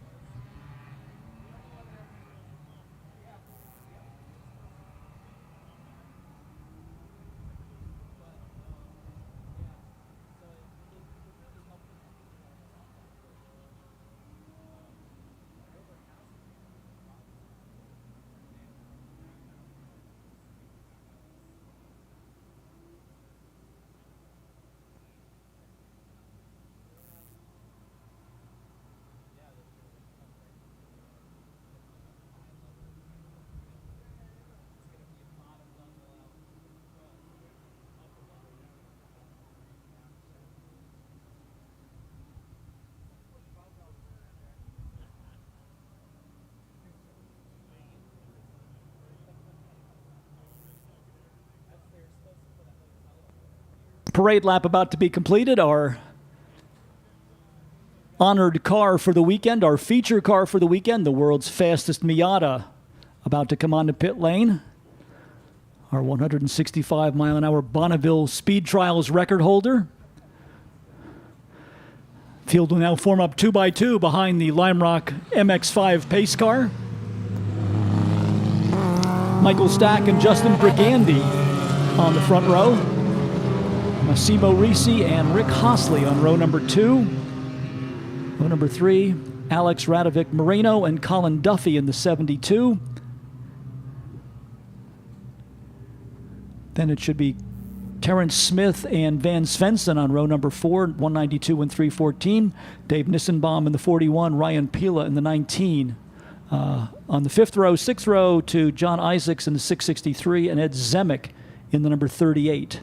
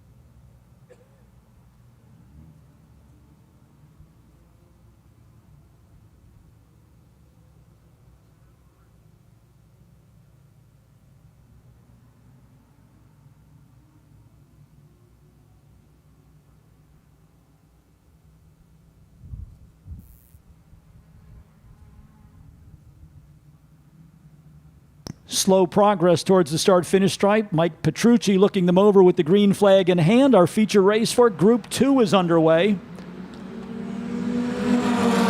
Massimo Risi with a good start in the number 15, but no place to go as he's behind Michael Stack. This time Stack getting a little bit of a jump on Justin Brigandi. So it will once again be the Mazda speed car that will lead them as they come out of Big Bend for the first time.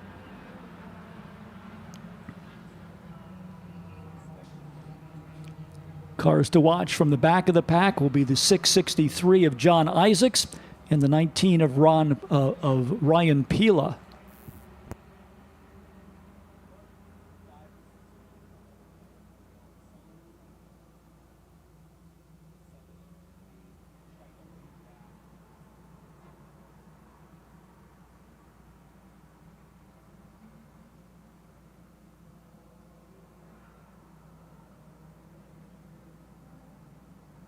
Michael Stack with the early lead here on lap number 1. Massimo Risi challenging Justin Brigandi for second, but Stack with the turbocharged number 681 able to move out into the lead.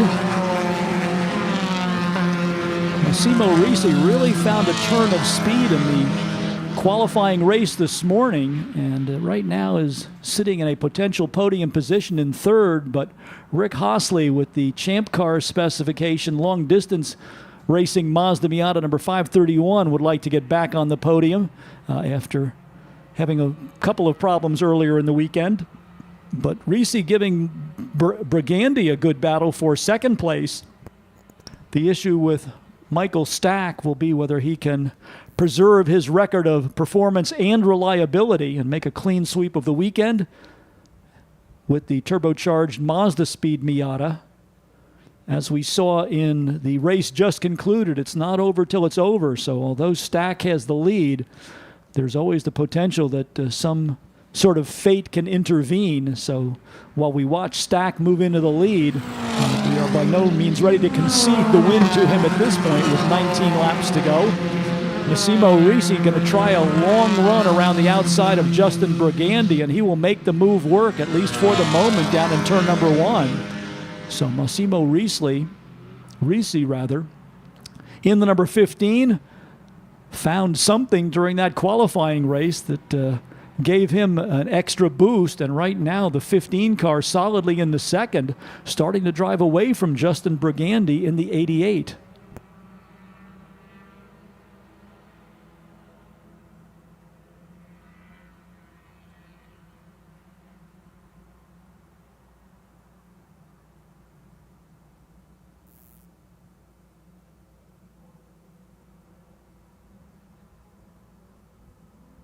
Let's see if Risi has anything to go after Michael Stack. Brigandi put up a good fight earlier in the weekend, but it was always Stack prevailing. Let's see if Risi might have something now with the number 15. Your running order is Michael Stack with the lead in the 681. Massimo Risi, fast lap of the race at 1 minute 1.3 in second position in the 15. Justin Brigandi in the 88 is third. Rick Hosley in the 553 fourth. Colin Duffy rounds out the top 5 in the 72. Then it's Van Svensson in the 314. Alex Radovic Moreno in the 473. Ryan Pila's picked up a couple of positions. He's now up to 8th in the 19. 9th to John Isaacs in the 663. And Richard Pickett, who got his ball joint replaced after that suspension failure in the qualifying race, sits in 10th position in car number 129.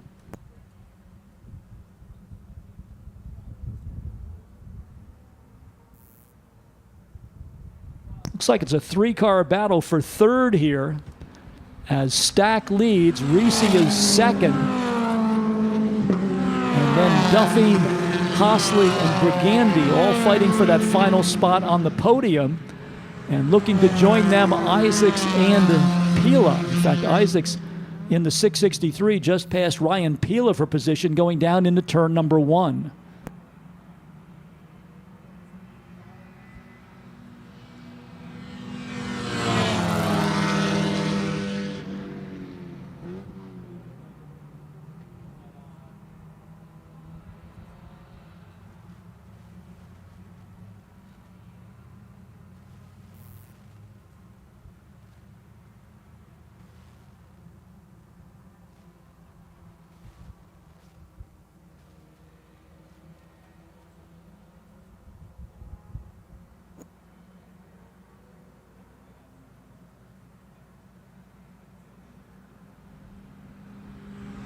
Looks like Massimo Risi is closing in on Michael Stack, and we have lost Justin Brigandy. Brigandy was third. He's going to show up about fifth or sixth now, so some misfortune for Justin Brigandy in the 88. Solid top three car earlier in the weekend, but now struggling here. In fact, the car looks like its handling may be off just a little bit. Big twitch from the car as it came out of Big Bend onto the short chute. So Brigandy may be having a tire issue with that car. We'll have to keep our eyes on that, but it is Stack, your leader in 681, but trying to close ground on him, the 15 of Massimo Risi. Rick Hossley in the 553 now third, Colin Duffy in the 72 fourth, and then Justin Brigandy in the 88 with a fight on his hands, currently sitting in fifth position.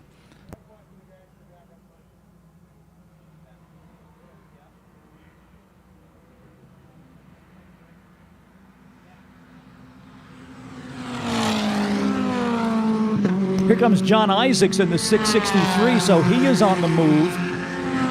He's going to sweep by at least two cars and will be right behind Brigandy, I think, as they go down into turn number one.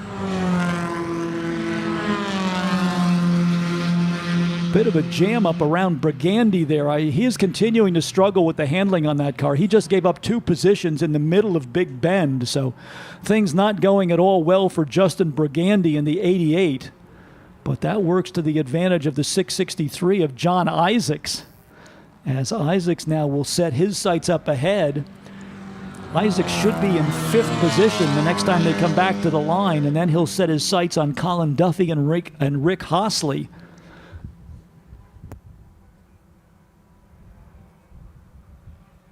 Gap between Stack and Risi has been about 1 second. We'll see how that comes out on the scoring monitor this time.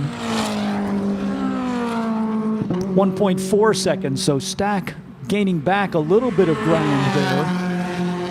For the moment, Duffy through to third with Hossley behind him, and then Isaacs now up into fourth with Duffy and Hossley fighting it out. There's a chance for John Isaacs to catch up. Meanwhile, as we had observed, Justin Brigandy bringing the 33 onto pit road. Whether it was a tire problem or a suspension problem, that car was looking more and more difficult to handle. So Brigandy with the 88 goes to the sidelines. Disappointing end of the weekend for Justin Brigandy, who had been on the podium for our two qualifying races, but bad luck catching up with him here in the finale. Stack and Risi about to come up on some lap traffic. Then it's Colin Duffy in third in the 72, followed by Rick Hossley in the 553. And in their mirrors is the number 663 for John Isaacs.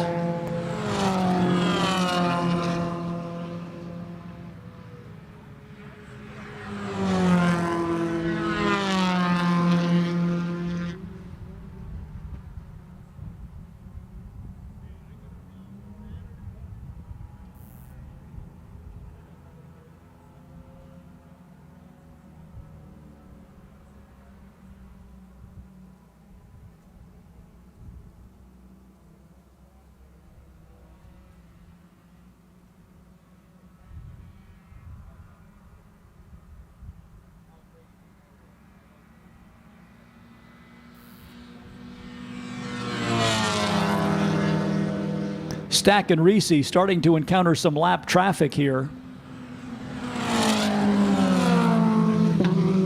Though Risi able to gain back a couple of tenths, it was 1.4 seconds the last time by, now down to 1 second. Meanwhile, Hossley and Duffy side by side down into turn number one. Duffy for the moment able to hang on to that position, but here comes John Isaacs in the yellow and red number 663. And these three cars will be battling for the final spot on the podium. As things stand right now, Stack and Risi battling for the win, and then three cars behind battling for that final spot on the podium. 72 Duffy, 553 Hossley, and the 663 of John Isaacs.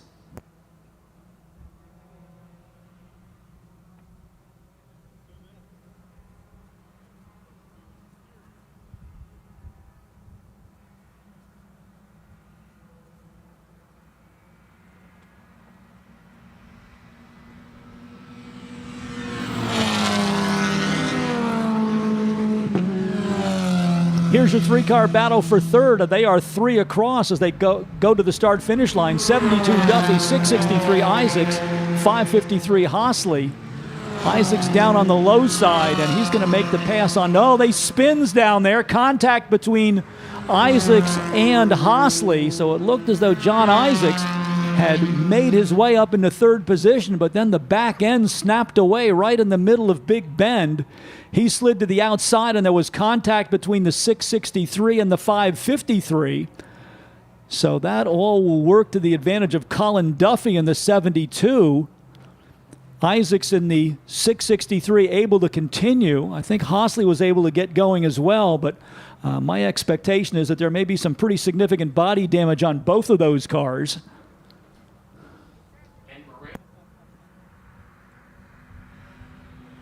Here is our race leader, Michael Stack. Here is Massimo Risi, the second place car. Third place now to the 72 of Colin Duffy. There is Duffy across the line. Then it's the 473. That's Alex Radovic Moreno. Here is Rick Hosley headed towards pit lane at a reduced speed. And right behind him, the 663 of John Isaacs. So the cars that had been battling for third get together. Both of them with some body damage. We'll get a better look at that as they come down pit lane. Not too much obvious damage on the 553. Big gash on the side of the 663. Not the kind of damage that would necessarily retire the cars because it seems to be in the body work rather than the running gear. But we'll see if they can get back out. But in any case, that battle for third has certainly evaporated. The next challenge for third could be if Alex Radovic Moreno could catch Colin Duffy. And that would be the battle for the final spot on the podium. But a tough way to end the day after a good battle there between John Isaacs, Rick Hosley, and Colin Duffy. Crews out looking at both of the cars. As we said, it looks as though the damage may be mostly cosmetic, but in any case, they are now going to go a lap down, and that essentially takes them out of contention here in our feature race for the MX-5 and Open Miata Group cars. Catching up with the lap count, coming close to half distance, working lap number 13 of 30 right now. Michael Stack now with a 3.7 second advantage over Massimo Risi. Colin Duffy a further 8 seconds back in third. He is only about 2 seconds ahead of Alex Radovic Moreno. So we'll keep our eyes on the 473 to see if there is, in the second half of the race, whether he is able to haul in Duffy in what would be the battle for third position.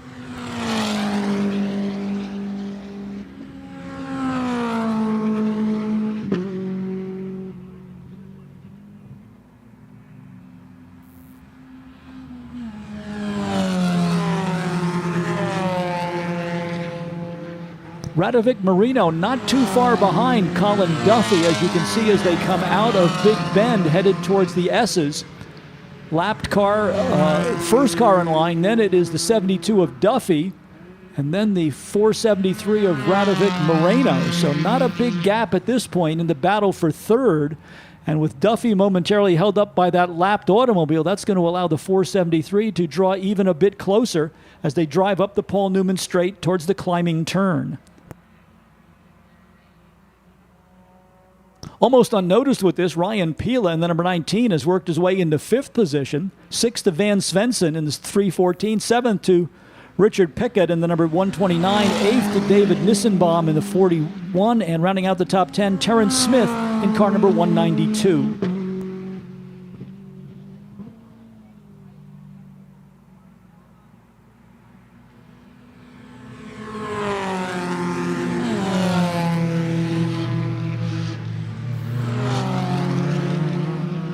Now the 473 is going to rejoin the race. That is John Isaacs, though Isaacs is now at least a lap down to the race leaders. He will come back onto the track down in 12th position.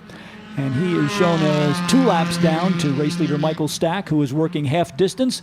The next time the number 681 comes across the stripe, we will be halfway home, 15 down and 15 to go for our race leader Michael Stack in the Mazda Speed Miata number 681.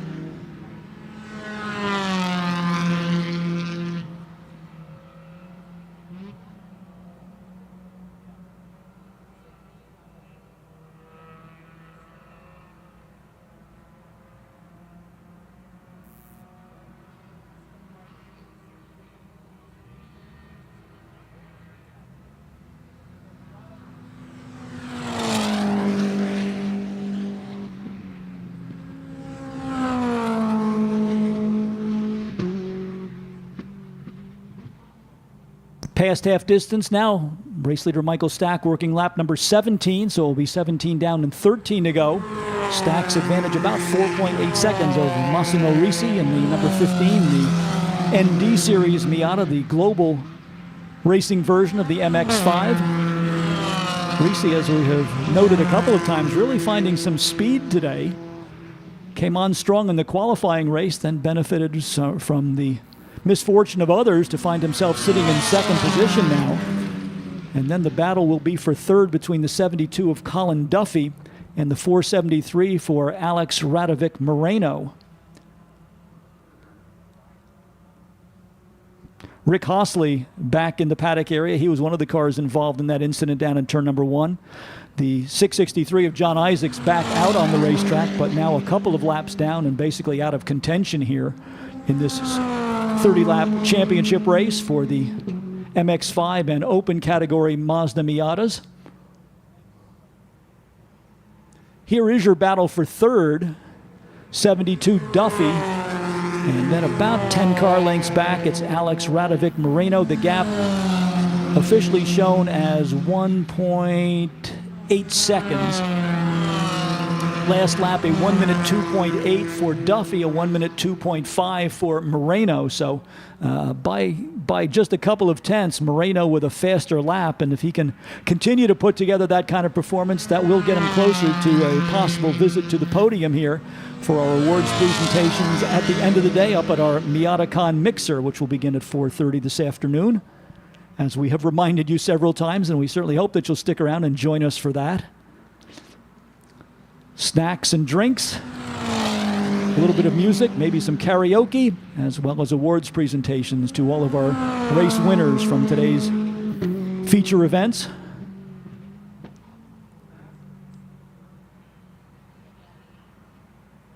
Another look at the battle for third across the start-finish line.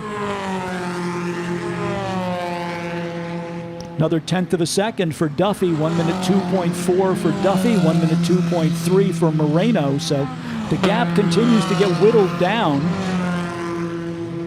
We'll see if there are enough laps left for Radovic Moreno to challenge for that final spot on the podium. Of course, Colin Duffy also has in the back of his mind that the number 72 did have mechanical problems in the earlier race today. So he's also got his fingers crossed that the legendary Mazda reliability will come back into fashion for the number 72 car.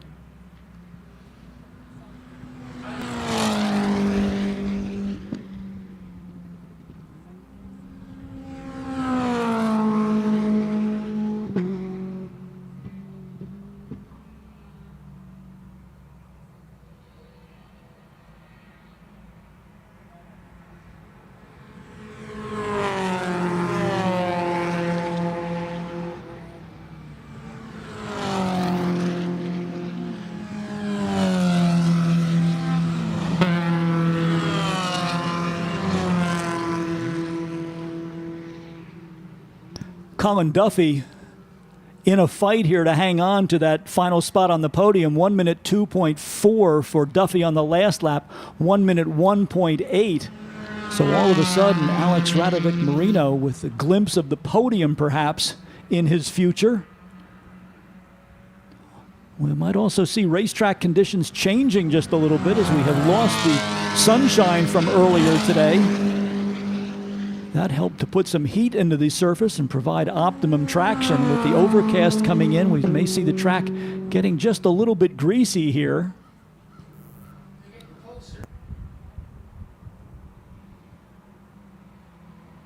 It's getting closer and closer for the battle for third.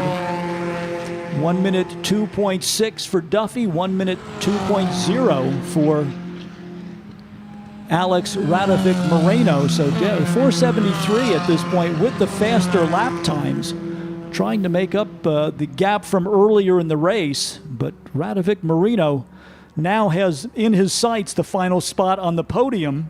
So we'll see who will prevail. Will it be Colin Duffy in the ND Series Miata, or will it be Alex Radovic Moreno in the NB Series car?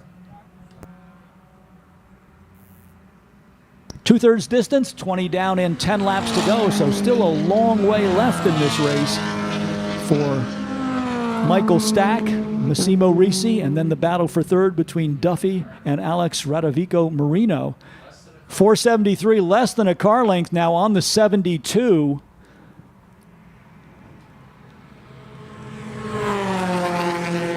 Duffy with a little bit more speed going down into turn number 1. And a little bit better braking capability in that area of the racetrack. But then as they go through Big Bend, that is where the 473 starts to make up the gap.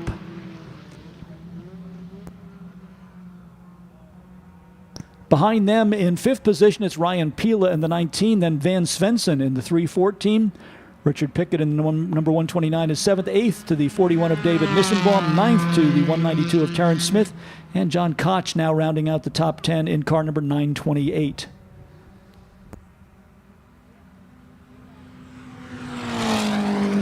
So far, things looking good for Michael Stack in the number 681. He is your race leader. Solidly in second, Massimo Risi in the number 15. Here's the battle for third.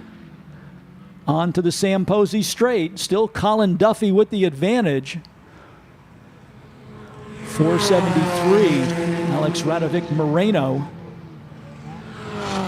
Not giving up. Duffy, though, so far able to withstand the pressure.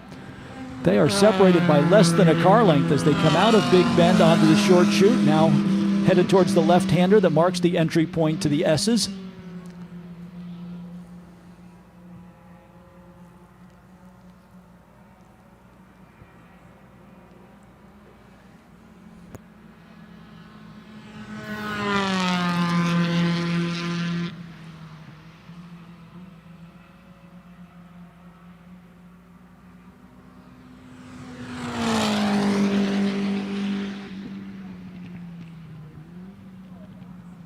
Second place car of Massimo Risi across the start-finish line. Here's our battle for third.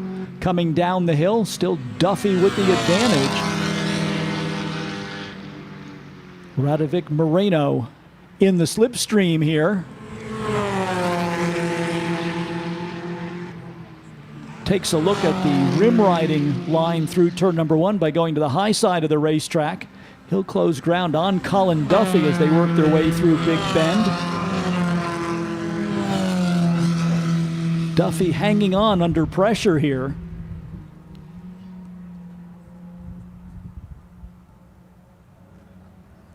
Looks like the fight for third could go right down to the checkered flag.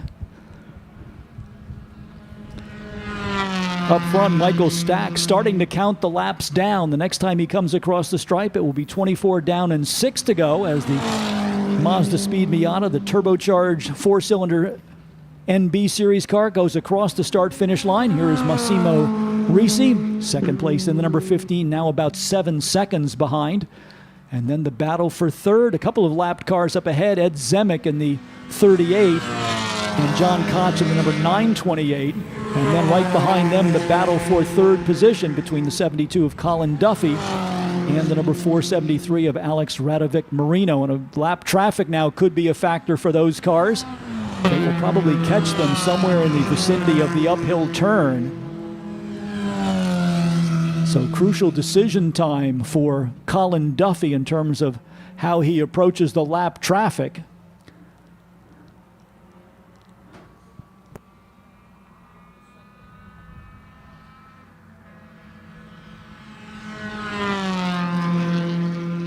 HPDE Group 3 cars, you are out next. So HPDE Group 3 cars, you have more track time coming up. Just about 5 laps remaining in this race, and then we will reopen the track for your track session. So all of our HPDE 3 Group 3 cars should be aware of the time clock that is running and your opportunity for your next track session. Here's the battle for third again. Colin Duffy with a car length or so, maybe 2 car lengths that time for a little bit of breathing room as Alex Radovic Marino continues to probe at the weak points on the 72. Battle of the old versus the new versus the old out there. The current generation global racing car, the Mazda MX-5 for Colin Duffy, And the NB Series car in long-distance racing configuration for Alex Radovic Marino, number 473. 4 laps to go now, the signal to Michael Stack. 5 laps to go, 4 laps to go. I was right the first time. I was waiting for the scoring monitor to catch up with what I could see out the window here. 26 down and 4 for Michael Stack. Massimo Risi still in second in the 15, but not close enough to challenge. Here is the battle for third that continues to go on between Duffy and Radovic Marino. 473 has tried the low line, has tried the high line, and neither one of them so far has presented a full opportunity. Duffy in the 72. The Hayden Wood Insurance entry continues to sit in that final podium position.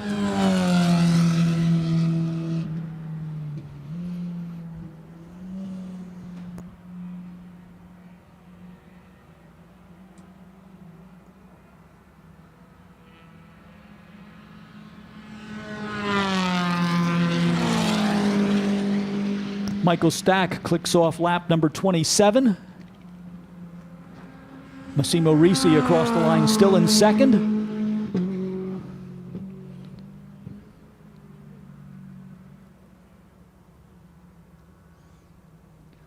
And something happened out back that all of a sudden Colin Duffy is solidly in third.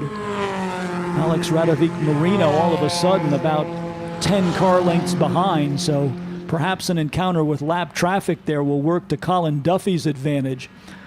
As the laps count down now, maybe there may not be enough time left for Radovic Marino to go after the number 72 car one final time. Meanwhile, a real knot of cars down in turn number 1. We've got Ed Zemek in that mix, John Isaacs, who was involved in the earlier incident down in turn number 1. All of those cars mixing it up right around 8th, 9th, and 10th positions.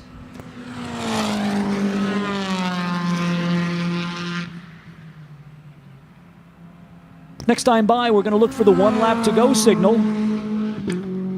Michael Stack right now on lap number 28. He'll come across the line to complete lap number 29 and then get the 1 lap to go signal as Miatacon 2023 begins to wind down here at Lime Rock Park.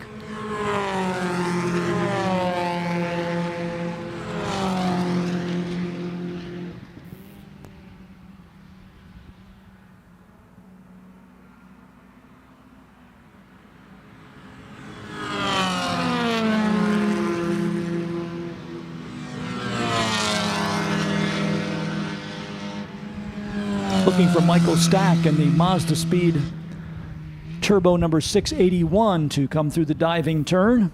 1 lap to go is the signal for Stack, who looks to make a clean sweep of it.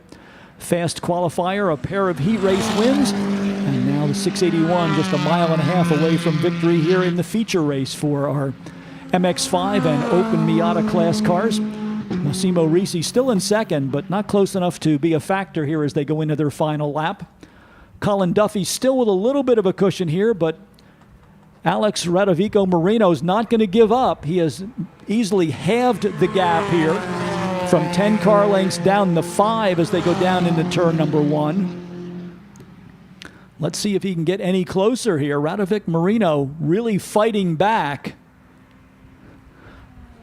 Lap times on that last lap, 1 minute 2.3 for Duffy, and Radovic Marino with his fastest lap of the race at 1 minute 1.6. So he made up almost a second on Duffy during that last lap. John Isaacs on pit lane with some problems right here on the final tour of the circuit. Checkered flag is out. The win will go to Michael Stack in car number 681. Second to Massimo Risi in the number 15. Looking for the final decision on the battle for third between Colin Duffy and Alex Radovic Marino. Duffy with the advantage down the hill. It's going to take an awfully strong run by Radovic Marino to get that third position. He's going to get close, but not quite enough at the finish. Colin Duffy will take third. Gap of just about 0.2 of a second for Alex Radovico Marino in 4th. Ryan Pilo will come home in 5th in the 19. 6th, Van Svensson in the 314. Richard Pickett, coming back from misfortune in the qualifying race, will finish 7th in the number 129. Dave Nissenbaum in the number 41 takes 8th. 9th to Terrence Smith in the number 192. And Ed Zemek will round out the top 10 in car number 38. So that puts our 2 feature races into the record books for the 2023 edition, the inaugural edition of the Miatacon here at Lime Rock Park. Congratulations to Michael Stack, picking up a well-earned victory here. As we said, a clean sweep of the weekend for the number 681 fast qualifier yesterday, a pair of heat race wins, and now a well-earned victory lap here in our feature race. HPDE cars, you should be on your way to the grid area. Group 3 are HPDE cars. You should be on your way to the grid area. You are on the track next. Well-earned victory lap for Michael Stack. We hope that those of you on the hillside will give him an enthusiastic Lime Rock salute. Get up on your feet and wave your hats, wave your hands. Well, it looks as though Stack's going to go right back to the paddock area, so you will miss your opportunity to salute him. Unlike Sean Noonan earlier, Stack goes directly back to the paddock area. A little bit of time now to catch your breath. Our HPDE cars will be on track as our next activity. They will have a 25-minute session scheduled to start at 2:15 and run until 2:40. At 2:40, we will bring out the cars that will be competing in our 1-hour endurance race to give them a practice session. In a number of cases, we're going to be seeing a driver change on these cars during the 1-hour race. So the drivers who are not the normal driver of the car will have an opportunity to get a little bit acclimated to the car and the track. During the upcoming practice session from 2:40 until 3:10. We'll do one more session for our HPDE cars from 3:10 until 3:35, and then we will round out the inaugural edition of the Miatacon here at Lime Rock Park with our 1-hour endurance race scheduled to start at 3:45 this afternoon.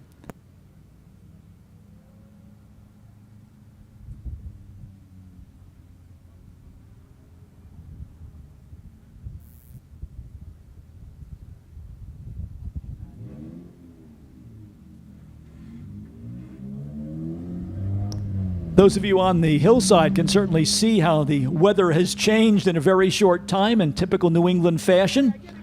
The forecast is that we are not going to see any rain, but the temperatures could change, so if you brought a jacket or a sweater with you, it could come in handy as we make our way through the remainder of the day. And don't forget, tomorrow morning, we will be back with our closing event for the weekend. That will be our Sunday motoring meet, the Oktoberfest, presented by FCP Euro and Bilstein. And the theme for tomorrow will be Trunk or Treat, celebrating Halloween weekend. Hopefully the rain will hold off for our Oktoberfest Sunday motoring meet, which will take place from 9 a.m. until 2 p.m. Free admission, and all makes of vehicles are welcome. So come back and join us tomorrow for our Sunday morning motoring meet here at Lime Rock Park with the theme of Oktoberfest Trunk or Treat, presented by FCP Euro and Bilstein.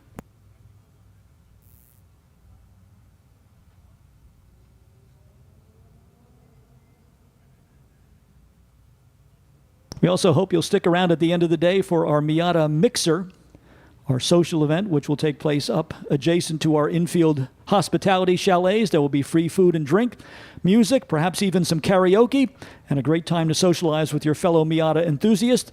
And we'll also be presenting our awards to our feature race winners up there, beginning at about 5:30 this afternoon. So the mixer begins at 4:30, awards presentations at 5:30, and then we'll keep the festivities going even after the awards presentation. So stick around for the Miatacon Mixer beginning this afternoon at 4:30.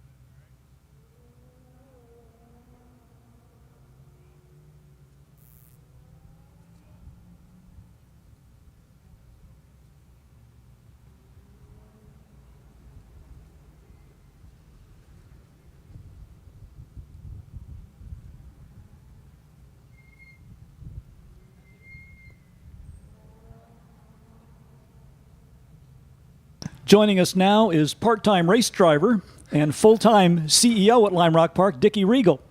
Dickie, let's first of all talk about Miatacon and what it has meant and what you might see in the future. Thanks so much, Craig. And I got to say thank you to all the people that have come out here to Lime Rock Park this weekend. Let's start with Mazda of Milford. Tremendous support, enthusiasm, and honestly, to take a look around today on such a beautiful late October weekend and see, I think we were over 250 Miatas in B paddock. Just incredible. So this is the first of many Miatacons. I think it's safe to say that. People are having so much fun and can't wait for the next ones. You've also gotten some time behind the wheel today. One more race coming up for you. You kind of started off with a rough weekend, some damage to the car, but things have gone well since then? Yeah, we started off yesterday with a mechanical failure. The brakes failed, and my driver partner did an amazing job of not hurting himself. And so, yeah, just a little cosmetic damage, no big deal. Car's running great, and been so much fun. I have to say a big, congratulations to all the drivers here, because we have had some really clean and fun racing. And it's been really competitive, going 2 or 3 wide into some of these corners. And for a guy like me, I'm sort of a mid-pack hack, and it's a ton of fun. You did get a top 10 finish in the feature race, nothing to be ashamed of there. The Enduro's coming up. Which driving stint will you do, beginning or end? Well, I think I'm at the end of my endurance myself right now. So I'm gonna start the race, and I'm racing with Don Drislin, who is a real talent, and he's helped guide so many. First at Skip Barber Racing School, and then with the Lime Rock Drivers Club as a coach and instructor, and he's helped me out a lot. And so it's an honor for me to be able to drive with Don, and so he's gonna bring it home. Okay, we're going to let you go and rest up a little bit. Practice session coming up, and then the endurance race beginning at 4:45. On behalf of all the Miata fans, thanks for Miatacon. Yeah, thank you very much, Greg. I hear that there's been some little banter up here, about this, me racing against Bill Rickert. Bill is a fellow partner, and really helped make this event come to fruition.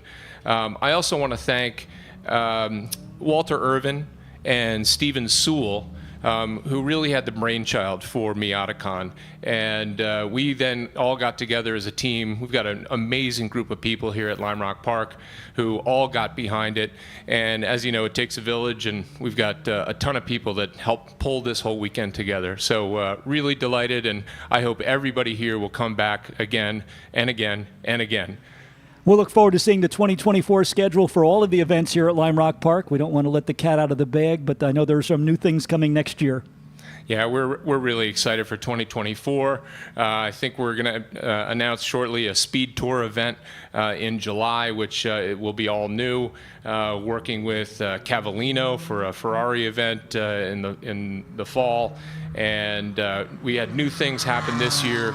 The second year of Grid Life was really spectacular in August. We just had a couple of weeks ago a big Airstream event with Airstream trailers up on the hillside, and doing all kinds of things both on track and off track. So Lime Rock Park is really coming into its own as a multi-event venue. Yeah, we've tended to think of Lime Rock Park as a racetrack, but really is an entertainment center. Yeah, I think we owe it to the beauty of Lime Rock Park and to the heritage that Skip Barber helped create over the 38 years before we got involved, that he owned this place, and really setting the stage for using this beautiful facility to support so many great activities. And I'd be remiss if I didn't mention some of the charitable things that we've been able to help out with, whether it's the Piston Foundation that's here today, and with that wonderful car that's up for auction, and Hole in the Wall Gang Camp, really continuing the legacy of Paul Newman here at Lime Rock Park, but doing a lot of things locally as well, and we're really proud of that. So all kinds of different events here at this venue, but always realize that the heart of this place is racing. We're going to let you rest up for the event ahead, but thanks for joining us, and good luck in the endurance race. Thanks, Greg. Always a pleasure.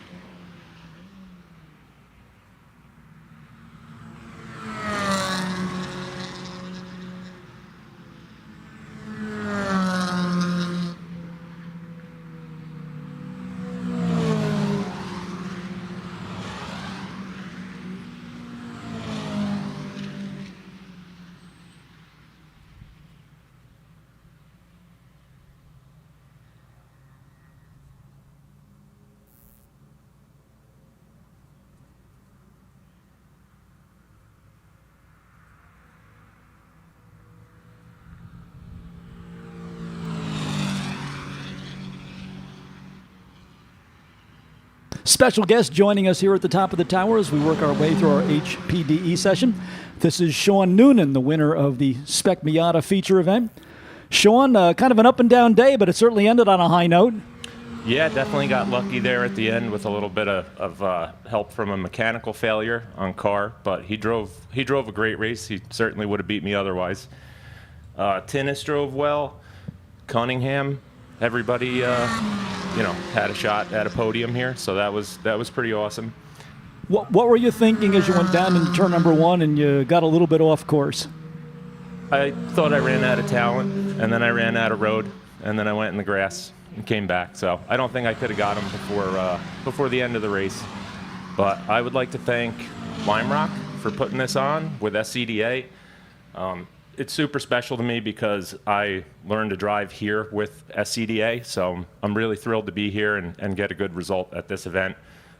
Couldn't do it without Matt Kessler, my super supportive wife, Mark Gregory from Rosmar Racing, Krug Speed, and then, again, SCDA.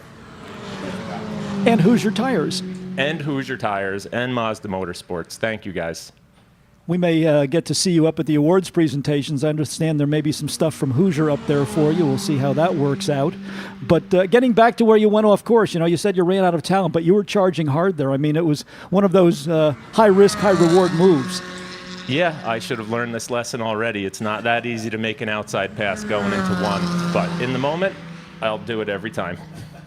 That is Sean Noonan. He is our feature race winner, and you'll have a chance to chat with him up at the Miata Mixer, which will take place beginning at 4:30 this afternoon. Sean, again, congratulations. You go into the record books as the first Spec Miata winner at Miatacon. All right. Thank you very much.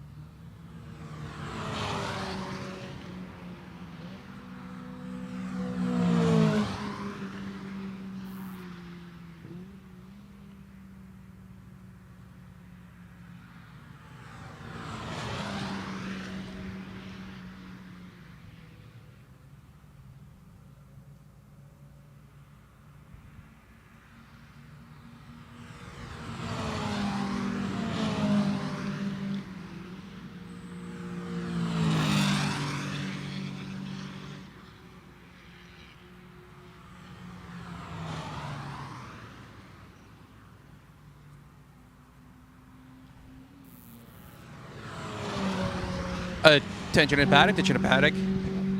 Just a reminder, the enduro practice is from 240 to 310. Enduro practice, open enduro practice, 240 to 310. If you or your co-driver are registered, you're welcome to join us for that session.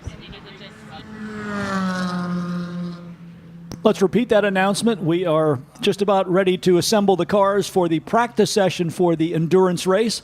That is scheduled to begin at 2:40, about 15 minutes from now. So if you are participating in the finale race for this Miatacon and are entered in the 1 hour endurance race, you should be making preparations to get down to the grid area. Practice for our endurance race from 2:40 until 3:10 this afternoon.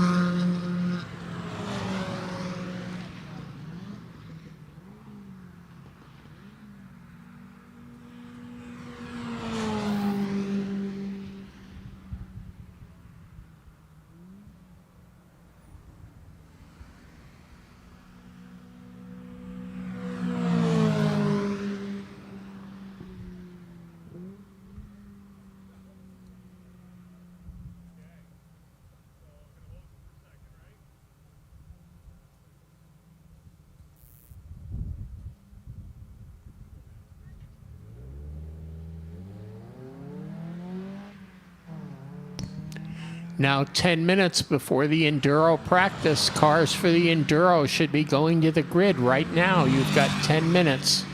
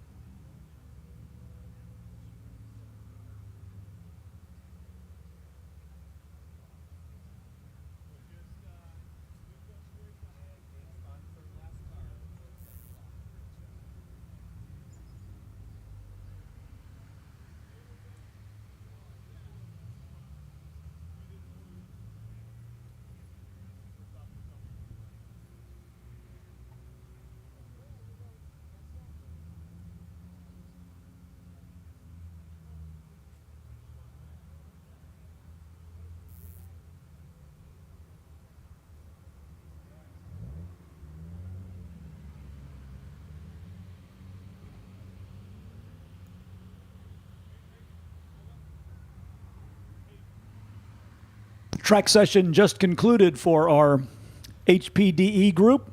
That will bring us to practice for our 1 hour endurance race. This is the opportunity for some of the co-drivers to get some track time in, as we do anticipate a number of teams will be making driver changes. There is a mandatory 5-minute pit stop during our upcoming 1 hour endurance race that will close out the program for Miatacon 2023. We're waiting, we'll get an update from the SCDA officials as to driver assignments following the conclusion of the practice session. They also have a unique format that they're going to use to set the starting lineup for this race. And we understand that rather than a traditional side-by-side start, it will be a single file start for our 1 hour endurance race, scheduled to get the green flag at 3:45. As we have all noticed, the weather has changed a little bit. So far, no rain in the forecast, but certainly the overcast has come in to replace that warming sun that we enjoyed earlier. But we do expect to have tolerable weather conditions for the remainder, not only of the racing program, but also for our Miata Mixer, which will be our post-race celebration up adjacent to our hospitality suites. We hope that you'll stick around and join us for that. We'll have a chance to chat with our feature race winners, present some awards, and enjoy some good fellowship with all of our fellow Mazda enthusiasts. So we hope that you'll stick around for the Miata Mixer beginning this afternoon at 4:30.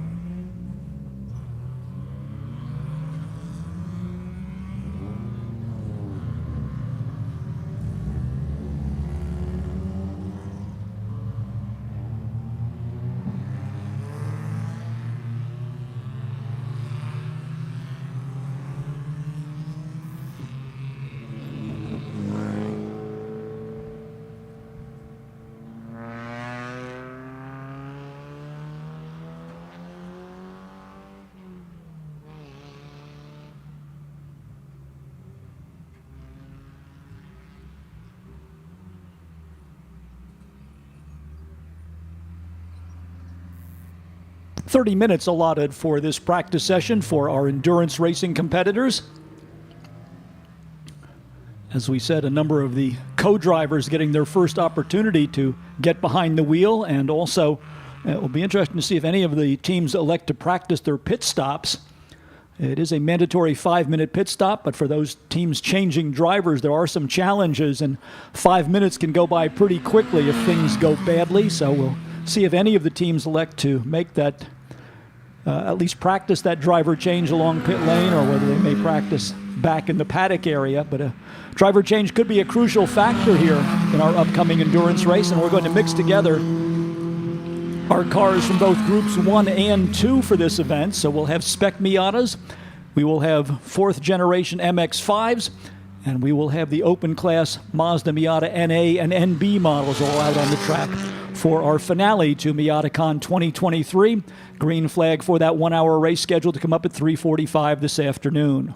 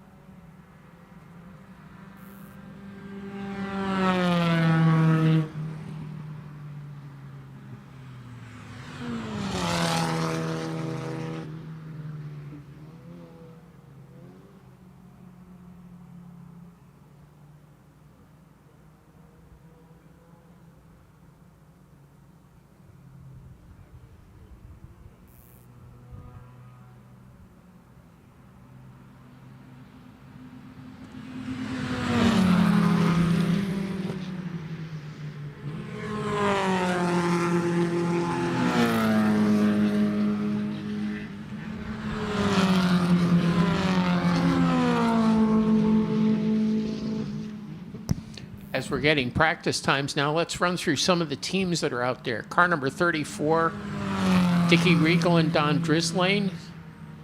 The number 88 of Russell Farhang and Matthew Carr. The 04 of Mitchell Reading and Mark Cefalo. The 188, Nick Leverone, driving solo. The 77 of Eric Beck and Michael Tossi. The 15 of Massimo Risi and Josh Green. The number 90 of Roy Shanholtz, driving solo. The 75 of Mark Murphy and Pat Daly. The number 21 of Tom Rush and Bill Jandersitz. The number 33 of Tom Rush and Bill Jandersitz. Both cars are out there at the moment. Car 72, Colin Duffy and Stuart McAleer. Number 663 of John Isaacs, driving solo. The 0 of Sean Noonan, driving solo.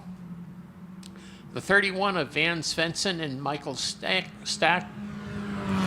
The number 41 of David Nissenbaum, driving solo. The number 553 of Rick Hosley, driving solo. The 473 of Alex Radovic Moreno, driving solo. The 129 of Richard Picut, driving solo. The 126 of Michael Tinnis, driving solo. And there are no times for the 0 of Noonan, the 31 of Svensson, the 41 of Nissenbaum, the 553 of Hosley, the 473 of Radovic Moreno, the 129 of Picut, or the 126 of Tinnis. So they're not out there at the moment.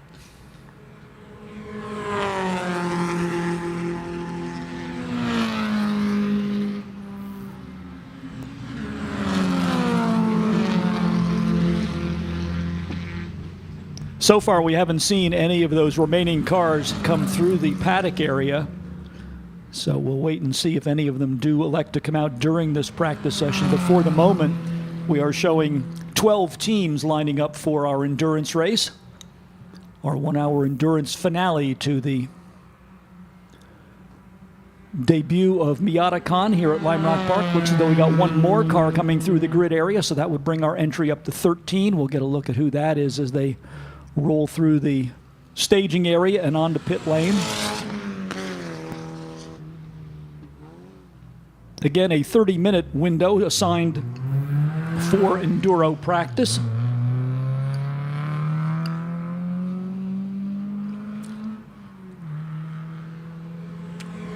The latest car to come out to join the festivities. Looks like Alex Radovic Marino. That is the number 129. That's Richard Picut. Let me correct myself. It is Richard Picut joining the practice session in the number 129. So 13 cars right now out there getting acclimated to track conditions as we look forward to the 3:45 p.m. green flag for our 1-hour endurance race, the grand finale to Miatacon 2023 here at Lime Rock Park.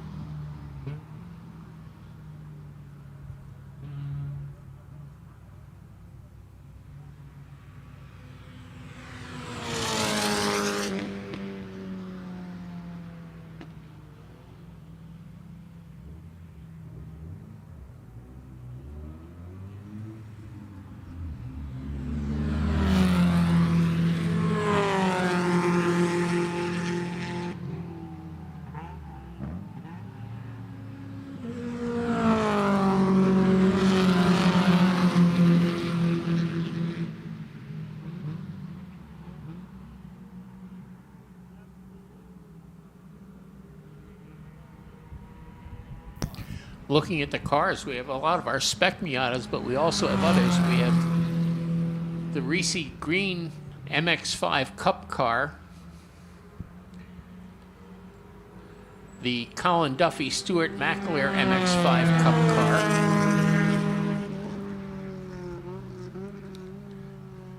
John Isaacs' NB Open X Miata, and that's it for cars who've actually made it out onto the track. We still have 6 cars that are unaccounted for entries.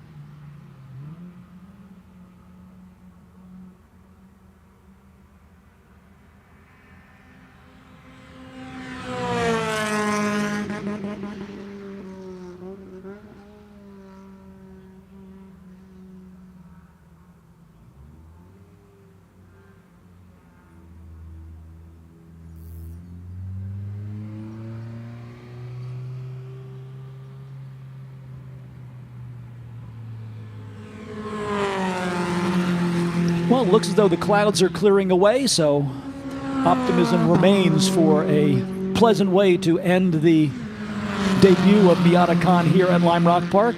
Working our way through this practice session for our endurance racing drivers, just about 15 minutes remaining. Then we'll go back to our final session for our track day group from 3:10 until 3:35, and then anticipating the green flag for our endurance race beginning at 3:45 this afternoon.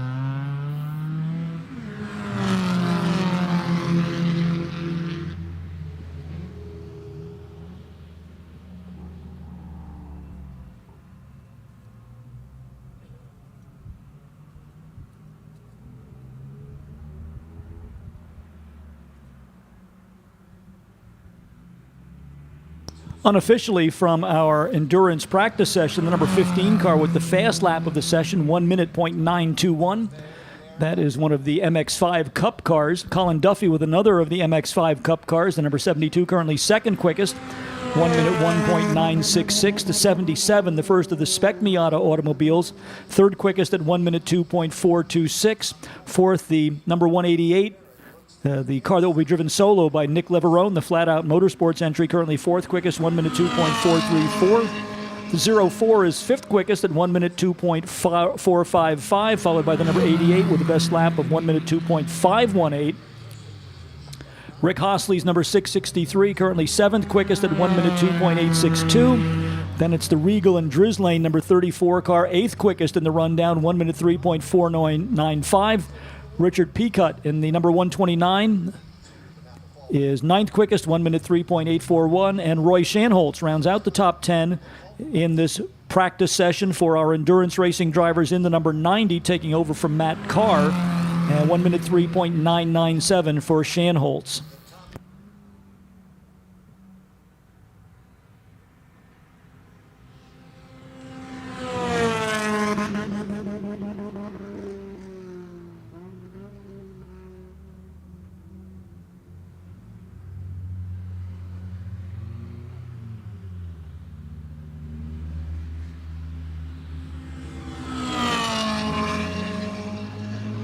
A number of our endurance teams already headed back to the paddock area.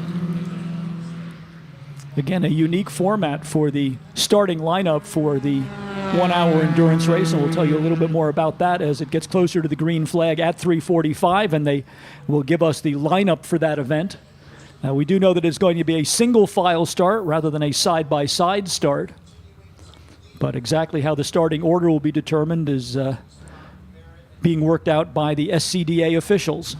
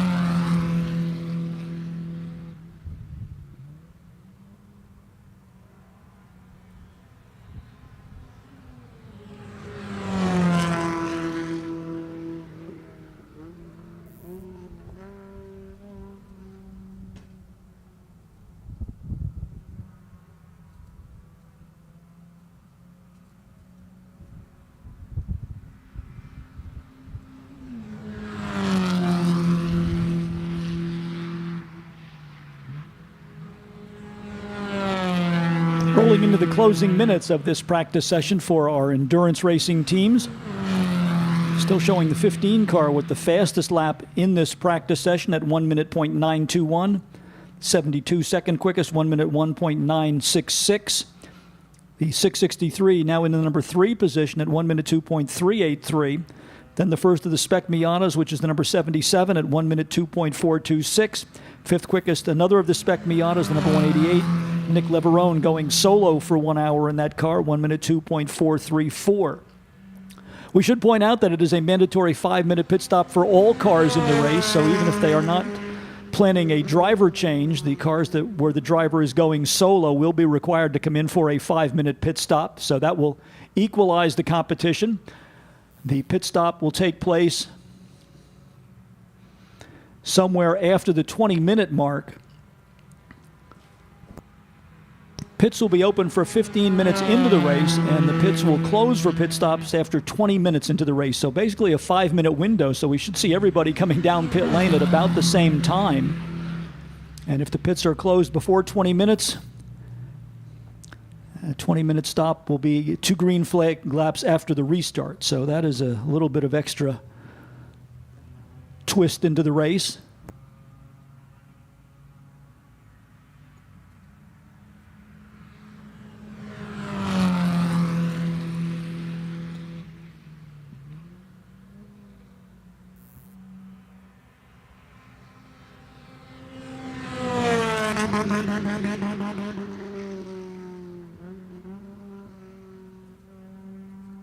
We're going to try and get a clarification from the officials about the window for pit stops, whether it's 20 minutes into the race or 20 minutes before the end of the race, which would change the complexion of the event significantly.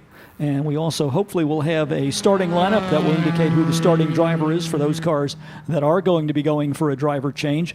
All of that, the kind of details we will track down before we go to the green flag at 3:45 this afternoon. The final race of Miatacon 2023, our 1-hour endurance race for all of the varied Mazdas eligible for this 1-hour endurance race. So we have cars from both Group 1, the Spec Miata class, as well as the mix of cars that was racing in Group 2, all getting together for our finale for the weekend.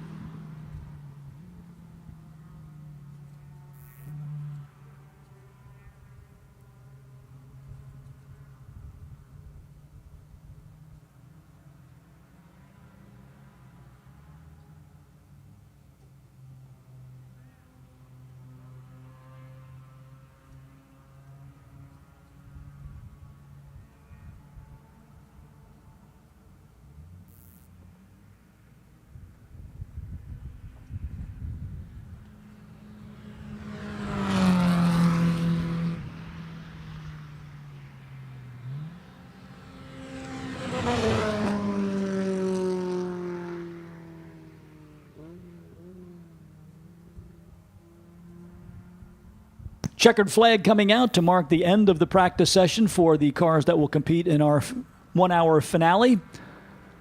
So all of our drivers in the final HPDE session, the cars in Group 3, our HPDE track day cars, should be on their way down to the grid area. Your final session of the weekend about to begin at 3:10 this afternoon. So all of our drivers who are participating in our track day sessions, your final track opportunity for the day coming up in just a few minutes as soon as we clear the cars from this endurance racing practice session. The track day group will be on the 1.5-mile circuit from 3:10 until 3:35. And then at 3:45, we will pick up the final race of the day, our 1-hour endurance race, as we bring the 2023 edition, the inaugural edition of Miatacon at Lime Rock Park to its thrilling conclusion. Also, again, we'd like to thank those of you who are joining us on the live stream coverage our camera mounted on the Lime Rock Park pedestrian bridge spanning the Sam Posey straightaway to give you a perspective of the cars as they come off of the final turn all the way down to their entry to turn number 1. So we want to thank you for joining us for the live stream coverage of this event, and we hope that you'll visit our social media site, leave us comments and suggestions for future coverage of our live stream events here at Lime Rock Park.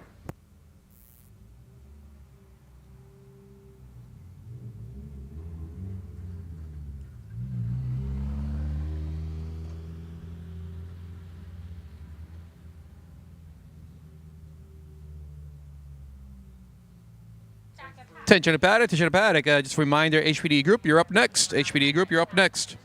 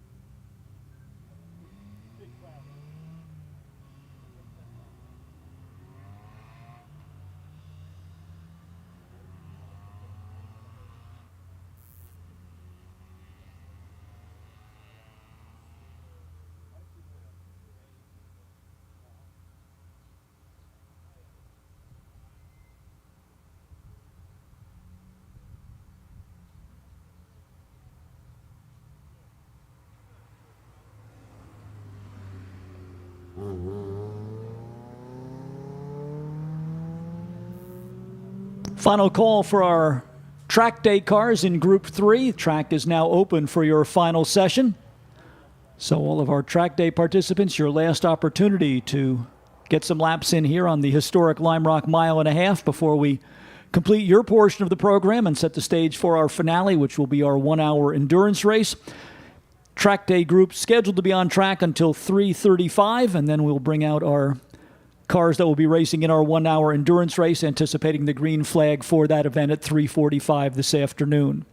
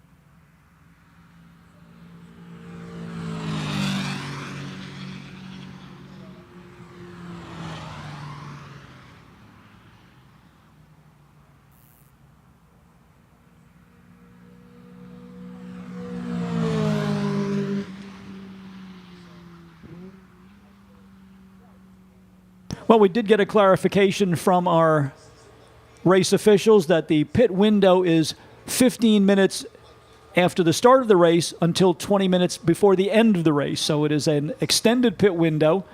We originally were told 15 minutes before into the race to 20 minutes into the race, which seemed awfully short for a 5-minute pit stop. So that has been clarified, and we will go with a pit window that will open at 15 minutes into the race, the first opportunity to make a driver change, and the final opportunity for the driver change and the mandatory pit stop will be at the 40-minute mark, and that is when pit lane will close. So some interesting strategy will be at play. Also, if you're wondering what will happen if we have a full course caution while a car is in the pits, that car will continue as normal with the 5-minute pit stop. So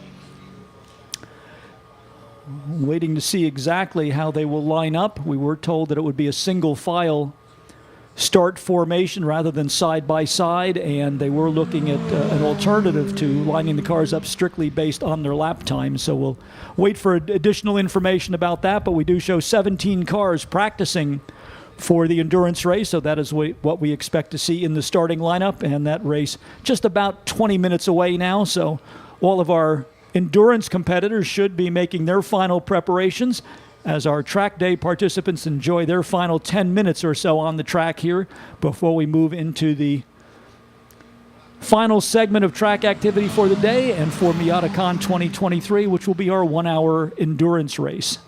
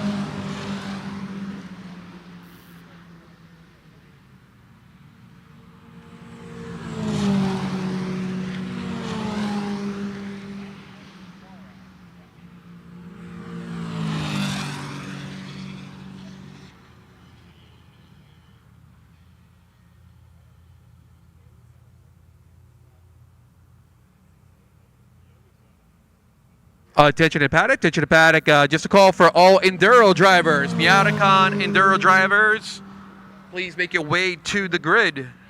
Miatacon Enduro drivers, please make your way to the grid.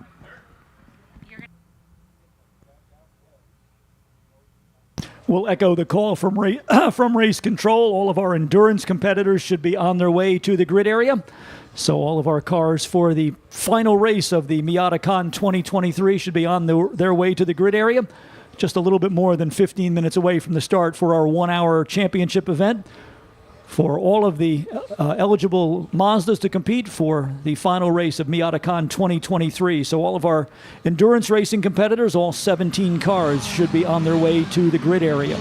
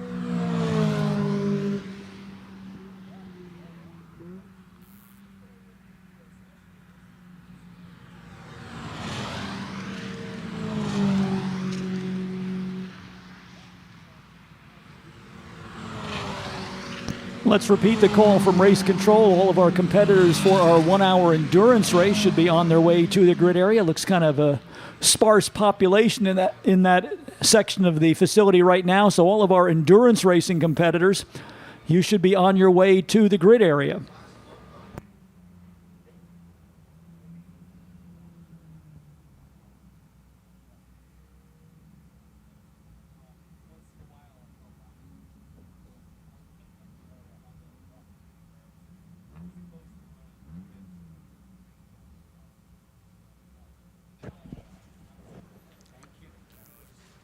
Attention in the paddock, attention in the paddock. The grid closes in about 10 minutes for the Enduro drivers. Please make your way over to the grid. So you're going to be there in case he comes there.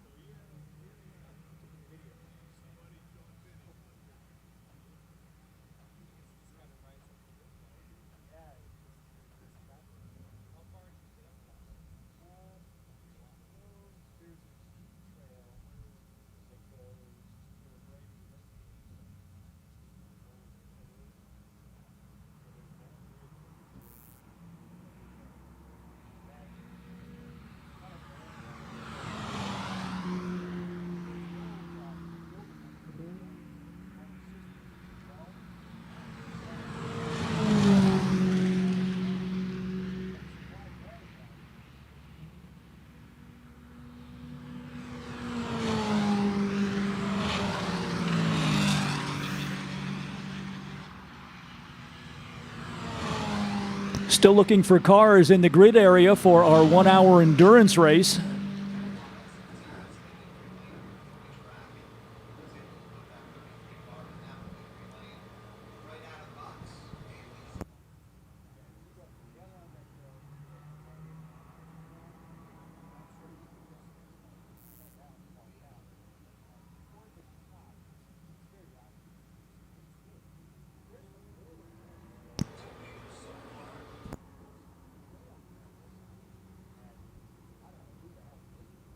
Looking for a flow of cars to make their way to the grid area.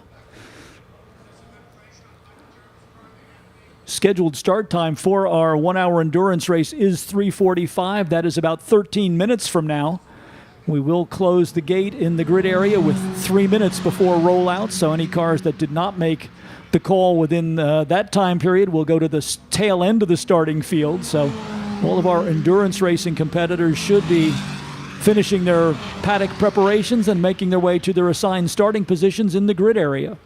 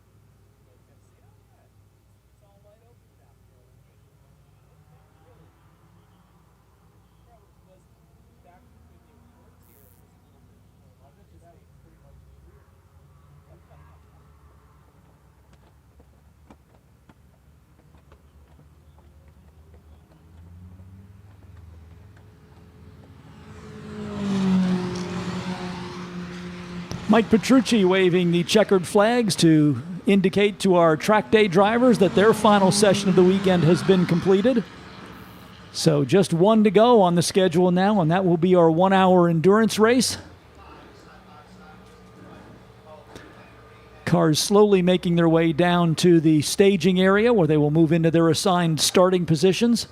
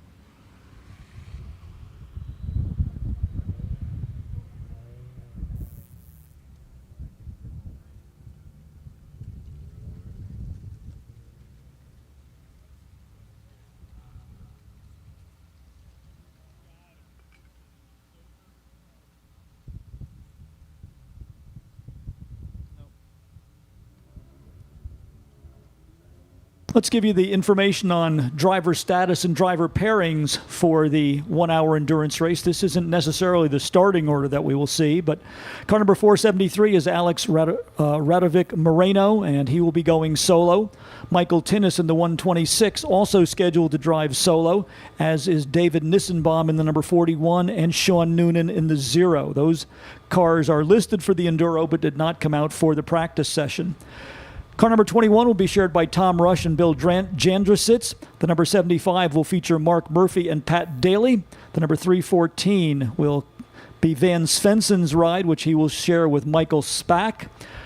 Ricky Regal is in the 34, the car that he will share with Don Drislane. Roy Shanholtz takes over the number 90 to drive solo. Richard Picut, the same situation in the number 129. Russell Farhang in the number 88 will be matched up with Matt Carr. The 04 will be Mark Cefalo and Mitch Redding. Nick Leverone going solo in the number 188. Eric Beck and Michael Tossi will share driving duties on the 77. Rick Hosley and John Isaacs will pair up with the 663.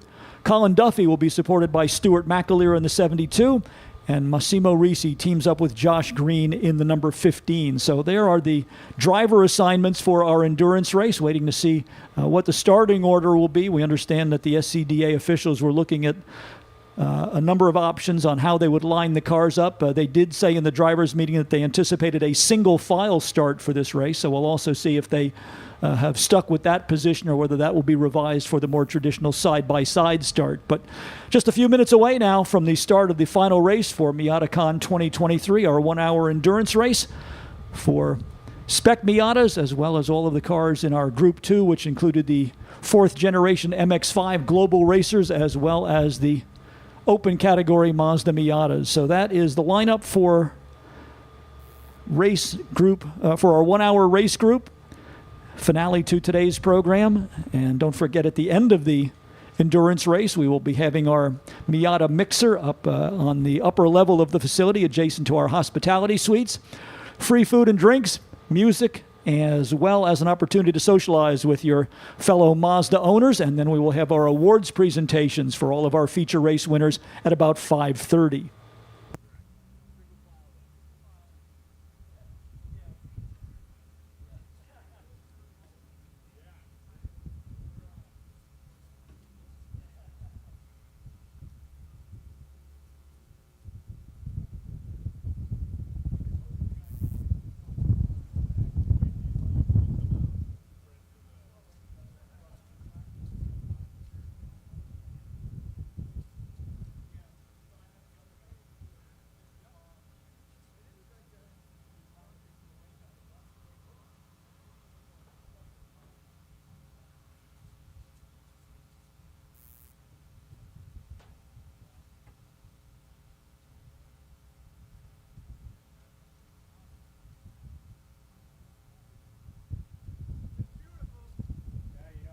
Well, the somewhat gloomy skies seem to have moved out of the area, so although the temperatures have dropped and the wind has picked up, we still have a nice October sun with that gentle light shining on the racetrack for our final race of the day and our final race of the 2023 season here at Lime Rock Park.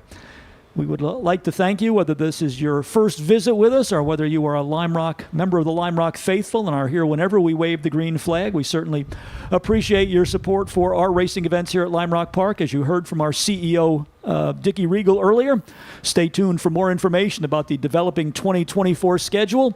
We'll be able to stay in touch with all of the off-season news about Lime Rock Park by getting on our mailing list, and you can get your link to the mailing list by going to our worldwide website, which is www.limerock.com.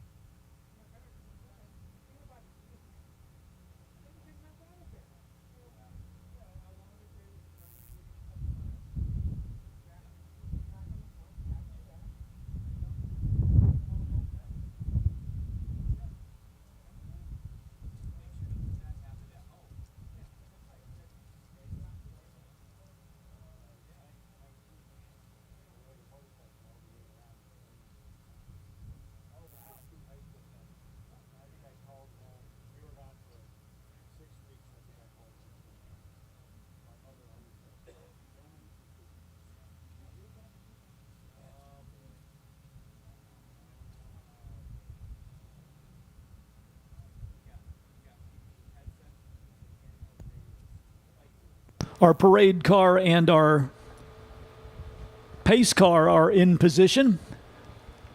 3:43 by my watch, so we should see cars rolling down pit lane, and we do in fact see that. And it looks as though we have a revised starting order. One of the flat-out entries is going to start from the number 1 position. And we'll tell you who that is as soon as we can get a glimpse of the number. It looks like Sean Noonan in the number 0 is going to start second. Number 1 starting spot will go to the number 188. That is the Nick Leverone car. 129 will start third, Richard Pickett. Then it's the 663 for Rick Hostley and John Isaacs. The number 314, the zebra-striped car, that is Van Svensson and Michael Spock. Behind them, the number 473 for Alex Radovic Moreno. The number 34 for Dickie Regal and Don Drislane. Car number 88 is the Russell Fairhang Matt Carr automobile. Lining up behind them looks to be Roy Shanholtz in the number 90. Behind Shanholtz, the 75.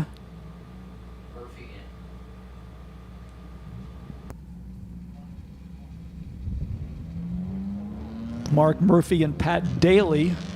Then it's the 72 for Colin Duffy and Stuart McAleer. Car number 21 is Tom Rush and Bill Jandrasitz. The 04 is Mitch Redding and Mark Cefalo. 15, which is the Massimo Risi Josh Green car. And the 77 for Eric Beck and Michael Tossi round out the field. So that is your starting lineup. And as we said, we're expecting a single file start, similar to what they use in the Champ Car Endurance Racing Series. So again, we expect a parade lap with our Bonneville Salt Flats speed record holder out front. And then the Lime Rock pace car will fall in behind. The parade car should come in at the end of pace lap number 1. Field will come under starters' orders behind the pace car, and then we should go green flag racing the next time around after at the end of the second pace lap.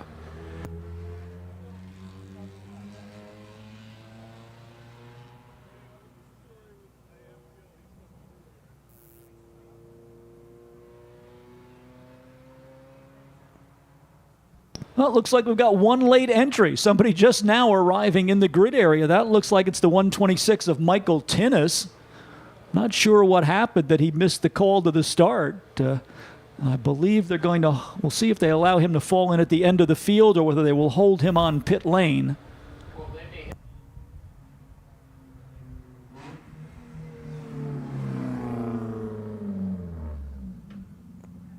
Parade car will come on to pit road. Let's see where they put Tinnis in the number 126, whether they hold him on pit lane or allow him to join on to the tail end of the field.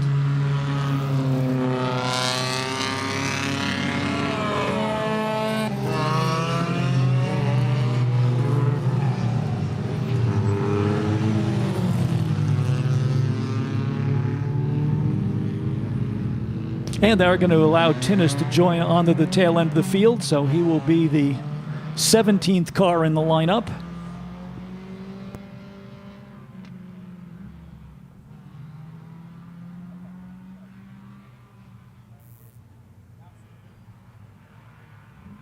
So 11 drivers in a two-car configuration, and then 6 drivers driving solo, including Nick Leverone, Richard Pickett, Roy Shanholtz, Sean Noonan, David Nissenbaum, Michael Tinnis, and Alex Radovic Moreno.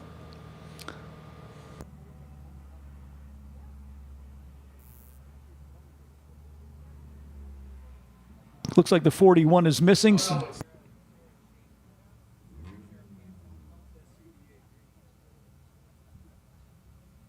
Looks like David Nissenbaum did not come out for the start, so we're back to 16 cars. Statistician Craig Robertson checking the starting lineup against the cars that are showing up on the scoring monitor.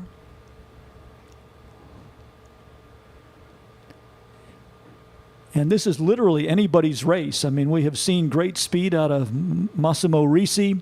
Colin Duffy's been a very steady performer.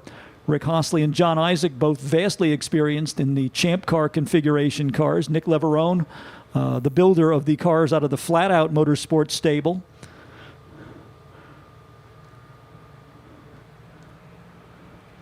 Field coming down.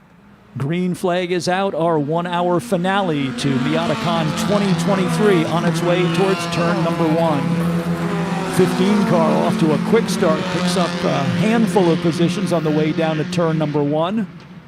Starting from the tail end of the field.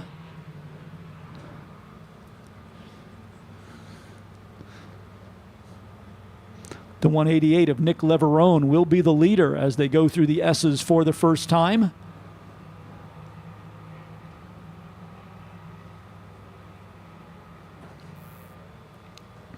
Getting to that point in the day where the sun, the angle of the sun is changing just a little bit, so part of the racetrack in bright sunlight, but when you get over in the area of West Bend and the downhill turn, the shadows are already forming there, so drivers are going to be finding some different track conditions as they make their way around the 1.5-mile circuit for the final race of the weekend.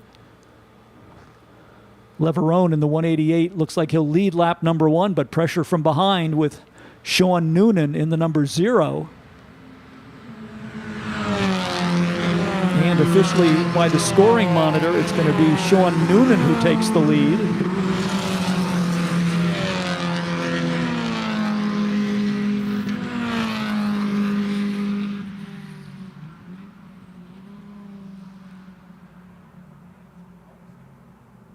So Nick Leverone officially scored as the leader on lap number 1, but under heavy pressure from Sean Noonan in the 0. And it looked as though Noonan was able to make the pass as they went down into turn number 1. One of the cars on the move has been the Green and Reese number 15. They are up to 10th position.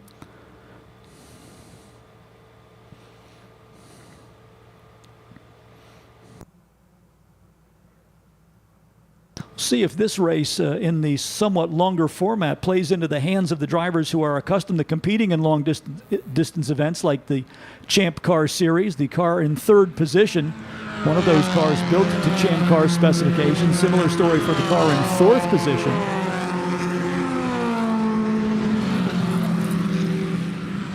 Sean Noonan scored as the leader for lap number 2. Nick Leverone 2nd. Rick Hostley and John Isaac in the 663 3rd. Richard Pickett in the 129 4th. Van Svensson and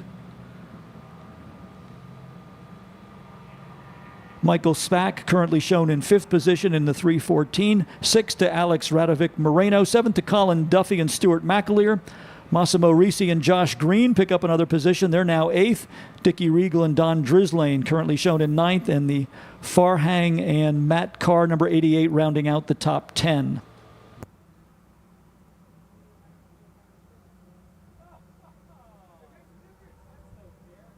Sean Noonan trying to get away from the field here with the number 0. Scored the win in our Spec Miata feature race.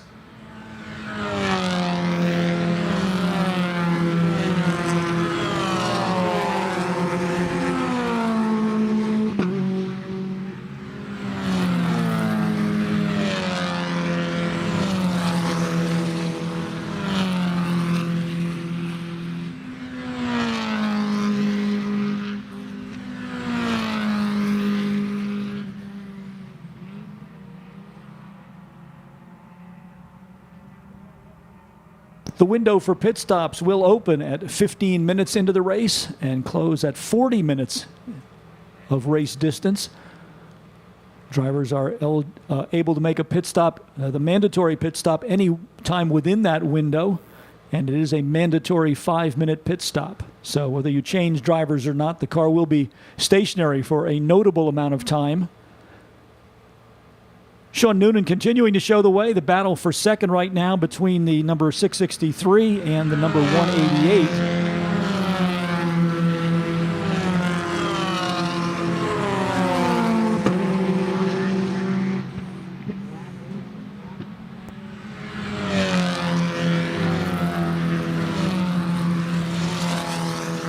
The 15 of Reese and Green continuing to move up. Looks like they're going to take over 7th position and challenge the similar car of Colin Duffy and Stuart McAleer for 6th. That would be the number 15 battling with the number 72.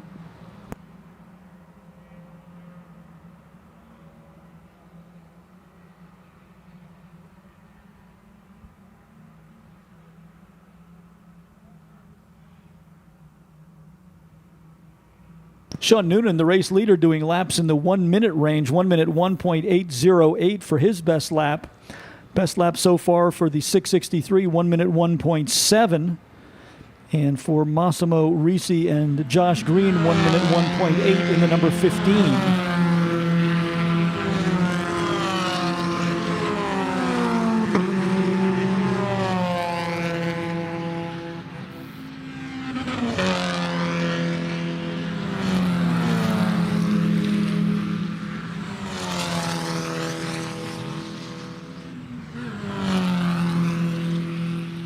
Sean Noonan now with fast lap of the race at 1 minute 1.736. We also heard from several of the drivers that they were actually feeling a bit tired by this point, having run a 20-minute heat race as well as a 30-minute feature event, and now facing the prospects of more seat time in the car. So we may see some early pit stops for driver changes here.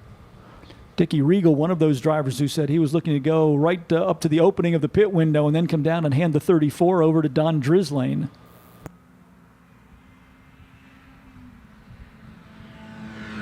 .663 through to 2nd. The Hostley and Isaac automobile taking that spot from Leverone in the number 188. Massimo Risi and Stuart McAleer racing Colin Duffy, or rather Massimo Risi and Josh Green in the 15, racing with the 72 of Colin Duffy and Stuart McAleer. And that, I think, is going to move the 15 car into 6th position.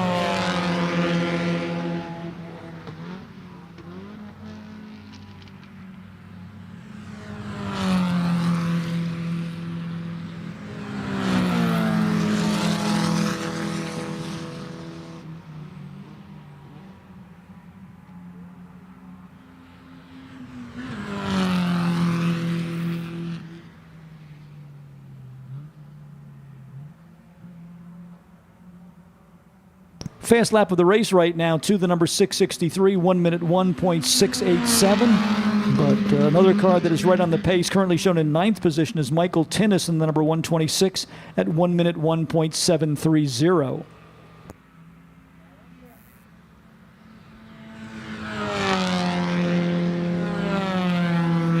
Quickly coming up on the 10-minute mark in this race. Approaching 10 minutes complete and 50 minutes remaining.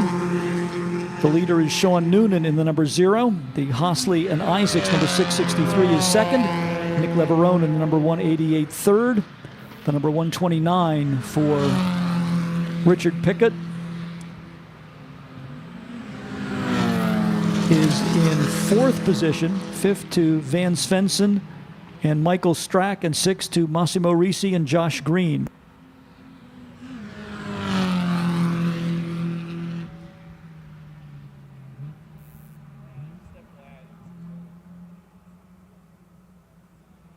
Just getting an update on the number 129, Richard Pickett sharing the car with Mark Gregory. He originally had Pickett listed as going this race solo, but an update on the scoring system now showing Mark Gregory on the driving roster for the car that currently sits in 4th place, the number 129.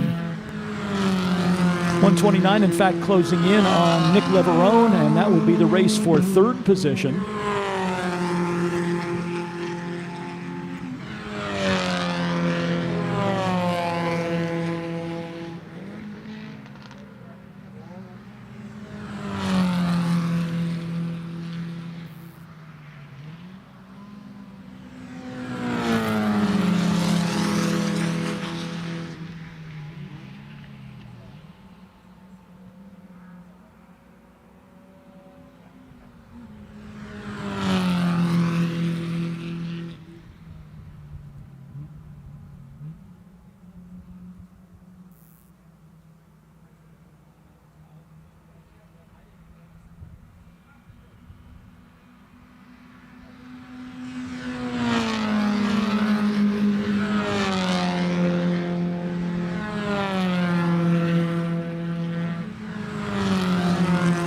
Sean Noonan now with fast lap of the race at 1 minute 1.4. So drivers picking up the pace as they get accustomed to track conditions.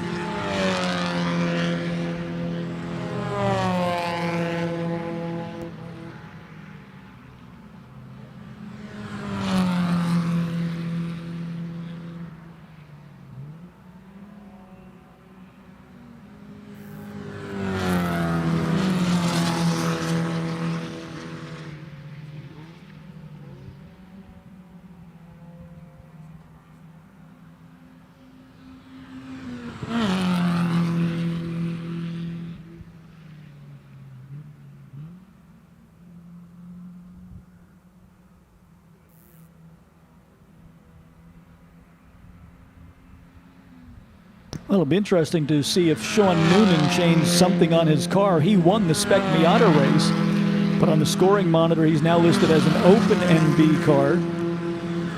Similar configuration for the Hosley and Isaacs number 663. First of the cars in the Spec Miata rule set would be Nick Leverone, number 188, in third, just ahead of the, well, they're showing the Pickett and Gregory car, number 129, is a Spec Miata, but as I recall, that big wing is not an option in Spec Miata, so that car actually should be an NB Open class car.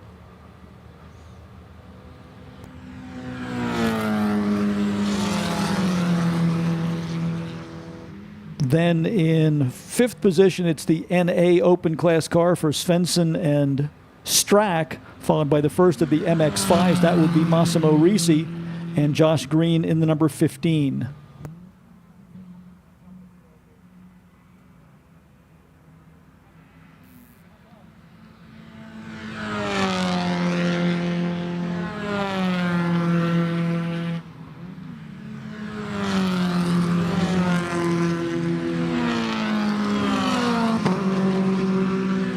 The Risi car trying to get another position, goes down inside the zebra stripe number 314 into turn number 1.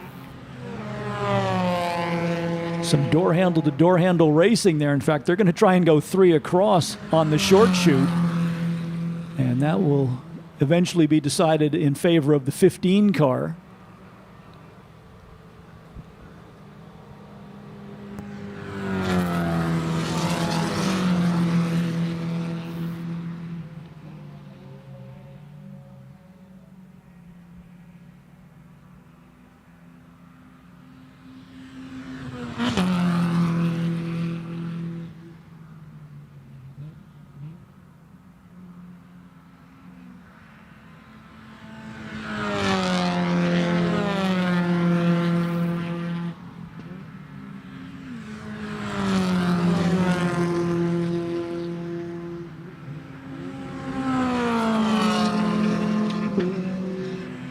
A couple of drivers already up on pit wall anticipating the driver change as we have just about reached the 15-minute mark.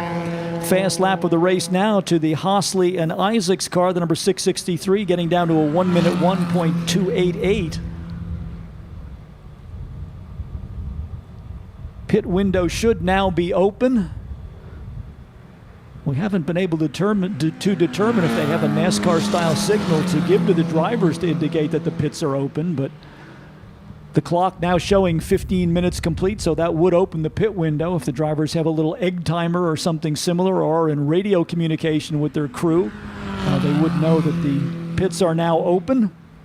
So we'll see who is among the first of the cars to dip down on pit lane for the mandatory 5-minute pit stop.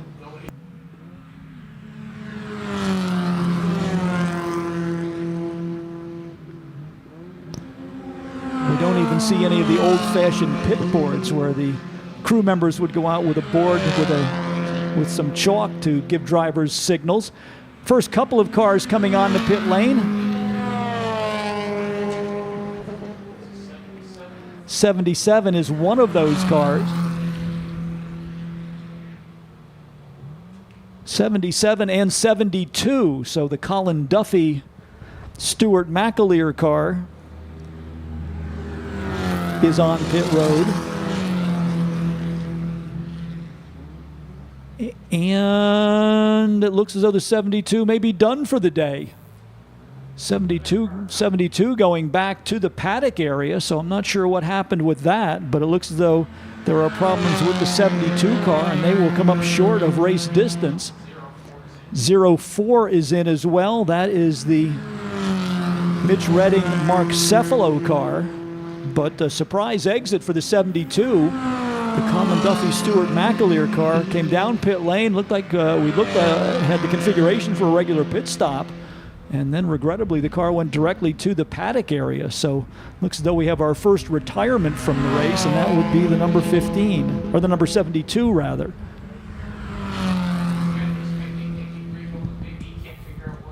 Yeah, right.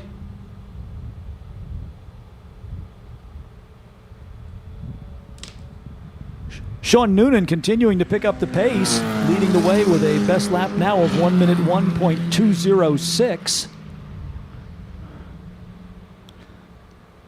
5 minutes seems like an awfully long time when things are going well with the driver change, and so those cars will sit there and basically go 4 laps down on the cars that are continuing on the racetrack, but then they'll make up at least some of that ground when the remainder of the field comes in for pit stops. So pit stops underway for both the number 75 and the number 04.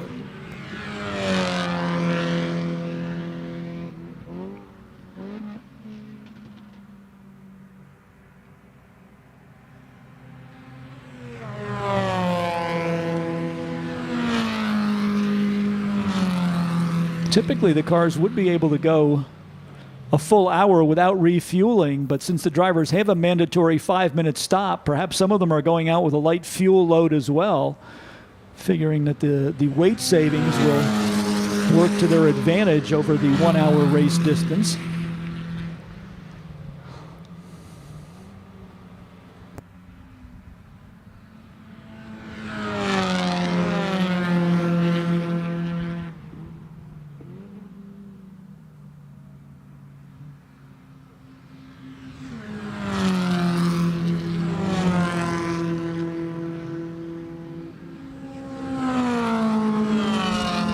Sean Noonan in the 0 continues to lead the way. The 663 are Rick Hossley and John Isaac second. Nick Leverone in the number 188 is third.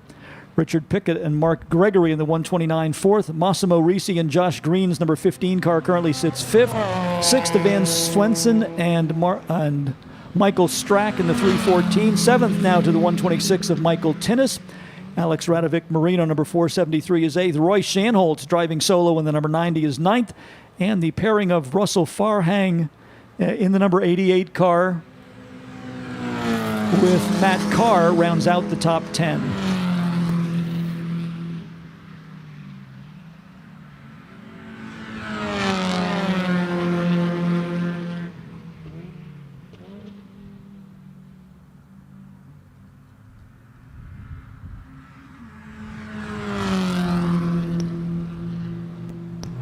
Another car on the pit road.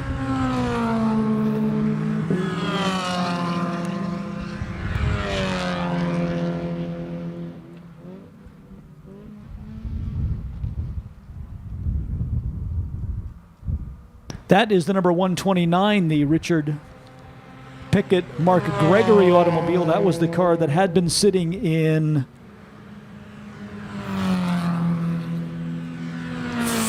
fifth position, so they are on pit lane for their scheduled stop coming at right about the 20-minute mark. They would be the third team to elect an early pit stop.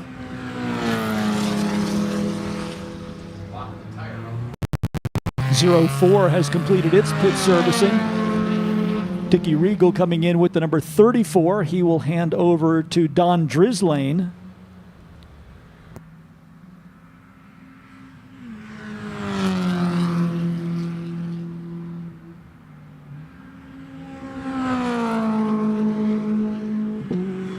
Dickie Regal standing well over 6 feet tall, and so in order to get the car fitted for Don Drislane, they actually have a cushion that they will put in behind the seat to get him a little closer to the controls of the car.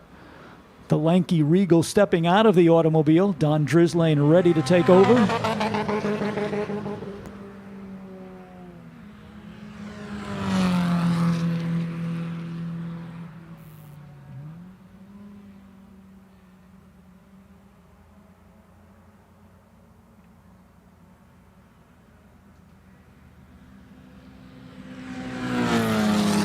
Bill Jandrusitz and Tom Rush ready to do a driver exchange as the number 21 comes on the pit road.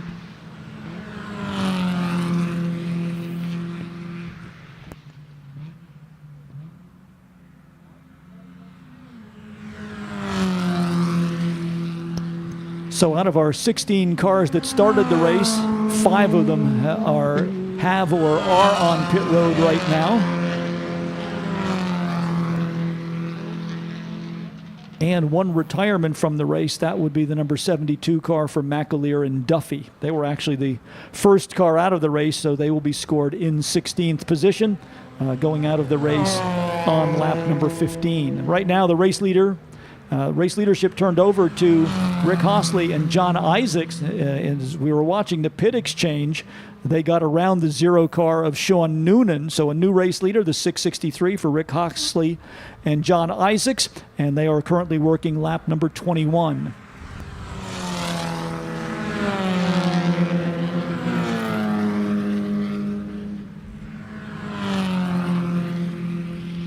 .129 completing its servicing and moving down towards the end of pit road.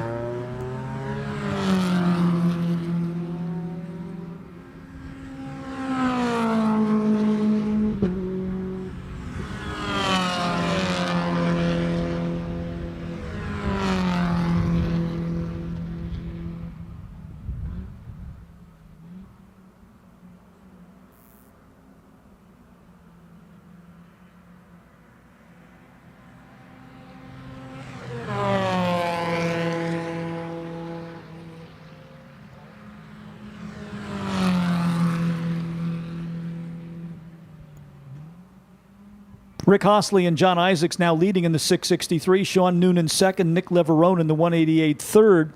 Massimo Risi and Josh Green have now moved the number 15 car up to 4th position. Van Svensson and Michael Strack in the 314 shown in 5th. Michael Tinnis with a steady move through traffic with the number 126 now shown in 6th position. 7th to the 473 of Alex Radovic Marino. 8th to Roy Shanholtz in the 90. 9th to the Mark Murphy Pat Daly number 75.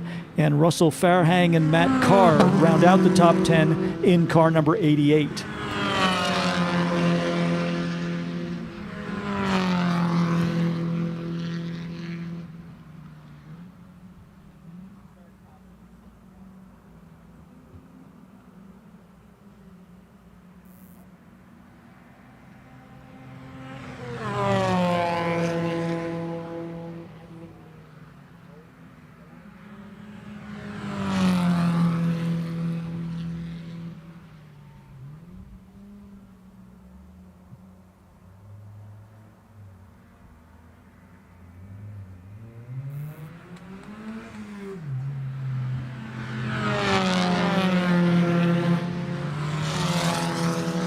Not sure what was going on with the 663. Looked like they may have gotten a black flag from the officials. I'm not sure exactly why. In the meantime, it looks like Sean Noonan has gone back into the lead, so we'll watch developments with the 663. I'm not sure whether that was a driver conduct warning flag or perhaps a mechanical issue with the car.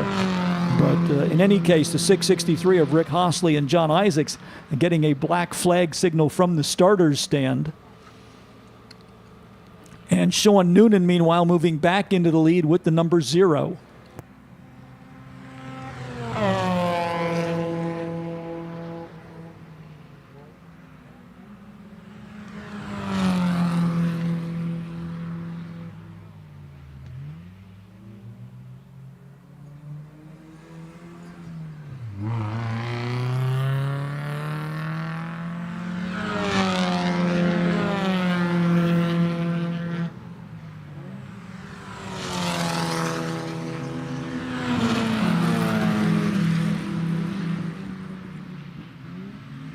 The 88 car using the old-fashioned pit board to signal to the driver to bring the car in for the driver change. The pairing of Farhang and Carr could be the next car we see making its appearance on pit road.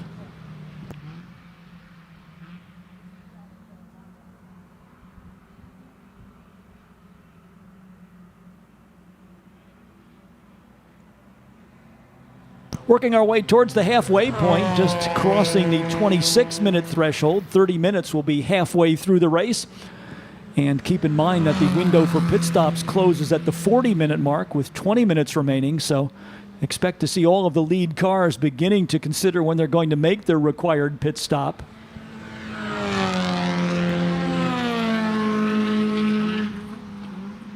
And here is the 88 coming down on the pit road in response to the signal from the crew.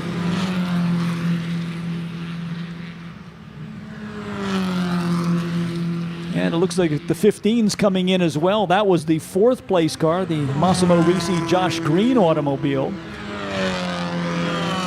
So the first of our front runners coming on the pit road.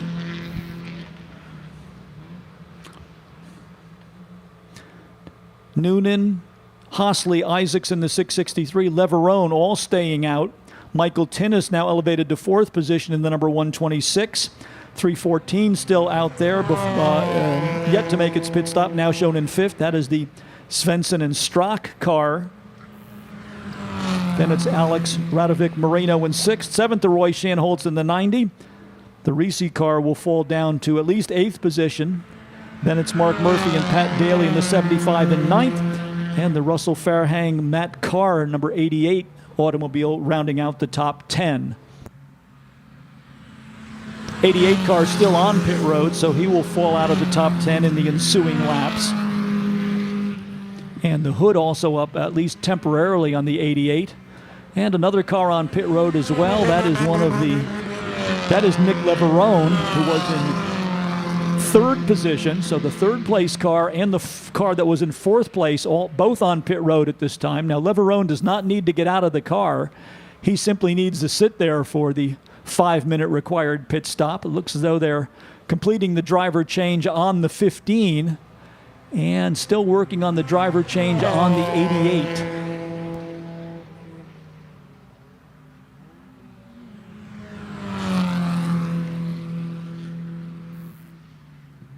All of those changes will move Michael Tinnis up into third position in number 126, behind Rick Hosley and John Isaacs in second in the 663, and Sean Noonan, our race leader, in the 0.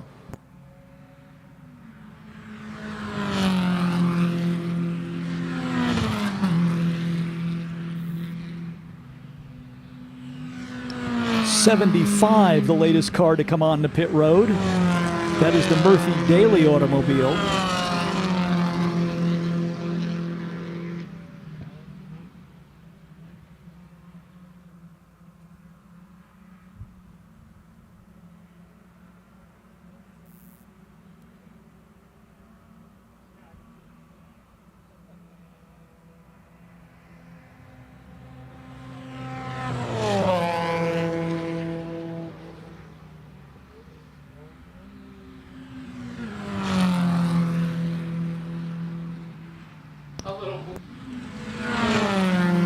Another pass for the lead. 663 going around Sean Noonan. So the Hosley and Isaacs car back into the lead. Noonan in the 0 giving up a lot of ground there. It was an easy pass for the 663. I wonder if Noonan might be getting set up for his pit stop here, as he seemed to not put up much of a fight against the 663 as they went down the San Posey straight towards turn number 1.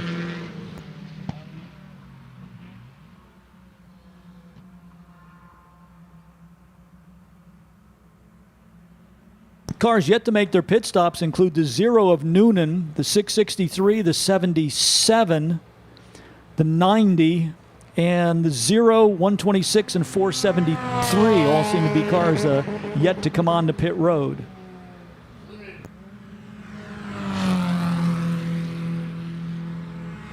Here is Sean Noonan in the 0 headed for pit lane.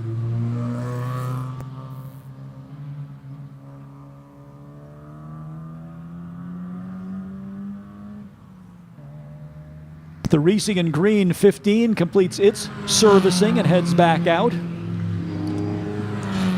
The 88 car has also completed its pit stop. The 75 still working through the driver change on that car. Nick Leverone in the 188 also still on pit road. Latest car to come on to pit lane looks to be the Zebra Miata. That is the Svensson automobile. Van Svensson and Michael Strack sharing the number 314.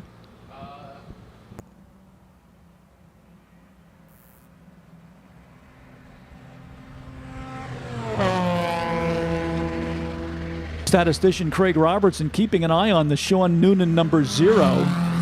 It seemed evident that he did not make a 5-minute pit stop, and Craig Robertson's observation is correct. So a mechanical problem on the number 0 for Sean Noonan is going to send that car to the sideline. So the car that led for a good portion of the first half of this race, the second retirement from the event, joining the 72 on pit lane, or rather in the paddock area.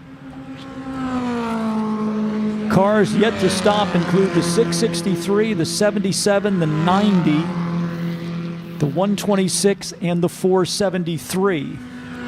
We're now showing the 663 as the leader, second place to the 126, third to the 473. Shanholtz will now move up into fourth position in the 90, but none of those 4 cars have made a pit stop. The 314 just came in, currently shown in 6th position. And here is the leader, the number 663 for Rick Hosley and John Isaacs coming on to pit road.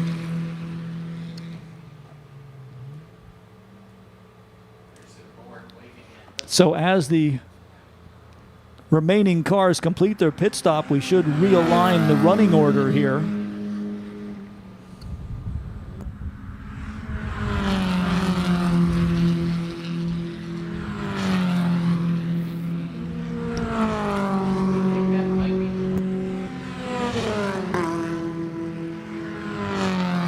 One 126 on the pit road. That is Michael Tinnis. Tinnis will come in with the Rossmar entry, get a sip of cold water before he heads back out, the mandatory 5-minute pit stop. So according to my chart, the only cars that haven't stopped are the 77, the 9, and the 473. I think I may have missed the 77. They're shown down in 13th position. So we're going to guess that the 77 has made its pit stop.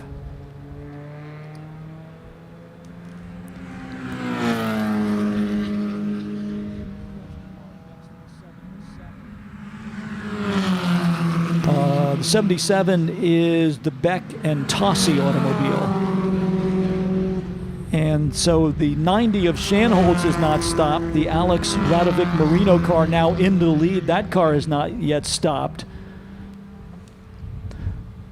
Otherwise, it looks as though everybody out there, except perhaps for the 77, who was already a lap or more down based on race pace, have completed their pit stops. We are just at the 35-minute mark, so 35 minutes complete, and 5 minutes remaining in the pit window. 25 minutes remaining in the race, so there's another 5-minute opening before the pit lane closes for Shanholtz and Alex Radovic Marino.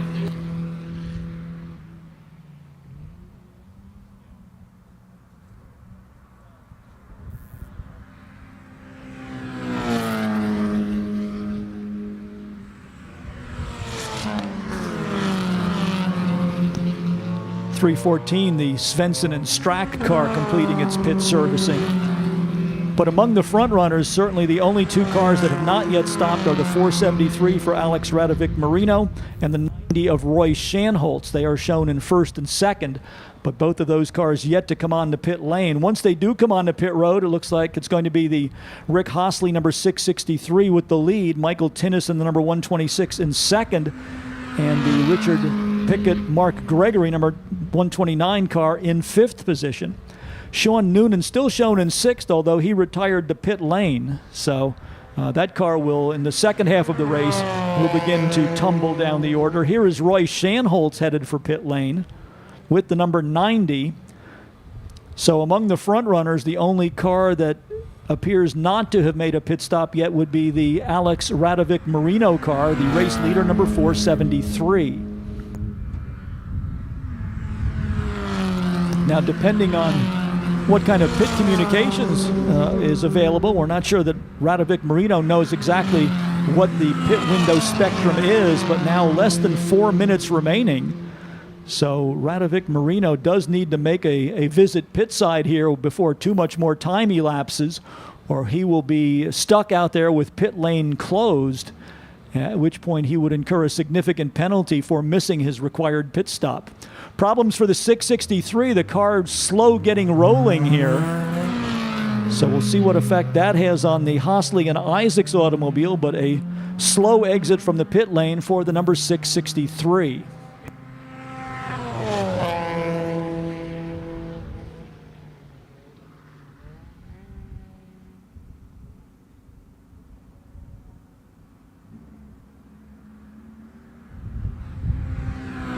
Still waiting for an indication that the number 473 will be heading towards pit lane.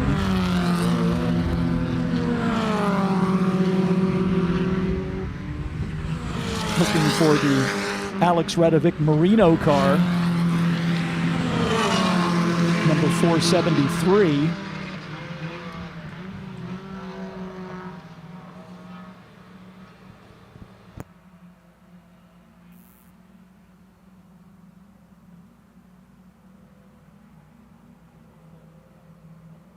.38 minutes, so time running out for the 473 to make its mandatory pit stop.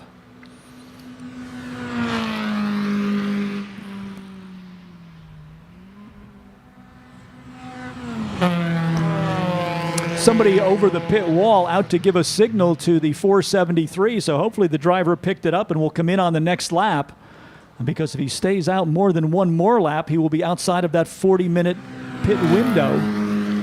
The pit closing at 40 minutes, so this should be the in-lap for Alex Radovic Marino.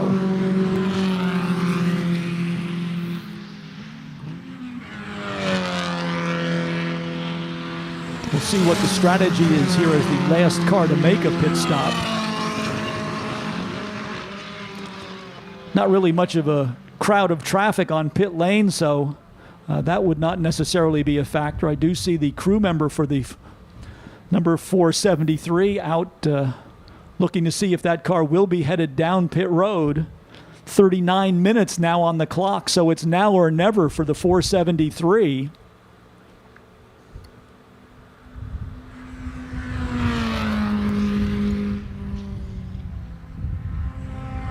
Well, there goes the 473 past the start-finish line. We'll have to see if our timing is correct on this, but it looks as though he may have missed the pit window, as we now show 40 minutes complete and 20 minutes remaining. Looks as though we saw the 663 struggling to get out of pit lane, and that car now slow through the final turn and headed back to the pit area. So that was the Hosley and Isaacs machine, one of the quicker cars in the early segment of the race, but apparently mechanical problems now intervening with that car's progress. That car was one of the front runners, so that car now on pit road, and it looks as though they will fall out of contention if they are able to continue in the race. But for the moment, they are on pit lane. Roy Shanholtz heading back out, pit servicing completed on the number 90 car.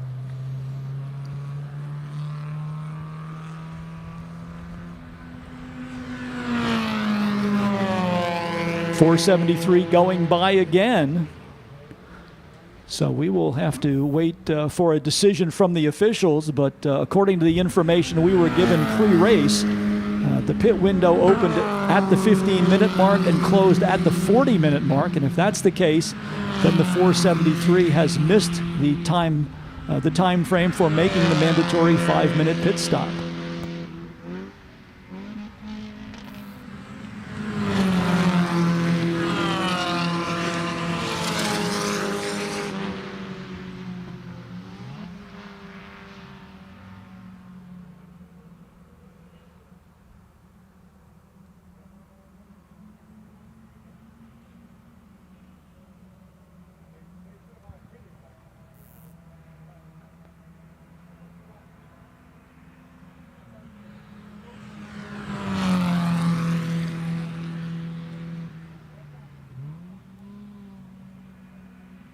473 finally on pit road. That is Alex Radovic Marino. We'll see how long they hold him on pit lane. As we said, according to the information we were given, he needed to stop before the 40-minute mark, but that car just coming in now at about 41 minutes in the race. So I'm not sure whether they're going to hold him with some sort of penalty, apply a penalty at the end of the race, but that will be up to the officials to decide, as they will make the rules interpretation. Fast lap of the race now to the Josh Green Massimo Risi number 15 car that is shown in third position. First car to get down into the 1 minute range. Well, that wasn't a 5-minute pit stop. So let's see where Alex Radovic, well, he's going back out. So they are taking a different strategy here than anybody else. Whether there is some sort of penalty that will be assessed is up to the race officials, but our understanding was that all of the cars needed to make a 5-minute pit stop, and it had to come before the final 20 minutes of the race. So this one will be decided by the officials. Massimo Risi and Josh Green, meanwhile, fast lap of the race. First drivers to get down below the 1 minute 1 mark, 1 minute .944. They are currently shown in third position. Richard Pickett and Mark Gregory shown in second in the number 129. Michael Tinnis currently shown in fifth position in the number 126. We're showing Alex Radovic Marino as the race leader, subject to further discussion with the race officials, who were pretty diligent in checking off the cars as they made their pit stop, and I'm reasonably certain that the 473 did not make a stop earlier in the race. So that will be subject to interpretation by the race officials.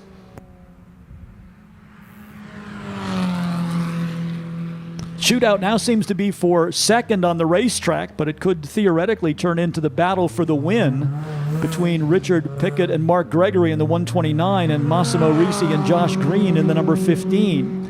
Currently scored in fourth is Nick Leverone in the 188. Michael Tinnis in the 126 is fifth. Svensson and Strack in the 314 sixth. Roy Shanholtz currently shown in seventh in the 90. Eighth to the Farhang car number 88. The Redding and Cephalo number 04 is ninth. And the Beck and Tossi number 77 shown in 10th position. Not sure if the 77 ever came in either.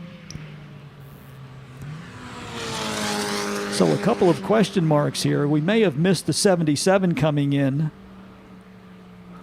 but we certainly were keeping tabs on the 473, and by our count, they did not make a mandatory 5-minute pit stop and did not make a pit stop within the pit window opening between the 15th minute and the 40th minute in the race.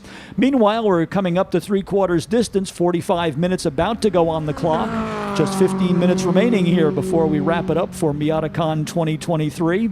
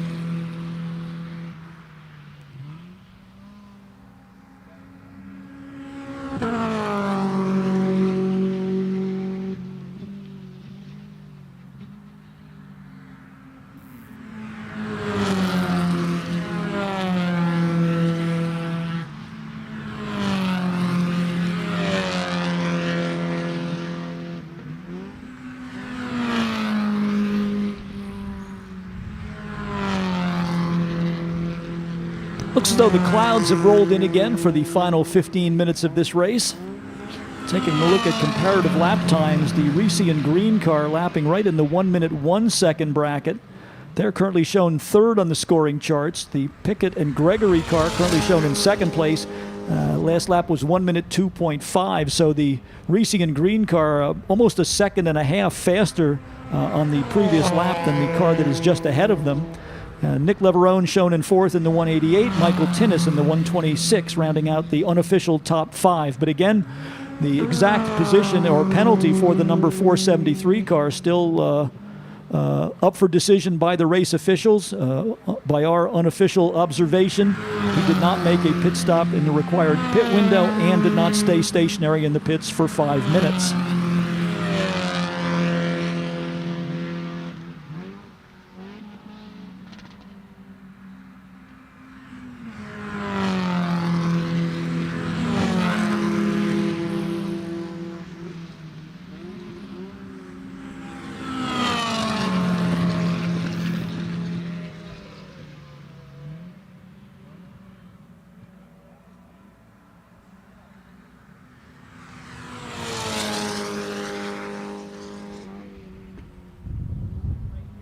Waiting for our scoring system to update, but we believe that Richard Pickett and Mark Gregory in the 129, the 15 of Massimo Risi and Josh Green and Nick Leverone are all on the same lap.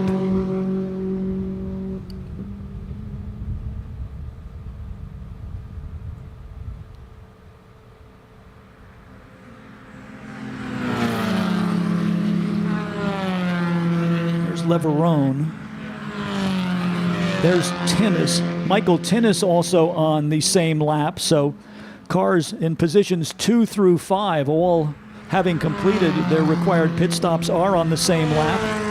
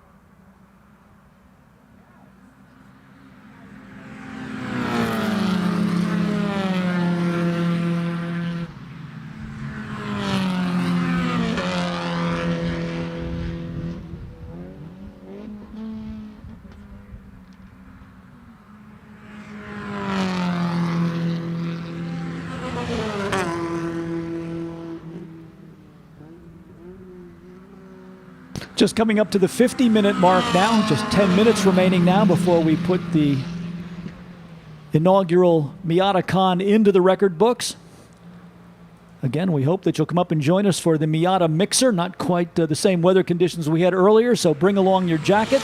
But there will be free food and drink, music, an opportunity to socialize with your fellow Mazda owners, and then our awards presentations at 5:30 this afternoon for our feature race winners here for the inaugural edition of the Miatacon at Lime Rock Park.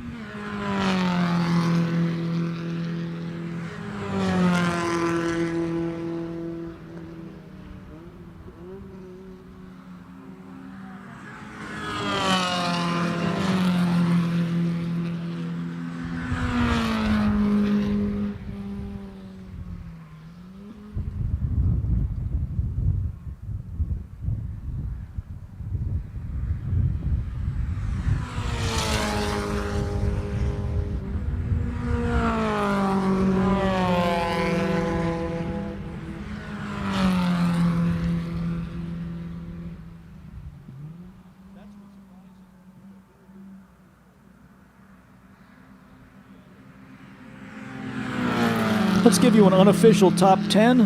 Asterisk next to the number 473 for Alex Radovico Marini. Second to the Richard Pickett, Mark Gregory, number 129. Third to the Massimo Risi, Josh Green, number 15. Fourth, Nick Leverone in the number 188. Fifth to Michael Tinnis in the number 126.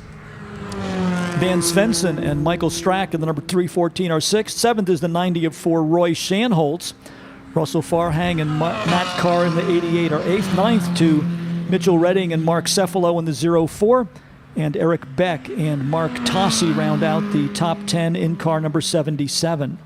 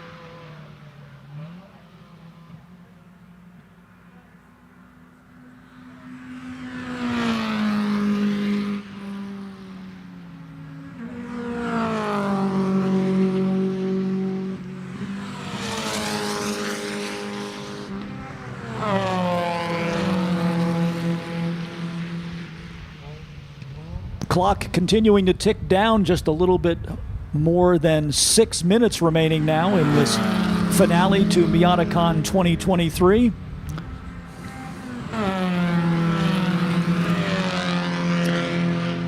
Well, as we saw earlier, it's not over till it's over, and sometimes it's not even over when it is over, as this one could go to the officials to decide after the checkered flag.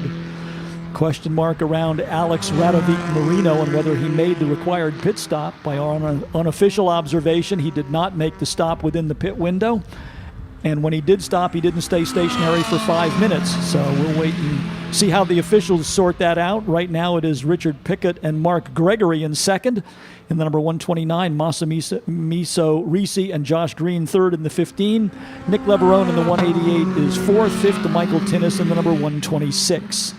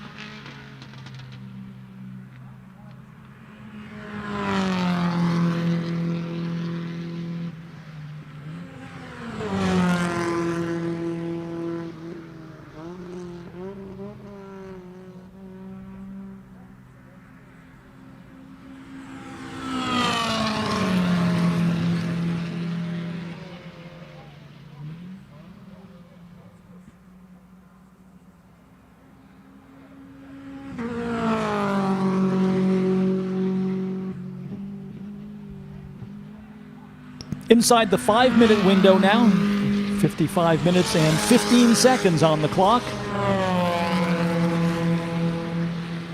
No changes among the top 5 cars in the running order.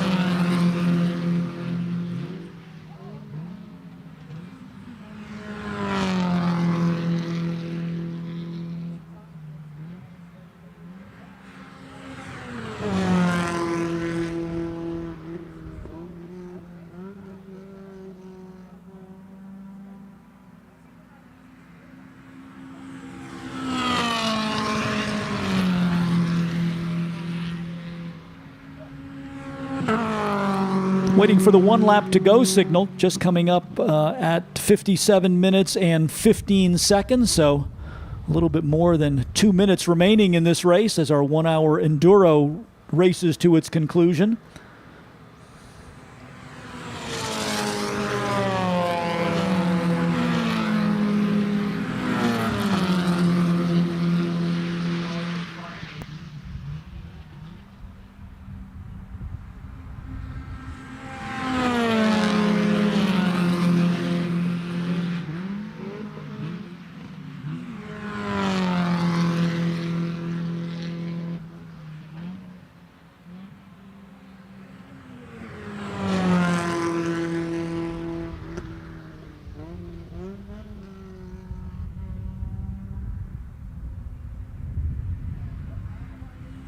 .58 minutes now on the clock, so less than 2 minutes remaining. Time probably for 2 more laps for our competitors here in our 1 hour endurance race. 473, Alex Radovic Moreno still shown as the race leader. Second to Richard Pickett and Mark Gregory in the 129. Massimo Risi and Josh Green in the number 15. And there is the 1 lap to go signal for the 473.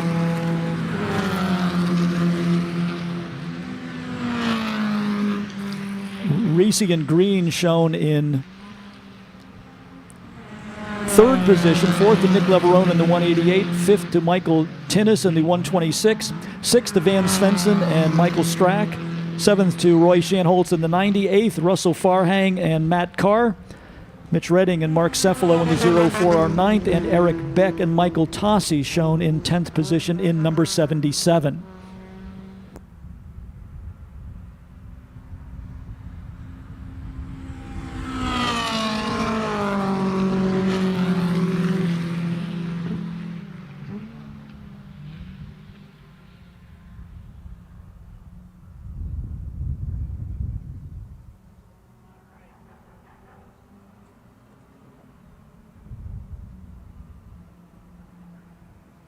Checkered flag is out. Our 1 hour enduro reaches its conclusion, and we will wait for an official order of finish for that race.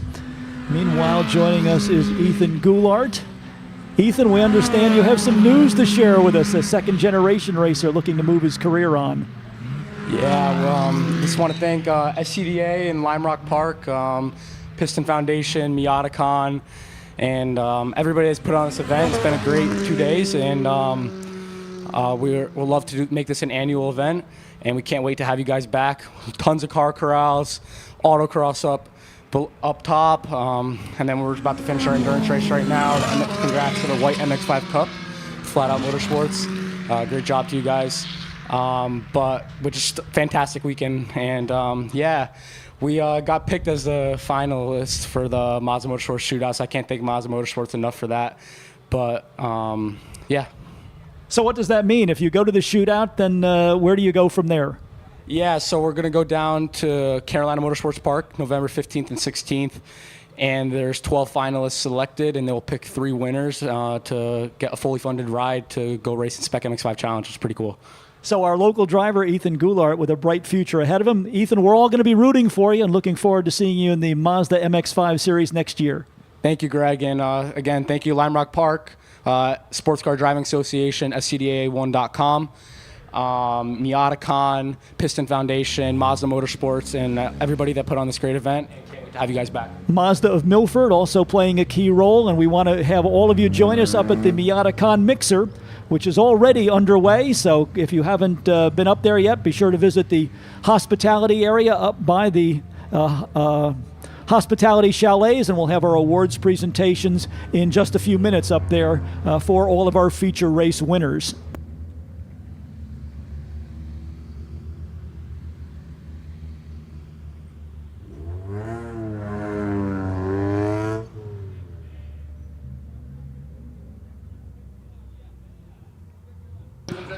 Well, it looks as though some penalties have been assessed, and the checkered flag is going to go to Massimo Risi and Josh Green. Now, we did see the Gregory and Pickett car come in, but they may not have stayed stationary for the full 5 minutes. And we were pretty sure throughout the day that the 473 had not made the pit stop requirement. So your 1 hour endurance winner with the Mazda MX-5 Global Racer, the ND Series Miata, will be Massimo Risi and Josh Green.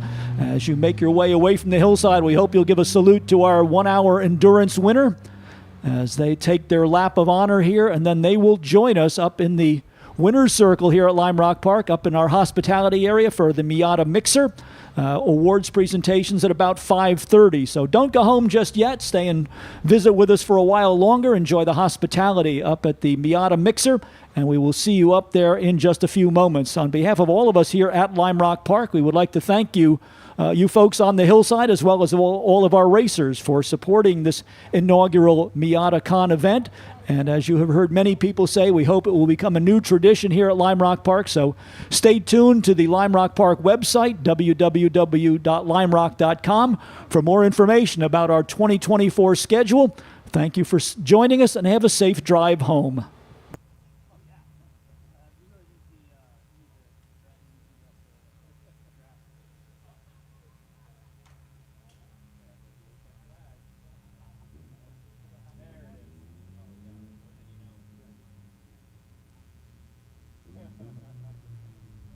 Yeah, those are your flags, yeah.